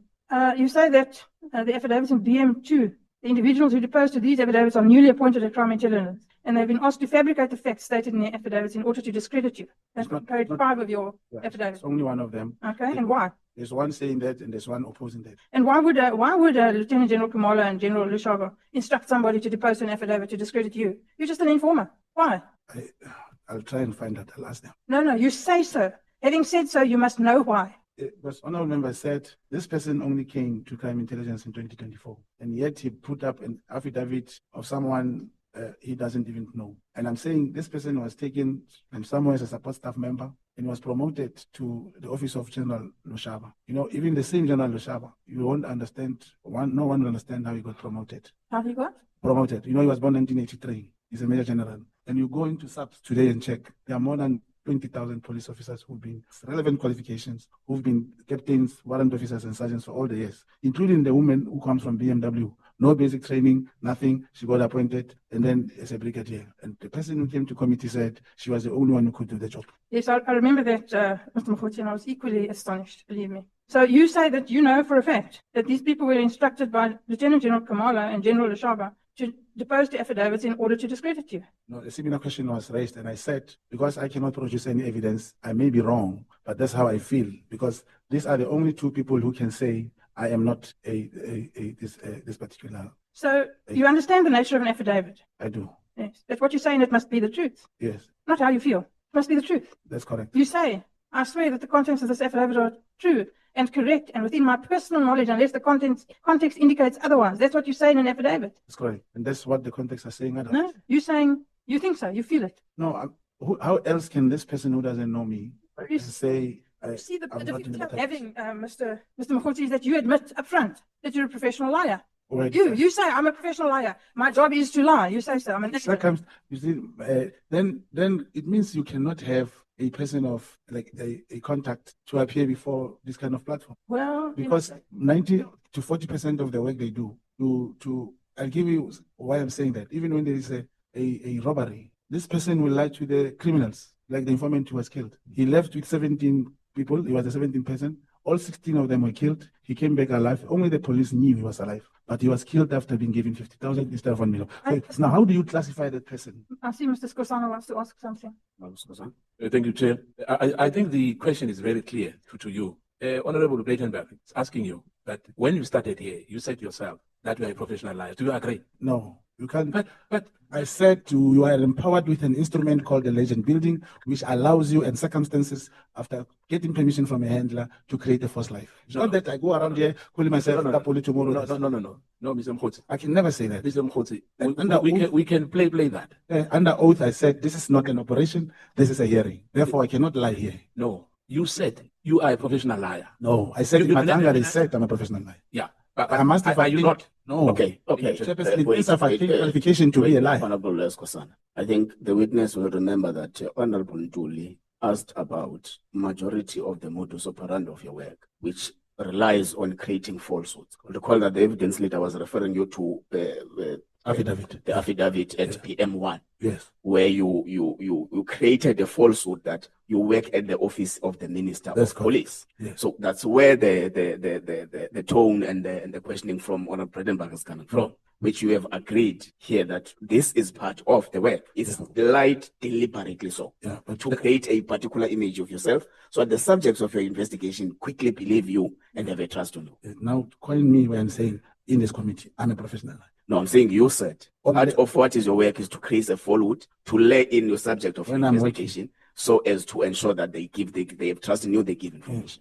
Now, the way they're saying it means even if I go to church that time, I'm a liar. I'm going to church as a professional. Unless you say to me, let me give an example. If we are driving in a car and you tell me that you are going to do something that is wrong, I can also tell you, don't worry, those police, they know me. And when you get there, we get arrested, and I won't be arrested. That's how I can change this person, so that he mustn't fight the police. But to say, I came here to Honorable James and I said, I'm a liar. I cannot say that. It was said like that because of an operation that I have done. No, that's fine. You don't lie, you create falsehoods. Honorable Breytenbach, please proceed. Okay, Mr. Mogotsi, on page 6 of your affidavit, you say you were tasked by Lieutenant General Mkhwanazi in your capacity as a contact agent to investigate and look into irregularities within the crime intelligence and South African Police Service. Really? You were? You need to answer. Oh, yes, I was. You were? But the question really... Yes, really. Yes. Investigate and look into you're an informant. You're not a policeman. You're not an investigator. You are an informant. You can like it, you can not like it. It doesn't make any difference to me. You're an informant. All right, maybe allow me, Chair, to... So tell me why. Yes, let me get this briefly understood. Yeah. You can never, it's impossible to arrest the police through the police. They'll never commit anything in the presence of other police. You will need someone like me, to go to a police station and say someone is arrested here. His name is James, please, or is Peter. How can you help me? Tell me, here's the investigating officer. And we know that investigating officer, when he gets money, he releases the client or he releases the suspect. It's me who must set him up, give him money, and you arrest him. The issue that you must show me an informant who will, as a lawyer, Chair, who will conduct a 252A and record who. It's not how you view it, probably in those old years, like you say, you're an older man, madam. Now you need like someone. I must go to church. If they're selling drugs in church, I must go to church. I must donate in church. I still like get information. Mr. Matala, I was a prosecutor. No, I'm still Matala now. You're still Matala. Sorry, Mr. Mogotsi. You remind me a lot of Mr. Matala. I was a prosecutor for 30 years, Mr. Mogotsi. There's very little you can teach me about the criminal justice system. Really, very little. Yes. Very little. And you could not prosecute any more cases without agents and informants. The police will never go to a place, sit there and drink with criminals. They'll run away. There must be someone like me. The police cannot write an affidavit and say, I'm working the minister. They'll be arrested. Mr. Mogotsi, we agree. We agree on that. You're an informer. You're not a policeman. Yes, I'm not a policeman. No. Yes. You don't investigate matters. And I think it's a little bit stretching the truth when you say that you were tasked to establish an information network inside and outside of crime intelligence in order to investigate or uncover high-level corruption. What year was that? Through Chair, I don't know if I bring you a proof of payment within SAPS. Just tell me the year. That's what I'm asking you. On which year? Yes. Oh, I didn't hear you. I thought, well, which way? Sorry. You see, you were so busy thinking of the story you were going to tell me that you don't listen to the question. What year? It's a simple question. In 2021. 2021. Yes. Okay. And how successful were you? How many high-level corruption matters did you provide information on that led to a conviction? To General Mkhwanazi. That led to a conviction, Mr. I'm talking to General Mkhwanazi. Yes. To his assignment. No, he quickly passed on. But after that, they are, even those that you saw in the news. People who can corroborate your story have sadly Yeah, passed on. that's the thing now. You know when the policemen are driving the car and there are two of them and the one makes an accident, huh? Yeah. And the prosecutor, and you say to the other one, what did you see? He says, no, I was bending down, tying my shoelaces at that time. Yeah. That's what you're doing now. You're bending down, tying your shoelaces. So you say you went to Kenya for what? To meet with someone that would corroborate our suspicion. Your suspicion of what? To meet with George. Who's George? The person the late minister said I should meet. And you paid for this with 5,000 rand? No, we were talking of the monies which were contributed.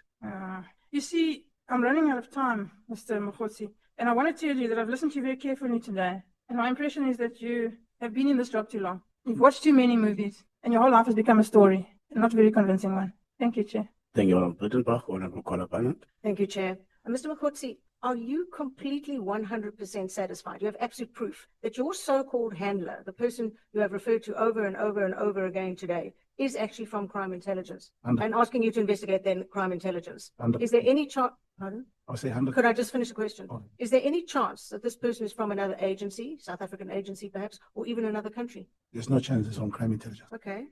You claimed in the Nhlanhla Commission last year that KZN Police Commissioner and the Zulu King were recruited by the CIA. Do you stand by that claim? And if so, what evidence do you have to that effect? I did say from the case that was opened by a prince from KZN, it was mentioned in that A1 statement that those suspicions do exist. They are protecting the interest of the Israelis who are benefiting from the what you call Richards Bay coal terminal. Well, yes, that was an interesting one.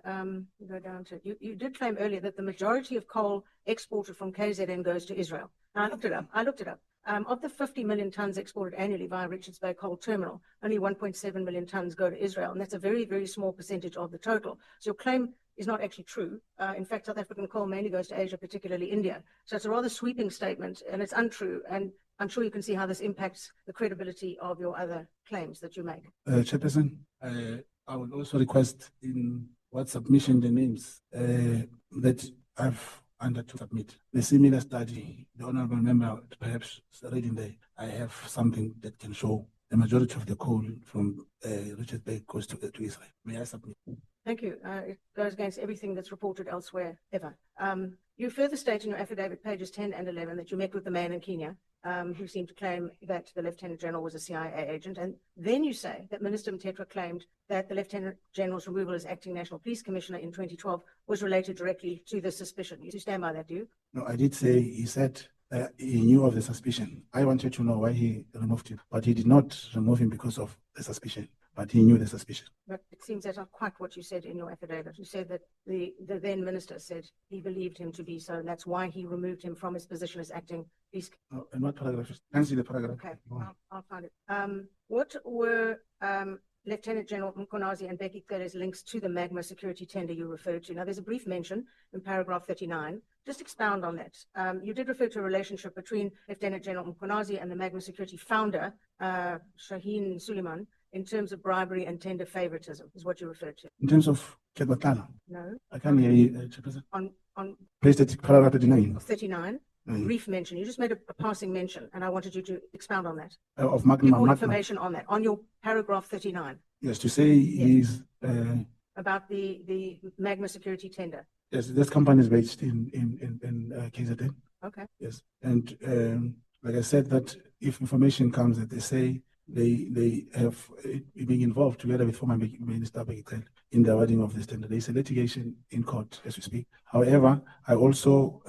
Sorry, litigation against whom and who's being charged for what? No, not charged, a civil matter. Oh, it's a civil in the particular matter, yes, on how it was awarded. And the other parties producing something similar to what happened to my case in Mahikeng, where we had to produce why we thought the contract was not properly awarded. But in here, I'm making mention that the similar company may have conducted the downloading and the mirror imaging of the cell phones of Nhlanhla. And therefore, I was trying to also mention that because I did see, for example, the messages from former Minister Becky in Kat's phone when I was with Kat. But when these messages were circulated or printed, they never came out. Yes, I've heard of that. Yes, and secondly, like I also had something I did not mention when former Bekitela was here in my phones. I have his both Are of those his. the magic messages he's never sent in his life? No, it's me who once spoke to him when he was still a minister of And he Police. responded by message. And he did. Yeah, but now I'm saying I've got his numbers. Okay. Both his phone numbers. I'm saying he swore in front of us he Yes, has never never. responded And to a then message. that's why I was saying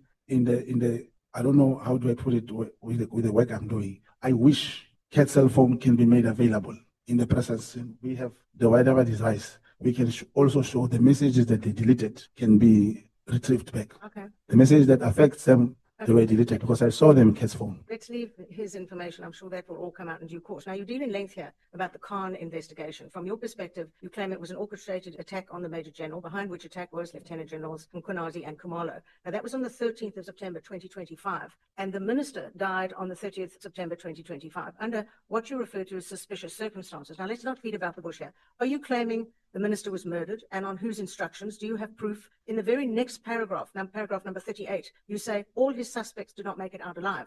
Mkhwanazi suspects. Now, you seem to link the two claims as a narrative. Spell it out for us. And first of all, I said former Minister Mcheta was not General Mkhwanazi suspect. And I said, even here in Cape Town, I'm still saying it's not easy that from the 4th floor, the windows that are usually installed cannot be broken by Vicar Caesar. It was my view that there was no way he could open the window himself. But the two do not go together. It is. Oh, so the one follows immediately after, but there's no relation to what you've just said. Yes, but it's the new paragraph. Okay, what were the lieutenant? We went to the Magma security one. Okay, about the 360 million rand SAPS tender that also involved the KZN Police Commissioner and the former Minister Becky Cele, and the strange happenings here.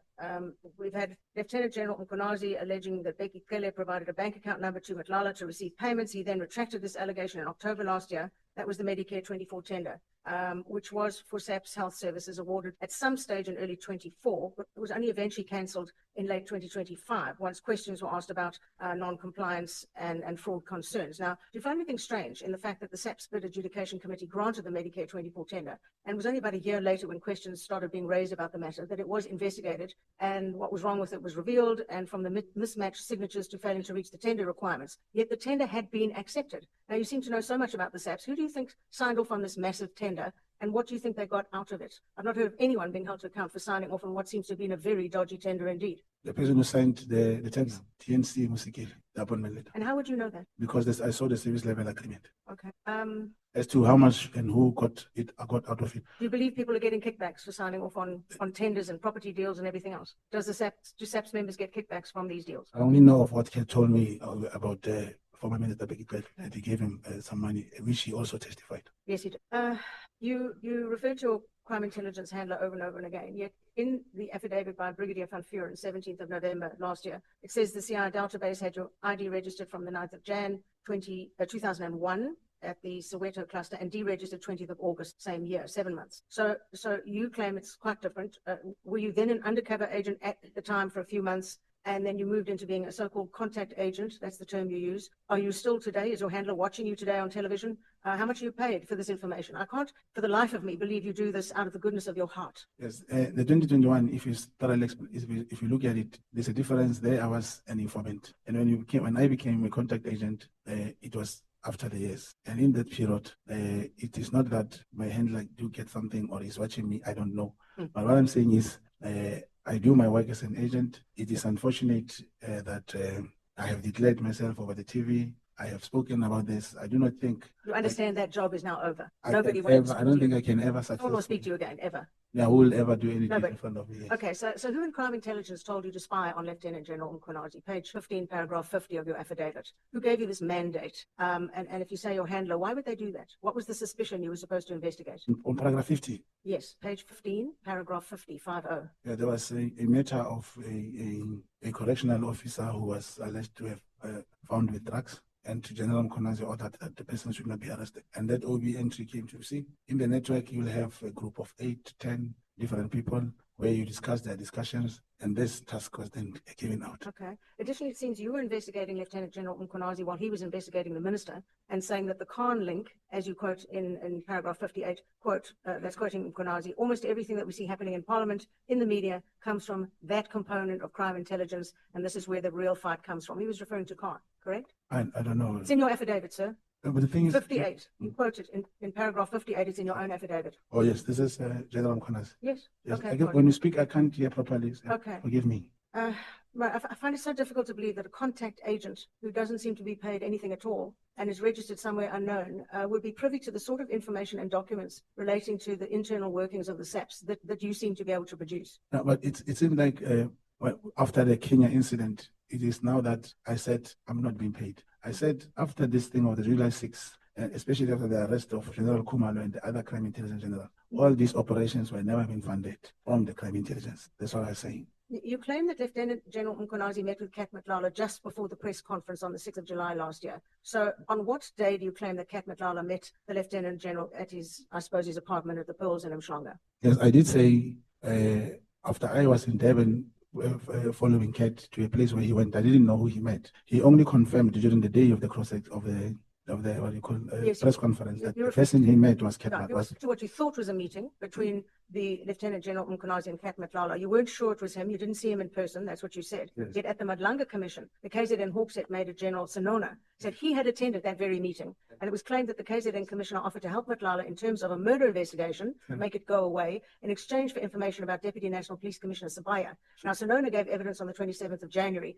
And of course, almost immediately afterwards, was told to leave his office, get out, 2 days later. Yeah. Is Lieutenant General Mkhwanazi likely to have done that? Some say the move was in retaliation for his evidence giving. Yeah, as a provincial commissioner, he may have influenced this, including he had a meeting with the Hawks in the KZN because the head of Hawks is no more there. Yes, he's gone. Which 2 days. in the actual way, it is a national head of Hawks who's supposed to go and address, because the Hawks in the province does not account to the provincial. Exactly. Were you surprised that despite a criminal investigation process being underway in terms of the list of charges against the crime intelligence 7 who were arrested, that the SAPS cleared Major General Lushaba and Lieutenant General Kumalo internally within 2 weeks of the arrest? They just cleared them. I must admit, I've seen this exact scenario play out many times within the SAPS, who run a parallel process to the criminal justice system. And they declare people innocent when, in fact, in a year's time, courts may declare them to be guilty. Are you surprised that that happened? I'm not surprised. Only it's similarly to the same generals who were arrested and criminally charged. The National Commissioner decided not to suspend them. But after General Mkhwanazi spoke about General Sibia, he was suspended on hearsay. So I'm not surprised. General Mazimola and the property purchase you refer to in Pretoria. Yes. Now, your BM5 is a batch of basically blacked out documents. There's nothing there. You said you made attempts to contact the president in this regard. Is he used to receiving calls from you? No. It was in 2024, the same 2024. I had to have contact with the state president. I did send him messages. I did say, President, the crime intelligence is about to collapse. He never responded. I sent the second message. I made 2 missed calls to say, for example, the day before the arrest of General Kumalo, I was trying from the bottom of my heart, looking at the flag from the bottom of my heart, that the president should intervene. I thought we were not even have to be having Nhlanhla, and the president, after appointing or after the referrals of cases from Nhlanhla, he still say the same national commissioner should be in charge of that committee. And the absence of the IGI is so difficult for the crime intelligence to exist, because the IGI report, if the committee can subpoena the IGI, even though suspended, and demand that report, I believe the shop will close, will have all the answers. Final question. You detailed what you claim was the killing of an informant who was inside a cattle transit gang as an informer. They were all shot by him, the informant. You detailed that. In paragraph 127, you say the informant should have received 1 million rand.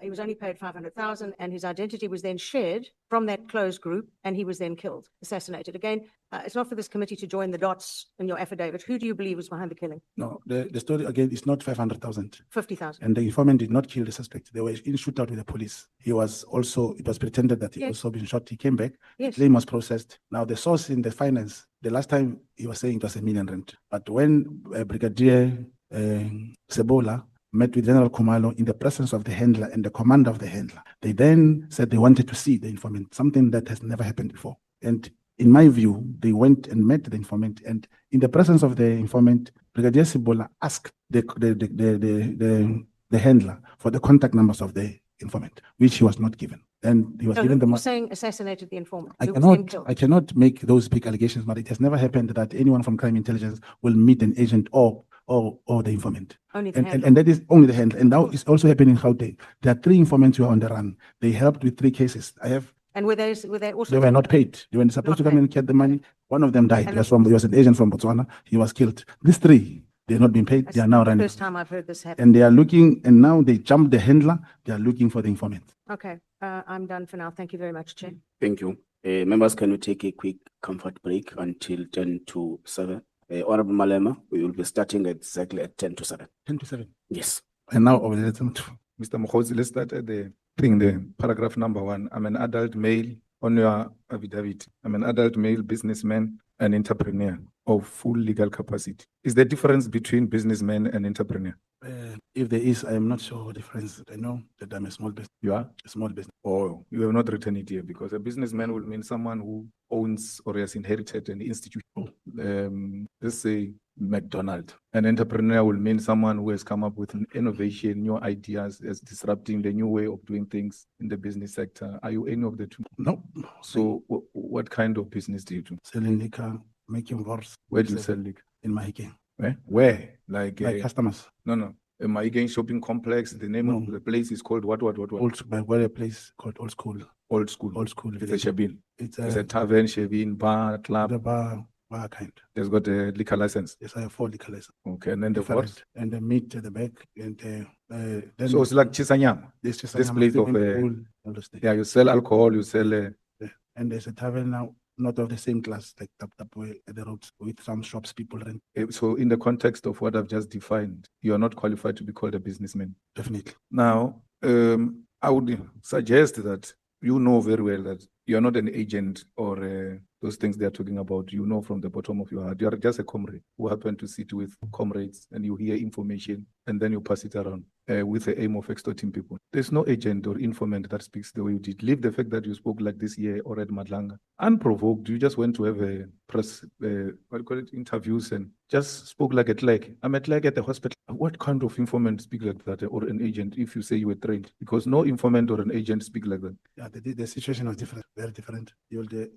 Even at school, my kids will not go to school. There is always a need to give. No, but you know that informant and agents, their survival in this business they are doing, under whatever circumstances, is to hide their identity as possible. It doesn't matter. There was no gun on your head and all of that. You just revoked a name of agent, informant, so that you can appear to be something you are not, which you also know you're not. Yeah, but if that's what you have in mind or believe. No, I'm not having it in mind. I'm saying, agent, don't behave the way you are behaving. And if you're an agent, you will know that no agent behaves like that. I mean, you find the prettiest lady saying, I'm working at SSA, and you ask her, what do you do? She says, no, I'm a data capturer. And what is shocking about all of them is that they're data capturers.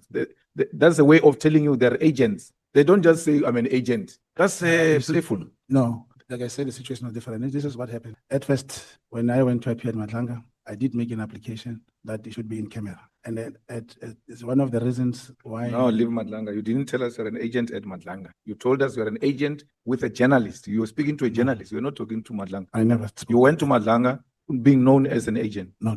Can't remember correctly when never. I kept on saying, I believe the time will come where one will talk what he's doing. And now, at the same time, this was a very serious and critical time. There was no way if, for example, Nhlanhla Mkhwanazi, with the classified information and everything he mentioned, that was the stage I had to put something on the table. To counter what is being said about, not because you are genuinely what you are, because you don't deal with any classified information. That's why you don't even get to be vetted or be given a clearance certificate, because you are at that level if you are, which is not very significant, as it were. And that's why you said it, you are what you are, and it doesn't help you with anything. That's how, you can't say I'm going to unleash what I am as if it's a very powerful tool which is going to get you out of trouble. It didn't help with anything. If anything, it has caused a huge embarrassment into the institution and has undermined the work that perhaps if you're employed by the institution, this thing has undermined it. Do you accept? No, I do not accept that. By you declaring to be an agent and informant, how did it help to enhance the good image of the institution? It was not helping to advance the good image. Okay, how did it advance to improve your image? It was not all about the image. What was it about? You see, honorable member, where we are now with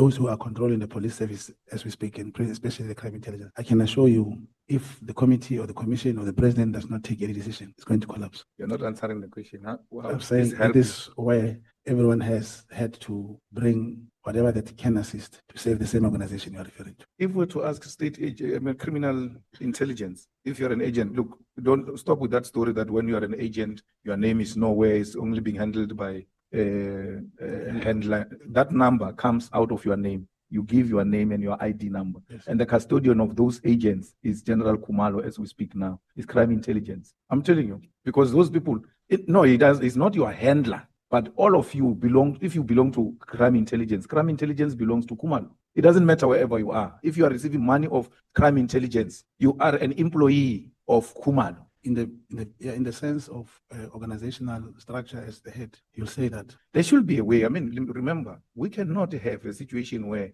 every person goes around calling themselves agents, and we don't have a way as crime intelligence to verify the authenticity of these people. It's going to be verified. Yes. So I'm saying, if we're to ask crime intelligence tomorrow that you are you an agent through the chairperson, not in a publicized manner? Yes. Will they confirm? There is a way. You know, as we are speaking, I'm thinking as a member of the committee, I don't know how can this be done to have that not in public. And you say, just 10, 12 days, give us the exhibit, give us evidence pack, give us something tangible. Yeah. If it's classified, you must see how do you deal with intelligence service to declassify that and take a decision out of that. That's number one. Number two, you also tasked me to have, through the same way you want to verify, to get 5 extra people. No, we verify through institution. We don't verify through people. I'm saying give you extra 5 people, which they must also verify if they can tell you. And you look at the exhibit, you look at the operations, you look at everything that these people have done. I accept that. Remember, my time is limited. If I were to go through proper channel as the committee to the institution, which is a custodian of all the agents, will they confirm that you're an agent? Because we can't have people running loose, calling themselves agent, and there's no mechanism. It's true. Because it's the same as impersonating police. It's true. And impersonating IPIT. It's correct. Yes. So if we're to go to crime intelligence tomorrow to confirm that you are an agent, will they confirm? Yes, they have to. I must tell you who I'm working with. No. Yes, they have to confirm through the person I'm working with. I don't want the person you work with, because you've got a number. Yes. Your number is an ID. Yes. And, everything. And your name. So that's why they can give your handler money. Yes. Because they can't give money to a handler to go and give to a non-existing person. That's correct. And now just and if we find that you are not an agent, right? Do you give this committee a permission to open a criminal case against you of lying under oath and impersonating crime intelligence agents? Yes, Chairperson, honorable member, I have just given one practical example of 7 generals who are arrested, criminally charged. They were cleared in 2 weeks. So if a person can deviate or do anything of that sort, it's easy to deny and say he's a liar. Just like this affidavit. No, so I'm saying your answer must be very simple, because you are saying they'll confirm your name. Through my handler. If it involves my handler. No. You are not an agent of a handler. You are an agent of crime intelligence. That's why they give you our money. The handler is not giving you his money. That's correct. He's giving you our money. That's correct. So if someone says he's a teacher and is getting money, and then he says, no, you must confirm through my principal at school that I'm a teacher, it's wrong. I'll confirm through the Department of Education if you're a teacher and you're deserving of receiving that money. And then the department knows how to do those things. That's why I don't want to expose your handler if you've got such a thing. It's not my duty. My duty is to deal with the institution. And if the institution says that we take full responsibility for Brown Mogotsi, then we're happy. Yes. And if they deny and I bring a proof, who will be the arbiter? No. If they deny, they know they will get into trouble. They can't deny your existence when they are being asked by Parliament your existence as an agent. Because you can, why do you cast aspersion on your principal? Crime intelligence is your employer. In a way, I accept that you don't work like police, draw salary, but that's what you are. So the crime intelligence is the only authority that can speak for you. That's correct. And say, yes, we've got this kind of, or without even saying yes, they will say, we've got some work to do with this kind. They've got a way of speaking that their language to confirm if you are in business with them. If they say no, do you give the chairperson of this committee a permission to go and open a case of perjury and then criminal case for impersonating crime intelligence agents? Yeah, Chairperson, I believe the Parliament, whether I say yes or no, has the obligation to do so. No, I'm not. We know. Because once- I know. We know our job. Remember, Yes. I'm testing your credibility. These other people, when Yes. they speak about your credibility, you think we're checking something else. We want to see how credible you are as a witness before us. Yes. Because you shouldn't create doubt about yourself. I mean, I'm a president of the EFF, and you say to me, if we go to the EFF and ask if you're a president, I say it depends on you and all of that. Yeah? I must say yes, go. You can go. And then if you're not president of EFF, we're going to open a case against you. You can do that. We can do that with ease. I'm a president of the EFF. Yeah. I'm a member of parliament. That's correct. So I can't give a long-winded answer on something that is so easy if I am a member of parliament. That's correct. And I'm saying, Honorable Malema, the example you're giving about the EFF, you say it is you, the last person to confirm if a member is a member or not. No, it's not me. I'm giving example. No, in that example, you're All right, wrong. It's let's not say the Secretary General. Yeah, that's the SG, yes. I'm still coming to you about that. Yes, I'm saying, for example, in my province, and well, you're not a member of the ANC, here's a branch says I'm a member, and the provincial secretary says the member. If the parliament is to ask the institution, it will not go to the branch, it will go to the province or the national office. Yes, and then when I want to ask about your authenticity as an agent, you send me to a branch. You say, no, speak to my handler. You're just contradicting yourself, and I'm the one who correcting you. It's And because I'm going to the crime intelligence. There's no problem, Honorable Member. All I'm saying is, I work with my handler directly, Yes. and it means they will talk to him. And your handler is your branch. No, No, I'm saying in the political thing. I cannot go to Maybe- a branch to yes. verify your membership Yes, of the yes, NP. that's what I was trying to tell you. Yes. And now it shows if like in this case, where I had with the Secretary General, those whatever that we spoke about, and I prove a membership and say, this my membership expires 2030. You say at the end of the day, it is me who decides. So if he decides to say I'm not a member. No, Chair, this question is very difficult, but I will really ask that we find a way to confirm. No, if, and if, talk to the institution, Chair. I'm not disputing. Yeah, I'm just showing you as long as my handler is involved. I'm here. No, it's not for me. Oh, For your right. institution Then ask to the deal with it. No, it's fine, Chair. Yes, because you might find you have a non-existing handler, what you call the cartel, and then you're sending us to a cartel. No, and- We want to go to the institution. Go to the institution. And then the institution will follow its own processes. Yes. Let's go, for instance, quickly on membership. Yes. If we want to confirm your political membership in an organization that has got a membership system that exists, it doesn't even go to a branch. Yes. The Secretary General tells the membership office to check on the membership system if your membership is in existence and is still in good standing. He's the one who issues the last attendance register if you guys are to have a correcting meeting. This is the custodian of the authenticity of the membership of the ANC. So if he says you are not a member, even your branch can't say you're a member. Yeah, there's a situation I'm having. Yes, Go to the the same way if Kumalo says you're not an agent, your handler can't say you're an agent. No, can I go to the institution? You're correct. Yes. And I'm happy that you say if they deny, then it will be the problem. But If they deny no, it, it's fine. we're going to have to open a case of perjury and also open a case of impersonating crime intelligence agents. Because we've got a problem here in this country where people just go around saying they are law enforcement when they are not. And then they undermine the image of the criminal justice system. What is the difference between crime intelligence and SSA? South African secret agency. Yeah. South African Security agency and the crime intelligence. The crime intelligence falls within the South African. The SSA is a combination of national intelligence, the defense, military intelligence, and the crime. No. Military intelligence belongs to SSA is an institution on its own, it's a department on its own.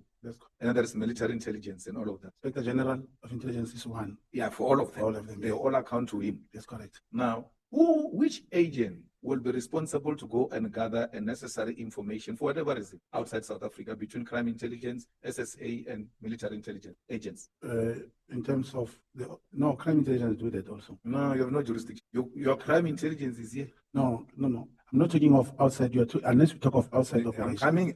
I'm saying outside South Africa. If there is any information we need that requires of us to send an agent, which department will be responsible for such cross-border information gathering? The crime intelligence and SSA must coordinate. Not crime intelligence, SSA. But NIA does not get involved in all the outside missions. I've seen many, and they do travel. No, my guy, you violated the law if you are an agent. When you cross the border to go and gather information outside South Africa without being an agent of the SSA. Because if you needed anything of that sort, crime intelligence knows it would have shared that information with SSA. But CIA involvement into domestic affairs of South Africa are matters beyond the jurisdiction of crime intelligence. It's SSA. So why would you go and investigate CIA? No, it was not to investigate CIA. It was to meet someone who was outside of the country at the time. And this person, I met him, and it was not that it's a matter to be done between two countries. It is because he was outside. No, I'm saying you met this person because you want to find out if the king and General General Mkhwanazi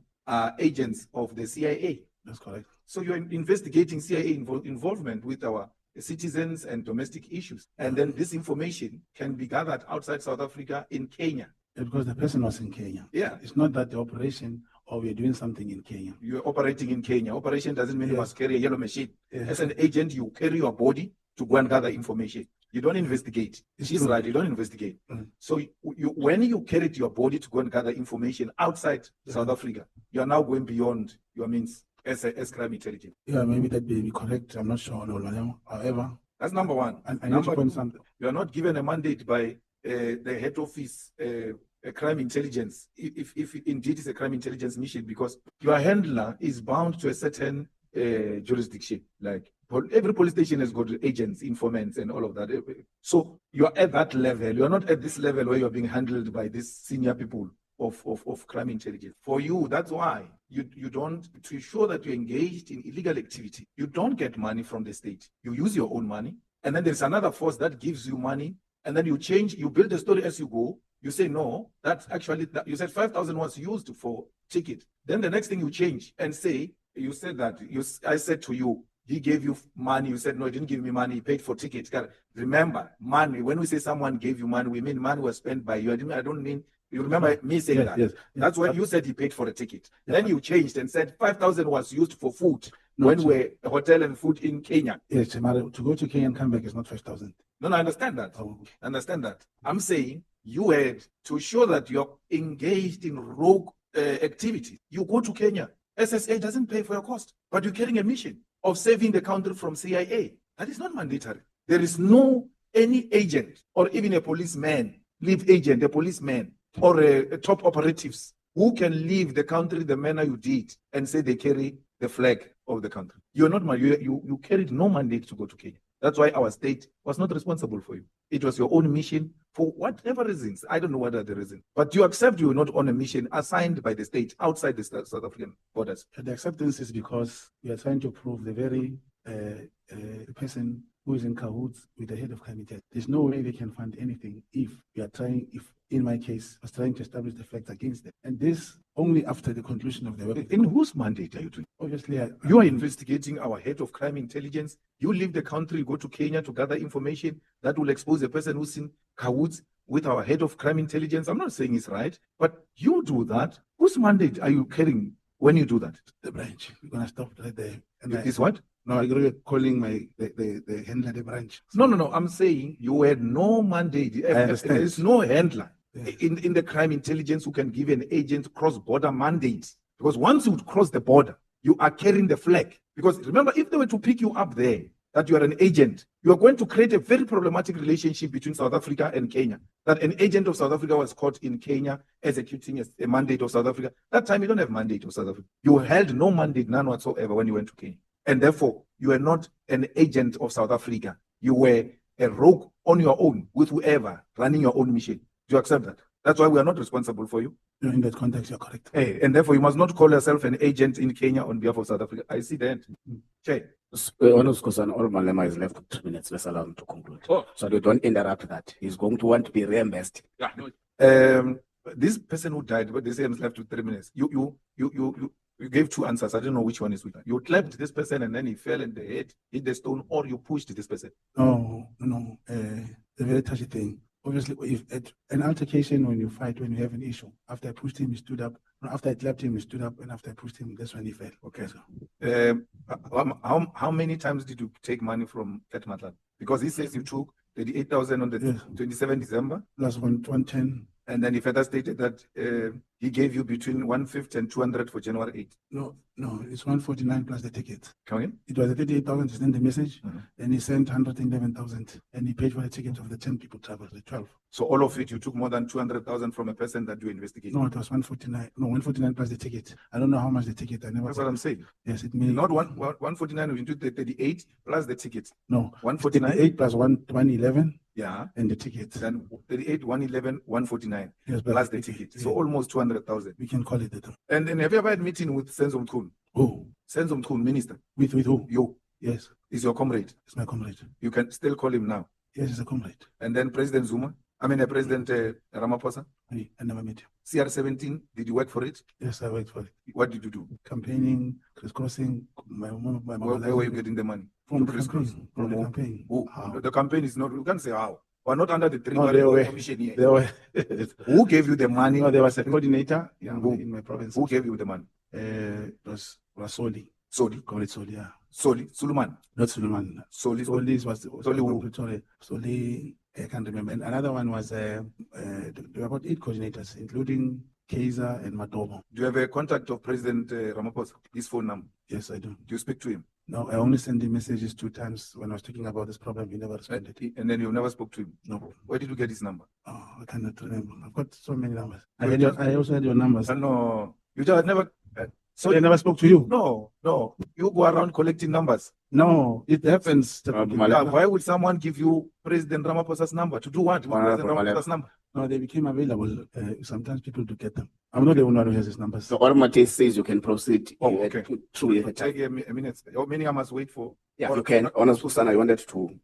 No, anyway, Chair, I just wanted to say that Honorable Malema has put it to the witness that as you, for now, allege that you are an agent. You know, the issue of you going to Kenya with SSA, we have domestic branch, we have foreign branch. This issue of you from the crime intelligence, whoever your handler is, you know, Honorable Malema is correct. You have no business at all of going outside the country without the mandate. And in fact, that crime intelligence does not qualify to. Do you accept that? Yes, I have to. Thank you, Chair. Yeah, I think also there was a suggestion by Honorable Malema that let's further write to the crime intelligence boss to give us the particular details of how they handle conduct agents, of what is expected of conduct agents, whether Mr. Mogotsi is a conduct agent, and all the related matters, including that operation. Proceed, Honorable Malema. Yes, Chair. And for the record, it must be noted that once it's confirmed he's not an agent, he impersonates the agents. And if he's an agent, there must be disciplinary measures taken, because for him to go and conduct intelligence safe work outside South Africa, it's not us who said he did that. He's the one who said he did that. But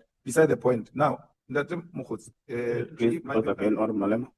No, thanks, Chair. I just want to clear my confusion. Earlier on, when I asked about the the transactions, you said there's only one amount that was paid to the amount of 140 something. 149 in the tickets. By Ket Matlala. That's correct. So was it a once-off payment, or it was No, paid? it is in the minutes, in the messages. It was 38,000 and 111,000. Yeah. What about this amount for the conference, for the regional conference? He didn't pay it. It was not the regional conference. He didn't pay it. You requested for it? Yes, I sent him a message. And he did not pay? No, I got it. The other one you are saying you did not request for it? He The January, he paid yes. voluntarily? No, he offered that he can assist.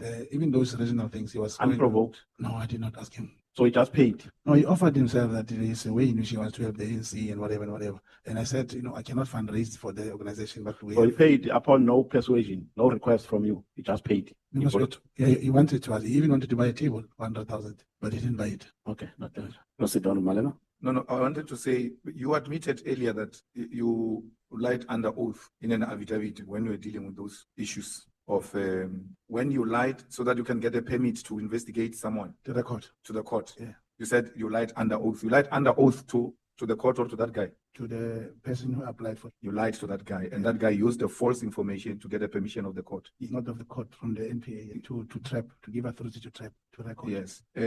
So do you accept that accepting to having lied like that is very problematic for your character as a? Yeah, but it can be very, very detrimental. I'm happy if, like, you have agreed to write to the institution. If the green light is granted that, yes, that's the work I'm doing, I believe that will warrant my exoneration. No, I want, and then these are my closing remarks, because I want my colleague here to also have an opportunity to ask you. You must take with a good heart if indeed you have done a very good introspection throughout this thing. You are not an agent, you are a comrade. You sit with comrades, you listen to what comrades say, and then you follow them around. Even that Kenya, you might find you were following someone around who's going on some work, and put them out of a piecemeal, and then you bring it together, and then from there you go around extorting people. It's like, in a municipality, especially in small municipalities, someone hears that your company has been approved for a tender. Before they issue a letter, he comes to you and says, I've spoken to those people, they're going to give you a tender, I need something. So you come across as being such a person who sits with comrades, who listens to comrades, who's got access to very senior comrades, and then without listening to detail, you want to now project yourself as some authority over information, which is incorrect and if that is true, really, you must desist from doing that. Yeah. Thanks, Chair. Yeah, honorable member, I'm still saying I'm happy that it's awaited the outcome. Thank you, Almighty. 7 minutes is still there. You're not giving me the full 15. Joking. Thank you, Chair. Your major case, Mr. Mogotsi, who was the investigating officer? I can't remember. Do you remember who the prosecutor was? No, I know it was in Mawatu. I can get. And you do have the case number? No. That you can provide us? But it's things that I can look for. Okay. And both the fraud case and the murder case was during the time when you were an agent, a contact agent? No, Okay, the did fraud- your handler know about it? The fraud case, yeah. And he It was something else and they got arrested. So let's talk about your handler. How sure are you that your handler was, okay, so you're sure that he actually works for crime intelligence, but what sort of due diligence have you done to ensure that the assignments that the two of you were busy on were actually legitimate crime intelligence matters and that he wasn't a rogue handler within crime intelligence that was using you to cause instability within SAPS, within crime intelligence? Because, I mean, it's very clear that our whole criminal justice system is divided, right? There's like rogue units, there's factions that are operating there. And in SAPS. Yes, but I think it goes into the NPS, the entire, from what we hear. As soon as you get a witness here, you already know which side of the fence they are sitting on as soon as they open their mouths. So how do you know that you were actually recruited to do legitimate crime intelligence business and you weren't recruited to just do rogue work? Because this handler of yours was part of a particular faction and his faction was not winning, or his faction wanted to take over Kat Makala's contract or wanted to capture crime intelligence. Because why would he send you all the way to Kenya if he knows, if he's serious, if he's a serious handler, and he knows that that's not something that is within the mandate of crime intelligence? I know the man is not a rogue, and I'm actually thinking now when you say, when we sit here, you already know each faction. Probably the way honorable members looking at me, I belong to a faction. I'm not saying that you are, but I'm saying you've been set on assignments. And I'm saying that what due diligence did you do as an individual to say that, okay, I'm not part of this, I'm actually doing work of crime intelligence to save this country? Because the big problem we have here with our criminal justice system is that we have top ranking officials, they are fighting for the battle and the capture of our criminal justice system, not to help the ordinary South Africans, because they are the ones that are suffering. They're fighting for its capture, whether it's for money or whether it's for power. And this is pretty much what we have seen. So you can't be sure. No, I'm sure that your handler is not involved. No, it's not. Yet involved. he sent you on a mission that he does not have any authority to send you on. As it was agreed to rise to the institution and so forth, I can understand logically, as Honorable Malema is saying, that foreign nations and whatever should be approved through certain institutions. From where I'm sitting, that is above me, I cannot tell. I'm hoping from his side he'll be able to give answer. Okay, just quickly on paragraph 98, you speak about the ANC Northwest Treasurer, Mr. Karim, I think I'm pronouncing it correctly. You said you got information from him, right? The service level agreement for Kat Maklala. How did you know that he would have this information? Because he's not in SAPS, he's a treasurer for a province. No, he borrowed Kat money, invested in Kat Maklala's business. We are both from Afike. And as he was having some problems, he then asked me, how do I know something about this tender and so forth? That's when he showed me the service level agreement. So you knew beforehand that the ANC treasurer, provincial treasurer, was involved with Kat Maklala? No, it's not a provincial treasurer. It's a regional treasurer. Oh, regional treasurer. So you knew beforehand, but he's the ANC regional treasurer. Yeah. And you knew that he was involved with Kat Maklala, and you went to him for information. No. He spoke to me when he had problems of being paid. Who spoke to you? The same treasurer, Suleiman. Oh, okay. And then just where I saw what you call it. Okay. So he just randomly spoke to you around the same time when you were helping out Maklala on his. It was around those time when we got when he could not be paid. And then just quickly, you said you communicated with the late Minister Mthethwa. How did you communicate with him, and do you have copies of the messages or phone calls? It was a WhatsApp call the time when you But do you have, because even on WhatsApp calls, it'll show that a call was made. Call, yes. And then how did he send you the contact of the George in Kenya? Yes, he sent me the contact. So it should be on your WhatsApp? Yeah, from the same phones which were taken by the PT. Everyone doesn't have their phones anymore when they have to produce evidence. So just quickly, you said you were part of MK. MK was disbanded in 1993. SDU. So you were actually part of that new unit called MK Self-Defense. No, it was not called MK Self-Defense. There was just a self-defense unit when we were young. And as time goes on, those members of MK, that's how we realized that those that recruited us are working with them. And that's it. But we never got into training in Kansas. Okay, I think you explained it a bit differently over here, but we will just skip through that. How did you finance the opening of your tavern in 1996? The tavern. I tavern in. Yeah, you said that Yes, you- yeah. And that one, it was rented actually after. On notice, the time is up. You're in business like our actual chairperson. Thank you. I tried to be lenient.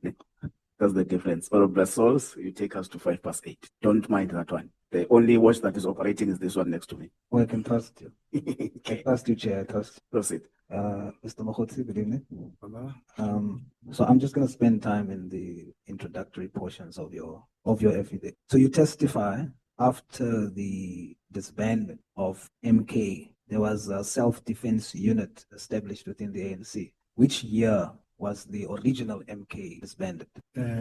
I'll presume it was 1993. It's just that in the release of Mandela, all political parties were unbanned. And in 1993, just when the date or what date for election pronounced, I'm not sure, but it was disbanded around those years. So if the original MK was disbanded in 1993, then you did not join the original MK. Definitely, it was the self-defense. We didn't even know that it belonged to that MK. We realized when the MK members starting to work with us.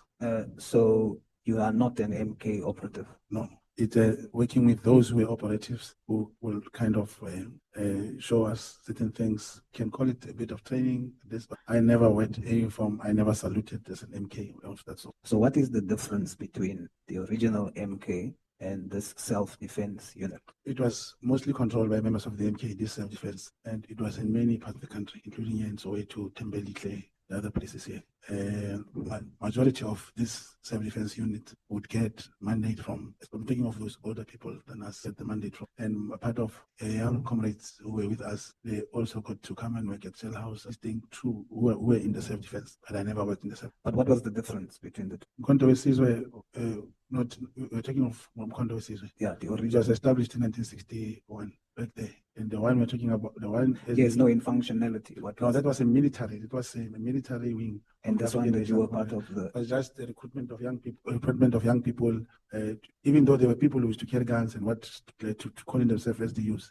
But it wasn't as serious as. No, they never even wear uniform. Right. Yes. So just explain to me the format. When you form part of the self-defense unit, what is expected of you? Do you leave home? I sleep at home every day. All right. So you sleep at home and then you go there wherever they are. Yeah, it's once or twice where they did at the back of Zakaria Park. Now the RDP place called, there's something, a township called Blackfontein and Lehigh. There used to be 2 or 3 times we would go there. There was a shooting range of some sort there. But I was never into that military part. What were you into? Most of the time, when there's a meeting, probably at the station, we'll attend the meeting, we'll be told of these different political parties from the hostels, like the IFP, will sit, they call it Ntabeni, like a mountain, and watch this other, mostly with the IFP, we're fighting the ANC to check when they were coming and all these things when holding meetings. They would clash a lot between those two political. So you slept at home and you would go maybe 3 times a week to meetings? Sometimes you don't go for the whole week. Sorry? Sometimes you don't go for the whole week. Sometimes you don't even go. Yeah. So you But then, mo- but and when most- you do go with meetings? Yeah, but then they would have something like they didn't call it political school. It was more like, oh no, they used to call it political school, but it was not political school. They would say like there's a way of conscientizing the young people in small classes, and then what is the ANC, the recruitment drive, all those things. All right. They start having those classes. So you testify you wrote matric in 1996, correct? That's correct. So you attended school? That's why I say you could even sleep at home. So you attended Many of school? us, yes. I came from school.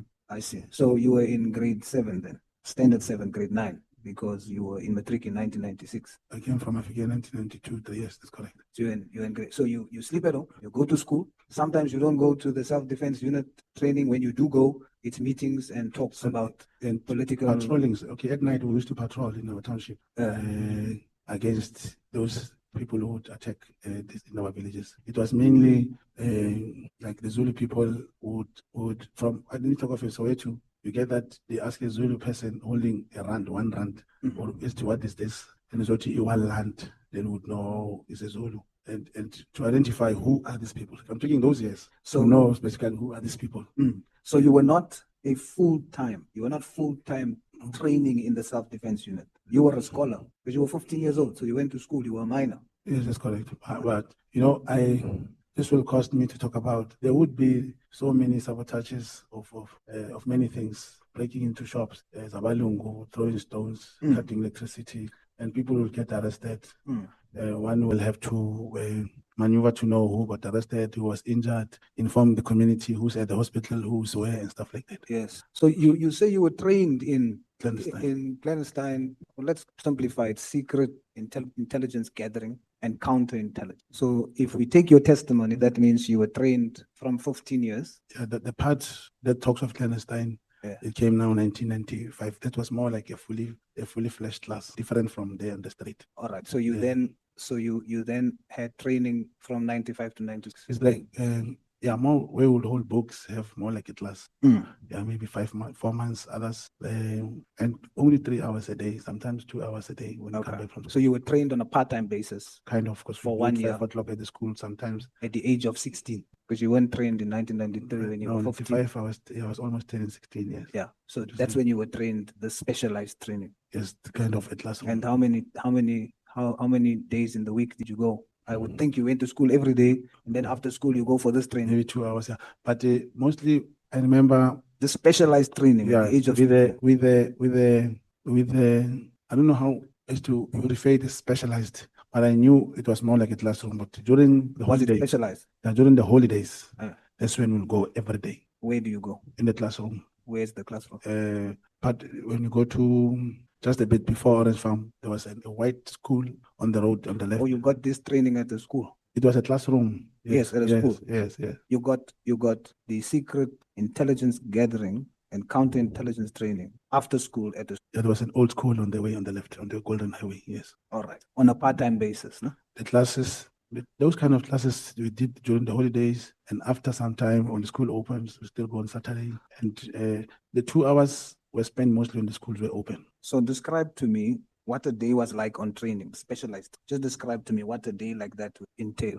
A day in terms of what is written on the board, what is the knowledge of. Yes, you are now on specialized training. You are being trained how to, at the age of 16, you are being trained, specialized training on secret intelligence gathering and counterintelligence. What does it entail? Take us through. You see, to be taught on such things, obviously they came with smaller and a booklet typed.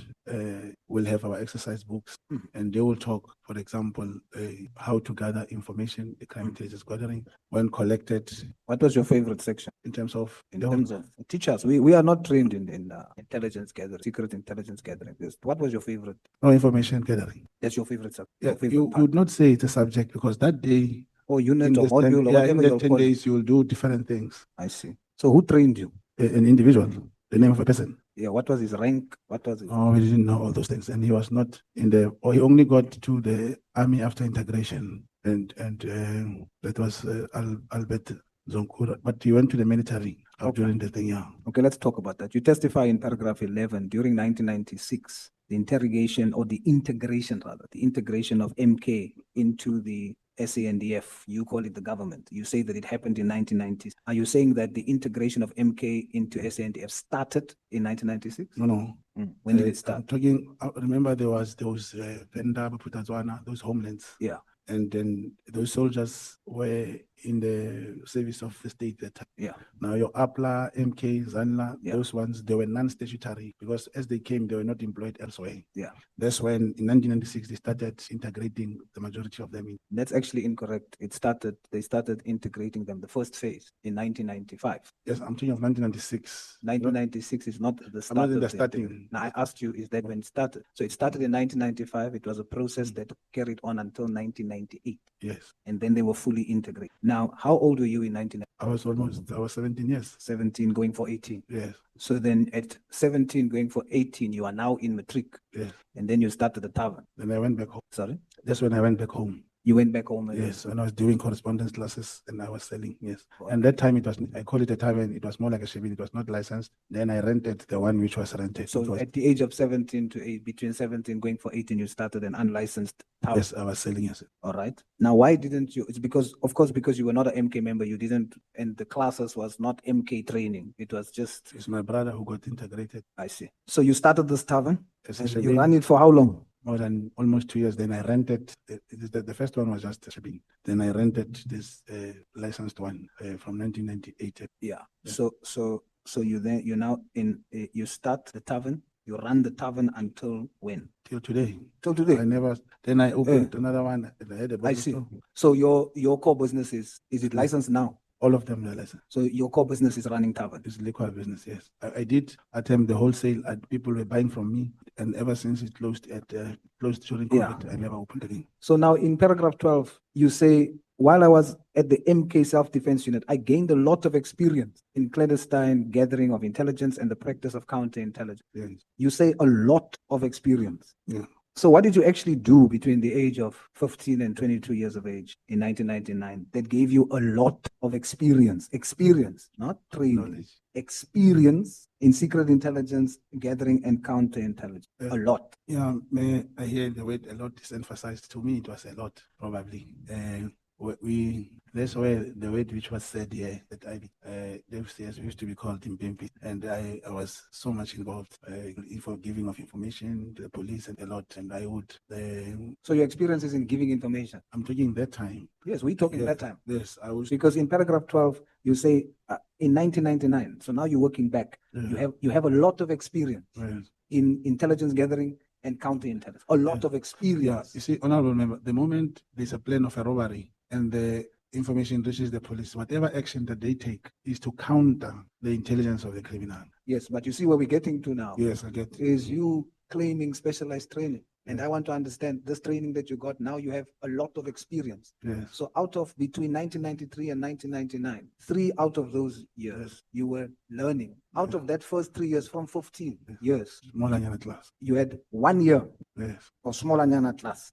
Then you take that Smallanyana specialized training. Then you don't practice it. You go start a tavern.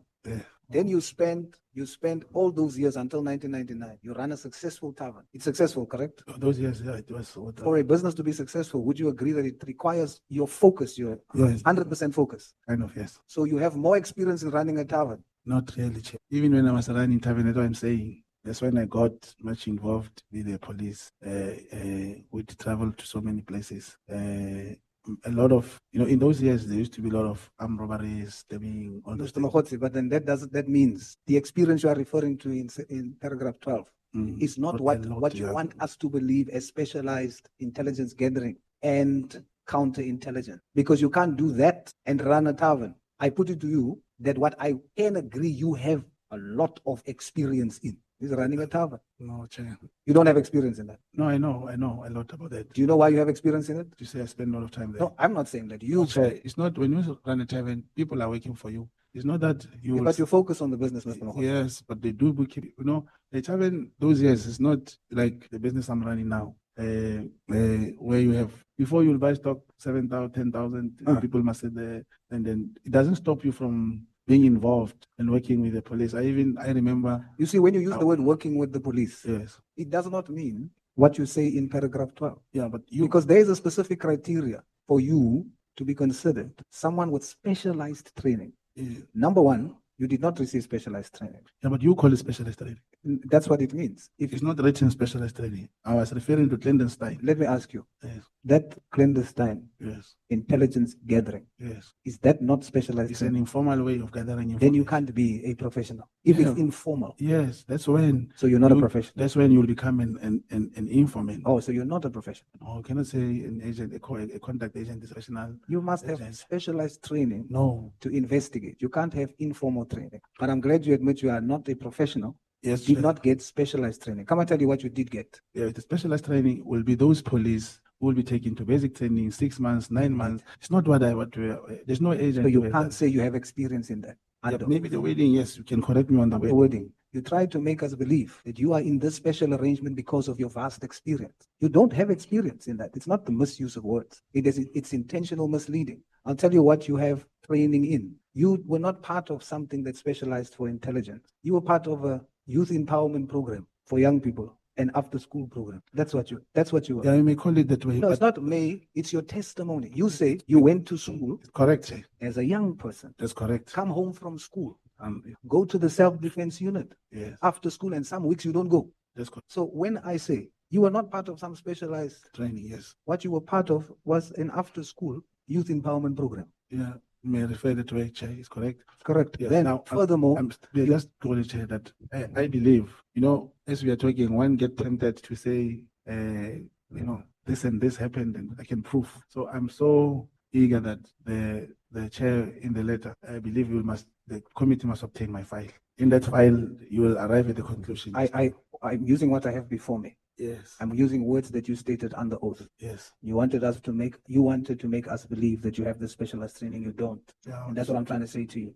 So you just participated in an after school youth empowerment program. Secondly, the only experience, a lot of experience that you have is a tavern owner. No, the file once the file arrived. The file is not here. What I have here is, and when I say a tavern owner, I didn't suck it out of my thumb. It's what you told me. Yes. So for the record, that's what we have in front of us. Until you get the file. The file is not here, sir. Honestly. All I have is what you have stated under oath. As such, I therefore cannot interrogate you on the things that you say because it is information that you provide. But whether it is supported by evidence, I can't say because I'm questioning someone who has participated part-time in an after-school youth empowerment program and who's a professional, highly experienced tavern owner. That's how I put it, Chair. Chair, rest. Thank you, Honorable Source of Malema. Honorable, I almost said Honorable Mkhwanazi. You want to respond on the after No, I school want youth to empowerment beg you, program? yes, because you were not in the SDU. If you were in the SDU, you can't respond the way you're responding because there was no SDU in 1993. It was when the SDU was formed in the late 80s, following the violence with the state, following 2 state of emergencies by the state. And that was a violent unit of the youth responding to the violent state. And that youth was armed. It's not an after-school program. That is a distortion of the struggle of the youth of South Africa. And we are former leaders of the youth who can't sit here and allow you to say, no, it was some 1993 program that was after-school program. That was a military, paramilitary, not paramilitary even. It was a military activity of the youth of South Africa following 2 states of emergencies, the formation of SAICO, the youth armed themselves and partly responding to the call by O.R. Tambo to run South Africa ungovernable. It was 1986 and after Nelson Mandela release campaign. But I'm saying 1993,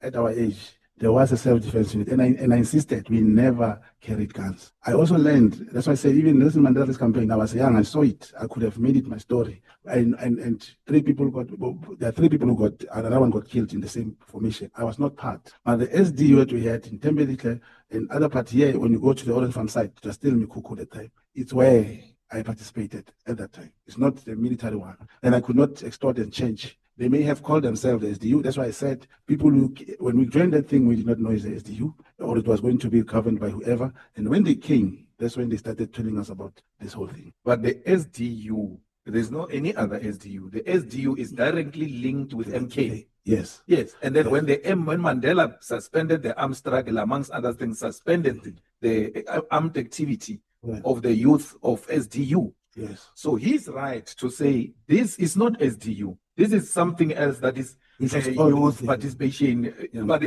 let it not be linked with MK, as if it's that SDU that was militarily opposed to the violent state and which was armed. You agree, Mr. Mkhwanazi, that you participated in the after school youth empowerment program? No, it was not the youth empowerment. I know it was called SDU, and I was not the only member. I know of even many of them are still alive, and it was too much into. That's why I said most of it was training. We even went to classes. It was different. We never had those arms and stuff. That's why I spoke. Thank you, Mr. Mkhwanazi. Thank you, Honorable Sols. Members, before we go for a break, let's take the clip that both Mr. Ramano and Advocate Mkhwanazi have been promising us the entire day today.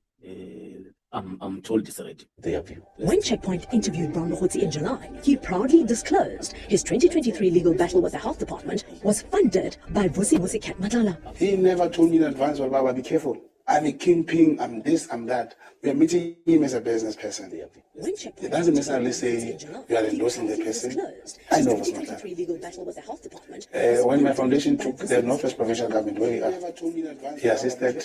There was a tender for 72 million in demand. My foundation, Brown Mogotsi Foundation, went to court and interdicted that process, and the tender was advertised. He assisted my foundation, excluded lawyers and stuff like that. So that's the level I know this matter. The matter even went to the SCA. You should imagine the legal fees attached to that. When we contacted the department, he assisted my foundation. Okay.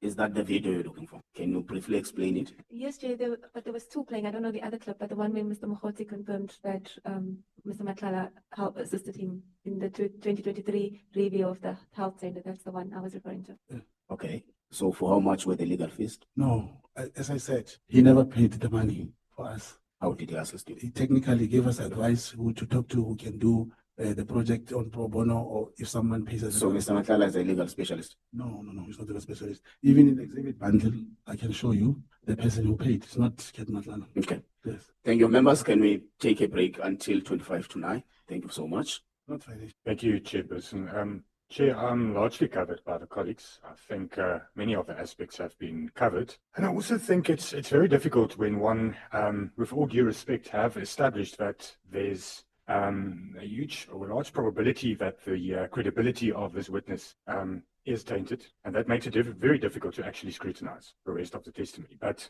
let me just revisit some aspects. Chairperson, when I watch a very badly written movie, I sometimes have to watch it twice because I don't understand what they are trying to say. So let's just revisit certain aspects. On your version, Mr. Mogotsi, you're an agent. I think we've established that it's actually an informant. But you were working, Mr. Nhlanhla, and you were gaining his confidence. Am I correct? We've also established that it's common cause that the PKTT was also investigating Mr. Nhlanhla. You know that? Yes, that's correct. Honorable Kolapana, you are disturbing this house. Proceed, Honorable Professors. So, and in your association, or you associate General Mkhwanazi with the PKTT, you said that previously or earlier today, that he's the commander in your eyes of it. So he was investigating Mr. Nhlanhla, am I correct? It may be that way. However, remember the head PKTT is Lieutenant General. Yes. But now that he's based in the KZN, he may have influence in the in that context. Okay. But now, you are at the same time saying you are investigating Kat Nhlanhla, but you are also alleging that General Mkhwanazi is involved with Kat Nhlanhla. Am I correct? I did not allege that. We said they had a meeting and they met, and as Major General Senuna testified, he did mention how he could Kat Nhlanhla with his case, ensuring that purchase orders are expedited to the advantage of Kat Nhlanhla. Okay, but if both of you were actually investigating Kat Nhlanhla, you were on the same side, actually. Not. Cannot be. Why not? Why is General Mkhwanazi the enemy if you are, according to your version, working Kat Nhlanhla to expose him, expose his links? They are doing exactly the same. That's why there was this outrage, the disbandment of the PKTT, amongst other issues. But because of the fact that it seems as though it was done to stop the investigations into Kat Nhlanhla. No, in actual fact, if there's a session that General Mkhwanazi did meet with Kat Nhlanhla, and he has offered him some purchase, and he has even said if he can give information about General Sibiya, one, he will take away that murder case. Two, he'll keep his contract. So that kind of investigation cannot be regarded as a pure investigation. Okay. In your statement, you then, with regards to this visit, and when you followed Mr. Nhlanhla, according to your version, you give an address in your statement. I won't read it out loud.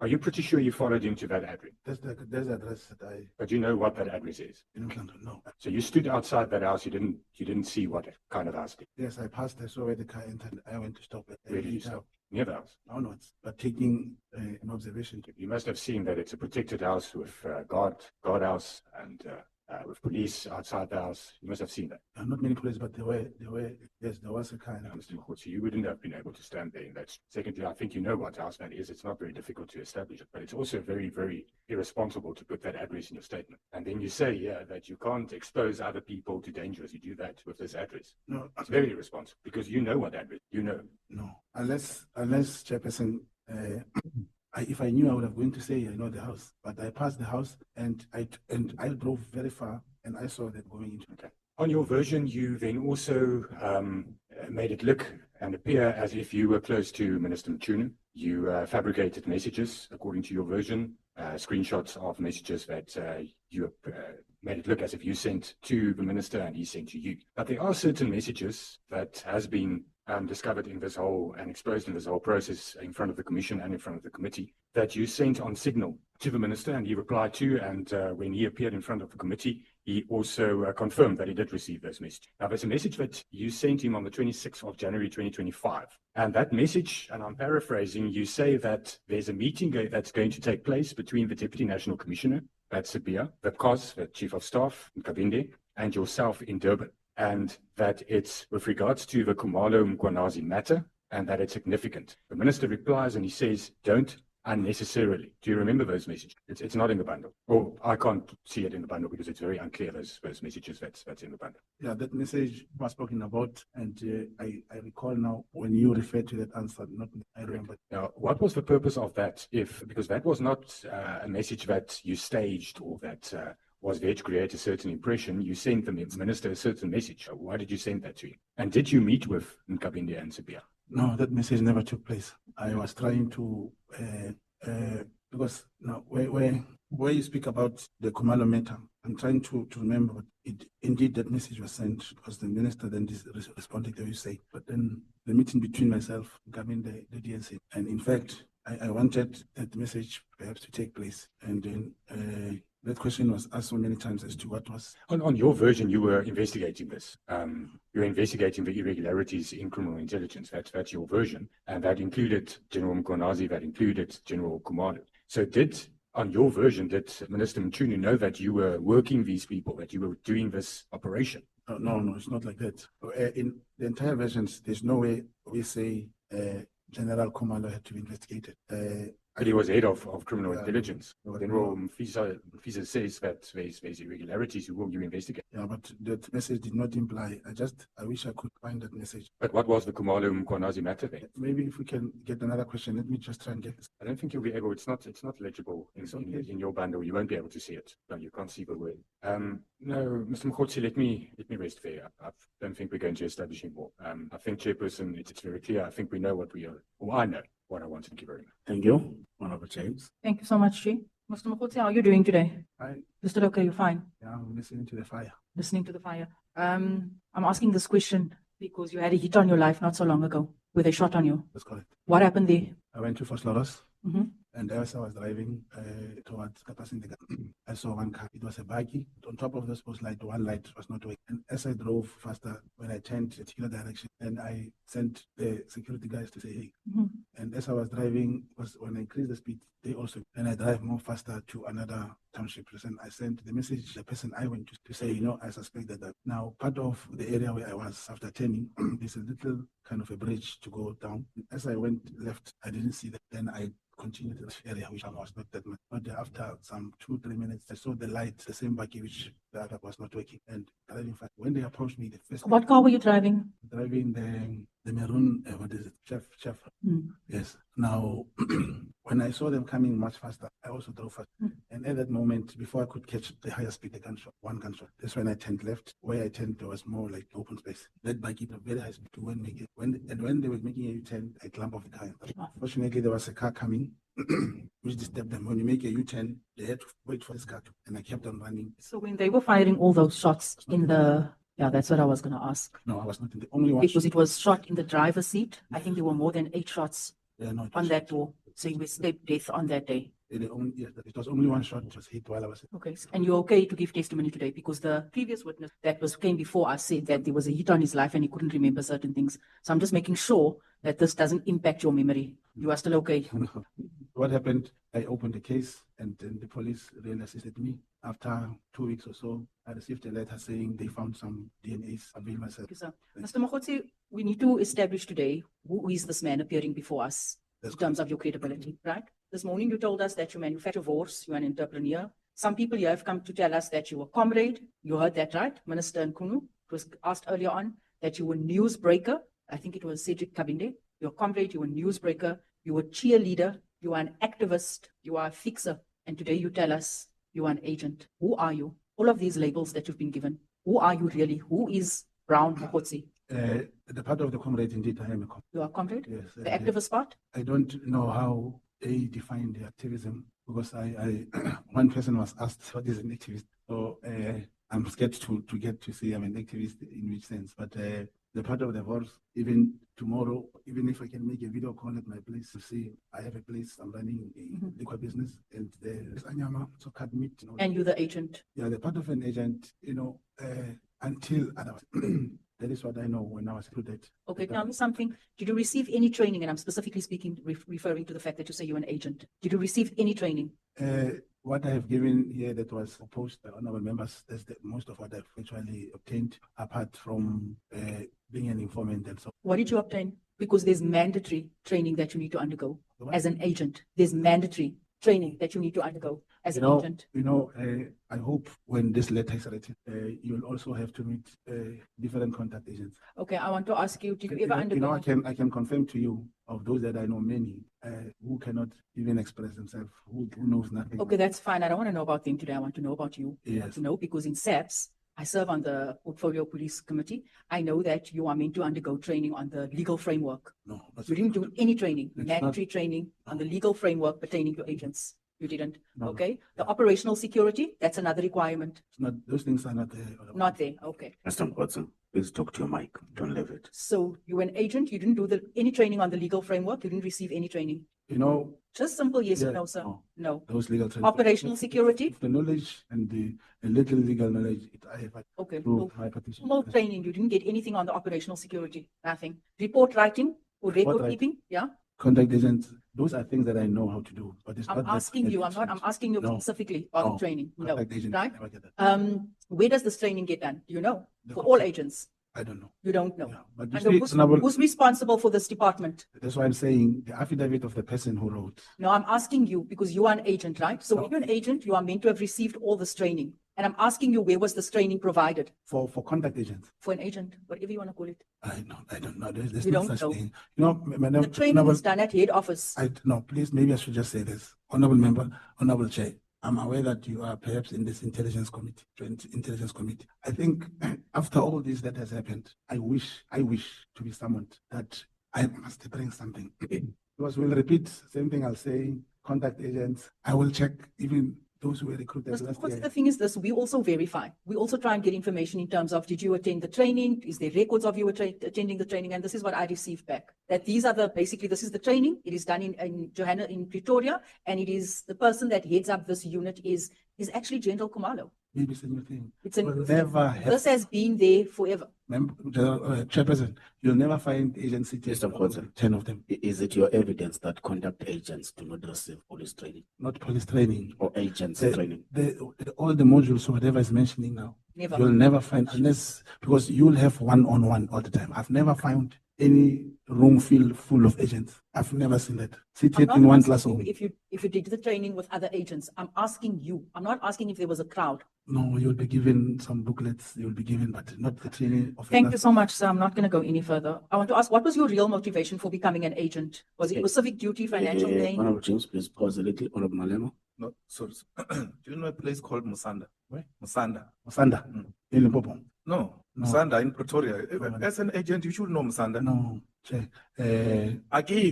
I'm asking you, No, if you're an agent, you should know Musanda. There's no place. There's no place. I've never been to Musanda, but I can tell you. Have you ever heard about Musanda? No, but I can tell you of places where I went. Oh, no problem. Yes. No, I just want to broaden my understanding, Mr. Mogotsi, out of what you have told us. Yes. So if you say you are given booklets, you don't receive formal training, you mean you meet your handler in the first instance, correct? And then he gives you booklets. No, at some stage as we are working, as we are doing some operations. So how do you know the do's and don'ts? You see, that's what I was trying to tell you earlier about undercover agents who are classified as the top secret spies. They have those trainings that you are. They are police officers. It's just that they don't have official whatever and documents and stealing. They may be those referred to as by that top secret place where they get paid every month, just that they get paid cash. I was trying to show you the two affidavits, that this affidavit which they are not, No, because they are referring to. This is not my time. I don't intend to be long.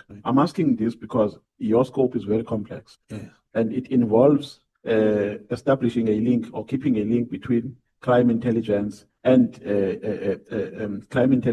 informants. That's correct. So how do you get to know the ethics of conducting that work? That will be a traditional way. We've been doing this, and So after you've been registered, they just send you to the field without inducting you. That's what I'm saying. You are referring to those belonging in the agent program. Those are literally police officers. They even have ranks, these agents. What is the traditional way of doing things? Meeting your handler, filling the form, submitting information, meet with whoever you can meet with, where you are tasked. And you can, if you can check, most of this work that they do is different from what we've been doing all along. Okay, Honorable James, please proceed. Thank you, Chair. What was your real motivation for becoming an agent? Was it civic duty, financial gain? No, passionate? I did not become, I was recruited. So you were recruited and they didn't provide any training. That's fine. In all these operations that you participated in, let's say, did you participate in any drug busts as an agent? Because as an agent, you go undercover. You said earlier on, you become part of certain operations, you take on roles. What did you specialize in? CIT, I did before. Cash in transit. Yeah, you see, now. So you become part of the ones robbing. How does those that Honorable Malema is talking about, they get involved the way you're speaking together with informants. I have never. You won't find me saying, being arrested with criminals and I get exonerated and I go, no, not that particular. So what role did you play? It's coming here and talk about that. It's very difficult for other people to understand. No, we'll if you have, not other people will understand. If you have a network of informants, if you are a contact agent, like I mentioned earlier, you get some notes. That is why even if you can come to my house, you won't get a piece of paper talking about this, unless maybe, and even the phones I have a different phone that I'm using for that thing. I don't know how to make people. Yeah, no, it's fine. That phone that you have, who provided you with that phone? Which phone? The one You I'm have a using. different phone. Different Yeah. phone. You have different gadgets. That you'll have when you have money. They'll tell you get just a phone. Or You have to buy your own phone. when you get money, when they give you money. How much money have you made with all these operations? Oh, Just more or less, because you've been doing this for very long. Just more or less. yeah, it's a lot maybe. Just maybe like how much, sir? Different operations. Let's say the last 3 amounts you received. Even 100K, more than that. 100K for one operation. I've had different operations. Okay. And those are successful operations that has actually led to convictions. Real The real. So your last operation, you're saying you got about 100K. You see, Mr. Mkhwanazi, no, time is running out. as I'm trying to show you something now. Yeah. There's an operation. Maybe I've got some money. I'll book hotels. I'll even get some cash, put in an account in the bank, rent maybe 2-3 cars for different people. It's a different, sophisticated operation. I wish there could be a way to deal with this, not in a manner of the public, like we spoke about Mr. intelligence. Mkhwanazi, what was the most you've ever been paid? I don't know how can I put that. You can just tell us. It's not No, like I spoke about 100K. 100K. How many operations have you participated in? Around 8, 9. 9. Big ones, yes. Big ones. 9 operations. Different ones. You mentioned earlier on that you were involved in investigations around the PPE tender scandal in 2021. What came out of those investigations? Were you also successful? Did you do well in that investigation? No, I clarified that part that it's only said moreover after that PPE is when. So you didn't do any investigation, you didn't go undercover in that, you didn't find No, anything. It was after the PPE scandal. Okay. At any stage, should you provide intelligence relating to drug trafficking or drug dealing networks? Have you ever been involved in an operation pertaining to drug dealing? No. Nothing. You don't know of any drugs being trafficked. You spoke extensively earlier on about the operation at one of the correctional services where you had access to the OB book, and this is why I'm asking, are you involved in any drug trafficking operations? No, never been. Nothing. You only do cash in transit operations. Yeah, no, not only, including, it was this other 2-3 cases of kidnapping. Kidnapping. Okay, so what about kidnapping? What is now? Is cases of kidnapping where people are kidnapped. And we're not all successful out of the 3. Only one, the person was managed to be taken out by kidnappers. I'm asking, so you also do operations for kidnapping yet? I was those cases. Is this because you have experience in kidnapping? Those people. No, you. No, you get to. You don't have no experience in kidnapping. You've never kidnapped anyone. No.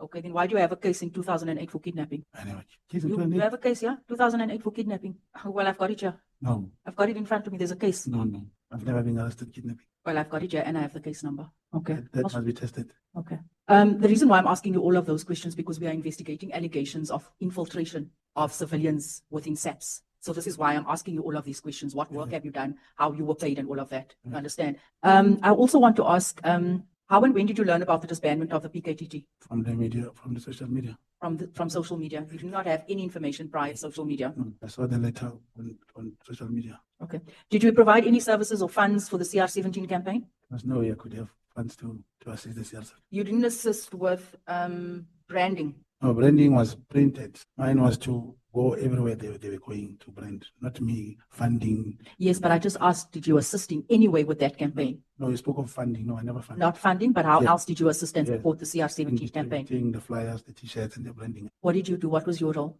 I'm saying distribution of flyers, the t-shirts, Okay. whatever when there's then what you call a rally, I'll go there, put the backdrop banners, teardrops and stuff. Okay, so you played quite a crucial and important role in the campaign. Who employed you? No, for campaign you volunteer. You volunteer. You just went out of your own. That's You correct. weren't working within a structure. You weren't working part of the campaign team. You just went out of your own and you started handing out t-shirts and flyers. And Obviously, there's a team of people that you see wearing a shirt CR17 who will talk to you. so you went all over. Where's all over? In most part of the country. I went. Most you traveled. Who paid for those? The campaign, The campaign paid. Who in the campaign? but there are different people. Sometimes I spoke of Kaiser, I spoke of Brasoli. And when you campaign in politics, it's not all about being given money. Sometimes you take from yourself. So you played a key role in the CR17 campaign. I don't know how. Throughout all provinces, part of distribution. I never came to the Western Cape, for example. Okay, Yeah. 8 provinces you covered. Yeah, 3 of them are very close to me. Yes, I used to go here and Okay. You attended the January 8th statement celebrations in 2025 in Cape Town. You facilitated flights, accommodation, entertainment, logistics for the minister's guests, right? Under whose instruction? there was no minister's guest. But the conversation between you and Mr. Matala clearly states that this is for the minister's guests. No, I don't remember that WhatsApp. Have you ever visited the minister at his official residence? Yes, we went to, was it last year, 2024? Last year you visited him for what? No, the meeting last year in January could not take place. The other one was when I brought the ANC leaders in the Northwest went to raise their issue. Okay, so you're quite involved with the minister. Yeah, as a comrade, yes. As a comrade. Yeah. You're part of the meetings at his official residence And then and other I- comrades. No, you know, when you bring leaders to meet another leader, you don't form part. Okay, so you facilitate the minister's meetings with other leaders within the ANC. Yeah, that's correct. Okay. Even last time, yeah, you know, Lieutenant General Kumal was talking something like a chair, something like a boy. That's the small thing I do in this. I want to ask, how often were you in contact with Mr. Kabinde? Because it now would appear that the two of you arranged the minister's meetings. Maybe call him. We arranged this meeting 3 times. It was only after September. And I was trying to arrange this meeting with the minister and I spoke to him. Why did Mr. Kabinde say you were a newsbreaker and you send him stupid messages? He told us you send him stupid messages, you're a newsbreaker and you annoy him. Why did he say that about you? I don't know. I'll ask him. I'll have to ask him that one. I didn't hear him. And maybe Chair He actually said forgot. stupid, he sends me stupid messages, Maybe Chair forgot to ask him. frankly saying that you were insignificant. That's the picture that was created of you. Okay. General Sibia, right? Who is he to you? General Sibia.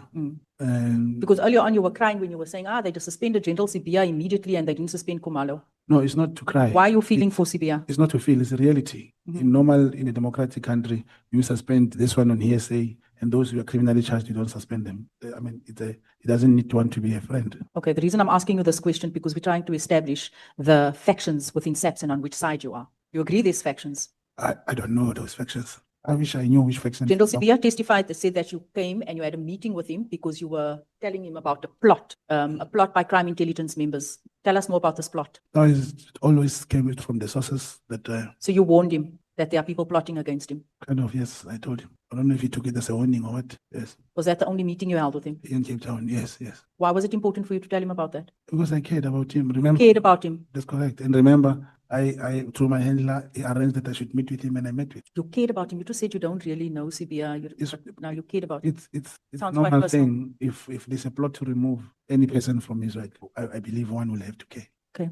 On Mr. Kat Nhlanhla, court documents show that you made multiple attempts to contact Mr. Kat on the day General Mkhwanazi gave the media briefing on the 6th of July. Why? Why were you desperately trying to get hold of him? No, it was not desperate. He called me. He called you on Yes. the 6th. Yes, he did call me, and I answered the phone. And then he called me for the second time. That's when his phone. I could hear on the other side that the phone went off. Maybe that was the time it was taken. And then the same day in the news, or was the morning, it appeared that his phone was taken. Why? What was the conversation all about? No, he told me about his trip to Devon and confessed and confirmed that the time when he went there, he met with General Mkhwanazi. Another thing, it was not the first time he called me the day, even a week. But I'm just saying on this specific day, there were quite a few calls made Yes, he between the called. two of you. Yes, but it was because of the press conference, obviously. He was talking about So you had interest in what General Mkhwanazi was saying? yes, both of us. Okay. And he told me that, you won't believe I went to meet that guy. I want to ask you, Mr. Kat Nhlanhla is involved in drug dealing and trafficking because you were investigating him. You told us earlier on you're investigating him. So you should have quite. We